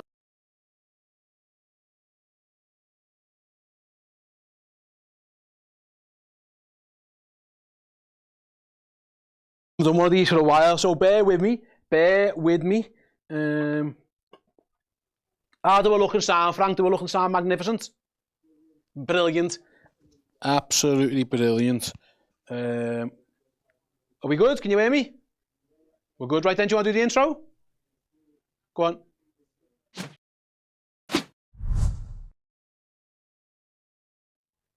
Hey everyone, it's Steve here at the board for the Redmen TV. This is the player rankings show. Yes, Liverpool beat Leicester City 1-0. Just one more win. Mo Salah did it at the end. One more win to go. In fact, Liverpool could even be Premier League champions by the time they next kick a ball if Arsenal don't beat Crystal Palace in midweek. For those who haven't seen the show, dead simple. We've got three categories. We've got Boss, we've got Sound, and we've got I Am Messing. We've rate all of the Liverpool players from today's game, put them into each category. Job is a good one. Let's start with Alisson. I'll be honest, right? This might not be the most exhilarating. I say this, stay around. I'll try my best to make it fun. I might dance or something. Most exhilarating player rankings show because not a lot happened.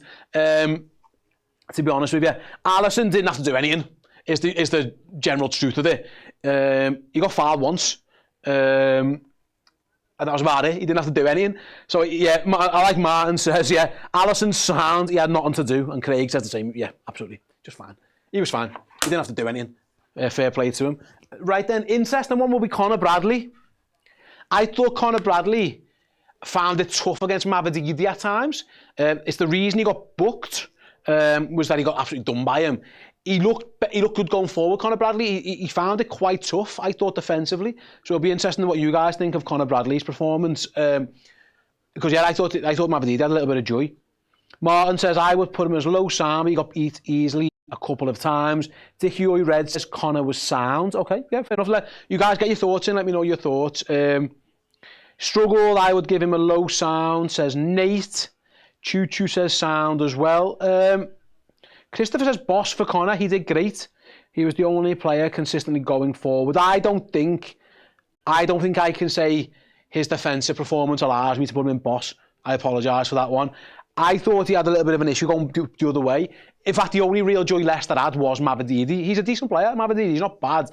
So I'm going to put Conor there. Just sound, but yeah, fine. But I thought he was all right. Sound. Hence, sound. Ibu. There were a couple of moments where he had a little bit of a stinker on the ball, including giving away a corner. And I think Daka gave him more problems than Vardy did towards the end. But for the most, he was sound. He was fine. Let's have a little look where we're at to again. Another sound from Choo Choo. Kanate was sound. Anthony said he was boss. Ibu was high boss, says Peaky Boy. Martin says, I would put him as low sound, a few lapses in concentration. I think there was like one or two times where he'd give the ball away, but I thought he was pretty good. I'd say he was I'm going to put him like higher end of sound. Listen, when your goalie doesn't have to do anything, your centre-halves have probably done something good. I thought he was pretty good. He nearly scored as well, Kanate, got a good header. Was it cleared off the line? Maybe Salah was going to tap it in. But I think he was all right. I thought he was pretty good. the captain. Let's talk about Virgil van Dijk. When you, just favour guys, just to make it easier for those of you who are watching live, when you write who you're talking about, can you just put the name first? Because the chat goes a bit mad and I've got no idea who you're on about. It's easier for me if you write the name. I do appreciate it. Like Anthony there says, Virgil was boss. There you go. That's exactly how you do it. Give me the name, give me the rating. If you want to tell me why, you're more than welcome to tell me why as well. Peaky Boy Van Dijk was high boss. High sound says Makoda. Rakeen says I would put Virg higher than Ibu. Yeah, listen, I don't think it was like the greatest of all time performance from Van Dijk. It didn't really need to be that. I thought his passing was brilliant. I'm going to put him like low boss. There. Which is exactly what Craig and basically Vader and Kitster all would have done. So we're all on the same boat there, which is fine. I think we're all in the same ballpark. Right, let's go to Kostas Tsimikas. Someone before on the previous show, for those who weren't with us for that one, said Kostas was their man of the match, which I thought he had a good game. I thought he played well. I thought he had a good over at left back. You know, most of the threat came from the other side. He defended pretty well, some good balls into the box. Nearly scored. Again, the goalkeeper made a really good save when he followed in that little, I don't know what you call it, the spinning ball that Diaz flicked around the corner. There was a bit of a mess. Kostas got into it. I thought he had a good game. I think that's as good a Liverpool left-back performance as we've seen for a few weeks, to be honest with you. Robbo's up and down a little bit. The Derby, he was good, but up and down, really.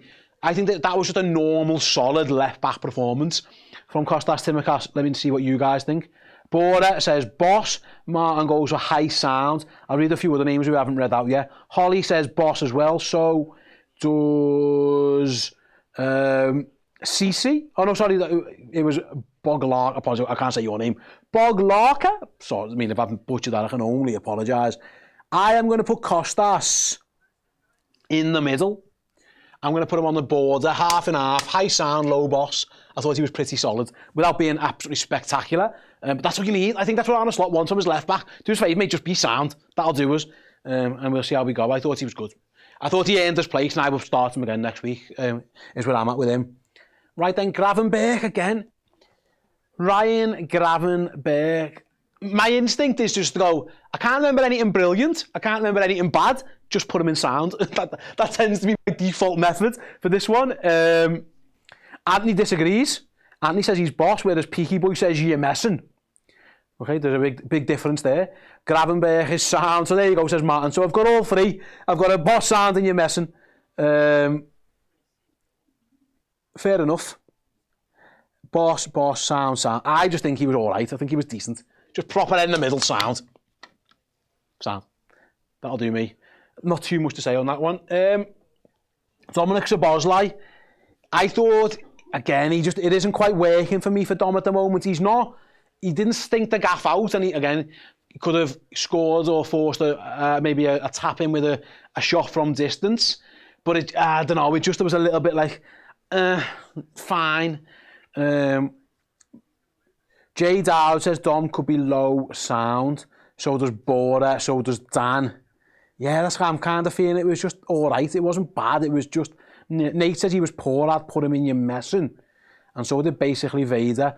I felt like he was allergic to the ball today. I don't think anyone was that... I don't think so. I think that's a bit low. I'm kind of going to put him like below Gravenberch, but still sound. He was just... it was like... That's like 6 out of 10. Fine. Okay. I'm going to go there. Again, Alexis McAllister was named man of the match by Sky Sports here in the UK, which might, I don't want to influence your decisions, but let's talk about Alexis McAllister. I think he was the best of the three midfielders, which means he's going to definitely be at least on the border, along with Kostas Tsimikas. I thought he was pretty good. Martin says McAllister, high sound, he was the best midfielder on the pitch. Peaky Boy, boss. Dickie Oy Red says Macher was boss. Boss as usual, says Nate. Loads of bosses as well. Basically Vader. Macher low boss. He was my man of the match. Yeah, I thought he was pretty good. I'm going to put him higher than Van Dijk, just in the boss section. Straddling the line, but just above it. I thought he was pretty good, to be honest with you. I thought he had a really solid game. Let's go to my attackers. I started with my right back, didn't I? So I'll go to my right winger. Mohamed Salah. I thought he started the game really well. So unlucky not to score. I hit fucking both posts and it pops out somehow. He had... I thought Thomas gave him about as good as he could get, but it was a very even battle over there. I thought Salah was pretty good without being, again, amazing. No goal or assist again. He'd be desperate for them. Where have they gone, Mo? I'm just going to say, like, sound is my guess, but you guys can sway me. Peaky Boy agrees, so does Dickie O Red. Salah was low boss, says Choo Choo. Salah was high sound, says Craig. Salah was sound, he wasted too many chances, says Bora. And then James says, Salah sound, but his high standards make it feel worse. I just thought he was sound. If someone said to me, if someone phoned me now and went, how did Salah play? I didn't watch the game, I'd go, yeah, he was sound. Therefore, Salah was sound. There we go, that was easy. Luis Diaz, he's so willing to do a job for the team, but he is not a striker. Like, it's just, he's better on the left. Again, did okay. Without being amazing. Diaz caused a little bit of chaos sometimes, but his best ability is his dribbling and his ability to beat men and get inside or go down the outside. He can't do that when he's playing centre forward. It just nullifies. That is the best thing about his game, is he gets the ball and he can go both ways with you, and he can stand you up and he can beat you, and he can be tenacious, and his running power getting back. When you put him up front, you basically negate all of those. They're his strengths. He isn't the most technically gifted football you can just give it into and roll it off, hold the ball up, running behind. That isn't his game. So I thought he did as best as he could, and he looked better, unsurprisingly, when he went out to the left. Neil says sound, so did Khalil. Neil and Khalil, there you go. I'm a poet, and I didn't even know that I was one. Christopher says Diaz high sound, he works so hard. Yeah, I think I'm going to put him a little bit there, like sound. Gakpo's next. I thought Cody Gakpo struggled, and if anyone's going to be in or around you messing, it might be Cody Gakpo. I'm not convinced it was going to be proper down here, like he was shite, but I don't think he's at his best. Martin says Gakpo low sound, some good things, but he also round down some blind alleys. Dara would go low sound, so would Dickie Oy Red, so would Neil. Okay, yeah, fair. I'll go along with that one. Cody was sound, he's not in form, low sound. You're messing, low sound. Listen, I don't want to put anyone, Liverpool won, and I'm in a good mood. I'm going to put him right on the border of you're messing. There you go, Cody, you can fit in there, be nice. He isn't himself. I don't know what it is, but he just, yeah, there's something not quite there with Cody since he's come back from this injury. He isn't quite where we need him to be. Right, then the subs bench, the manager, first of all, he went to Harvey Elliott and Trent Alexander-Arnold. I'll start with Harvey. Again, oh my God, I'm going to run out of sound room here, aren't I? I might have to move the line a little bit in a minute. I'm running out of sound. Because I thought Harvey Elliott, I thought sound. He had a good impact on the game, if I'm honest. I thought he played quite well. Bora says, yeah, Harvey was sound. He should straddle Boss and sound, says Jaden. Yeah, maybe a little bit higher. So I think that's fair enough. In terms of bench then, the manager brought... I'll put Jota on, actually. Jota was my first sub, wasn't he? I do apologise, I should have mentioned first. Again, another one. I'm just going to have to put him in sound, but wait, how am I going to do this? How am I going to do this? Right, bear with me, I'm going to do some DIY. For those listening on the podcast, I'm just making the sound bigger. I need more room. Right, get down all yous, get down a bit. There we go, down. DIY style, it was fast and but I got the job done. Sound section. I nearly broke the sound section, but we moved. There we go, sorted. And then he broke the set as I've done it as well. So yeah, Jota, I'm going to put him on the lower bottom in the sound, but no, actually I think that's harsh. Oh, I'm struggling. Get in there, Jota. Get in there. There we go. We're sound. Alexander-Arnold was next. Where are we, Trenty boy? Well, he scores the goal, he's in good shape, isn't he? Got his top off, he was happy with that, wasn't he? Wasn't he, Trent?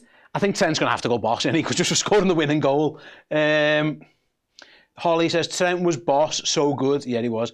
And he looked great with his top off, fair play to him. Trent goes there at least. Created a couple of issues, created a couple of chances, and scores the goal. Yeah, if that's his last major contribution for Liverpool, I don't know. But it was one that took them rather one step closer to the title. So fair play to him for that one. Have I got everyone else? Interesting on this before I pick him out of the match. Arne Slot. Oh God, where am I? Where are you? How wonky is that? Look now. You get me gist. I ran out of room. There was too many just average to sound players. Arne Slot, let me know your thoughts. I thought the 11. I didn't like Gakpo playing on the left and Diaz up front. You can't argue. He made subs and they changed the game. I know a lot of people in the comments were giving Jota a bit of stick. I thought Liverpool looked better when he came on. Whether that was a lot to do with him or a little bit more to do as well with the fact that Diaz moved over to the left. Listen, Liverpool created a shit ton of chances and didn't really concede any. So he's done his job. If the players don't put the ball in the back of the net, it's kind of not on him. I thought the subs were good. Getting Elliott over Jones, I said it on the previous show, so apologies. But that isn't the sub he usually makes. He tends to go for Curtis Jones first, always. It's always McAllister, Szoboszlai and Jones, and whichever one of those three doesn't start, the other one comes on first. So the fact he went to Harvey Elliott with Trent at the right time, I thought he did that well, and I thought the Jota sub was a good sub. So I'm going to put him there, like, again, unsurprising. And for the manager, it wasn't the best managerial performance of all time. I wasn't a massive fan of the decision to, I wouldn't have played Gakpo, and I'll be honest, I wouldn't have played Szoboszlai. And both of them kind of struggled a little bit. But listen, we're going to win the league. They won the game, didn't concede a goal. Job is a good one. Yeah, CL says, Slot, high sound, his subs worked. Martin says sound as well. 11 weren't at it, but the subs did his business. CC says Slot was boss. He was imploring the team to get forward more. Liam says, move Bradley up. He's our future. He was boss. He worked his backside off. I'm going to say backside. I just didn't see that, mate. I thought, okay, I'll move up a little bit. I didn't think he was that good. I thought defensively he was actually not great a couple of times. He's got this habit, and he'll get over it. He's young. He really rushes towards the ball, but it makes him easy to get beat a couple of times. So I don't think he was brilliant. I'm not saying Bradley was bad. Again, he was pretty good. They were all pretty good. I do have to name a man of the match. My options, according to this, are Virgil van Dijk, Alexis McAllister, and Trent Alexander-Arnold. I'm going to Virgil out. So's Virg. You got one last week. You're fine, I think. So back to Alexis or Alexander-Arnold. Let's see who we've got in the chat. I'm going to let you guys have a little go with this one. Kister says Maka. Bora says Trent. Maka for basically Vader. But then Rafa says Trent. Yeah, it's a 50-50 one at best, isn't it? Yeah,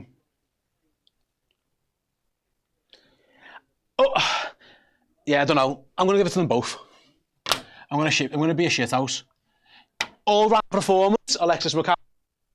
Goal that helps Liverpool go one win away from winning the Premier League title, Trent Alexander-Arnold. I think that's fair. And listen, I'm allowed to sit on the fence. It's allowed because, you know what? It sounds. Because we're going to win the league. And it's all good. Right then, thanks everyone for joining in on this part of the show. Thanks everyone who joined us for the entire watch-along. If you want even more stuff, do head over to Redmen Plus. Paul and Chris are over there now with the player ratings show as well. Loads to get you involved. In fact, what I'll do for you is, if you go to Redmen Plus now and sign up as a yearly captain subscriber, if you use the promo code WATCH, short for Watchalong, you'll get 50% off. Watch, W-A-T-C-H. That code, actually, we kind of stopped giving it away a few days ago, I think, but it's still active. I'll just let you know. So go and do it. Go and check it out. It'll get you a year's worth of content. So up until this day next year, when hopefully Liverpool have already won the Premier League for a second successive year, you'll have all that amazing content. Thanks very much for watching. You guys the best. See you on a bit.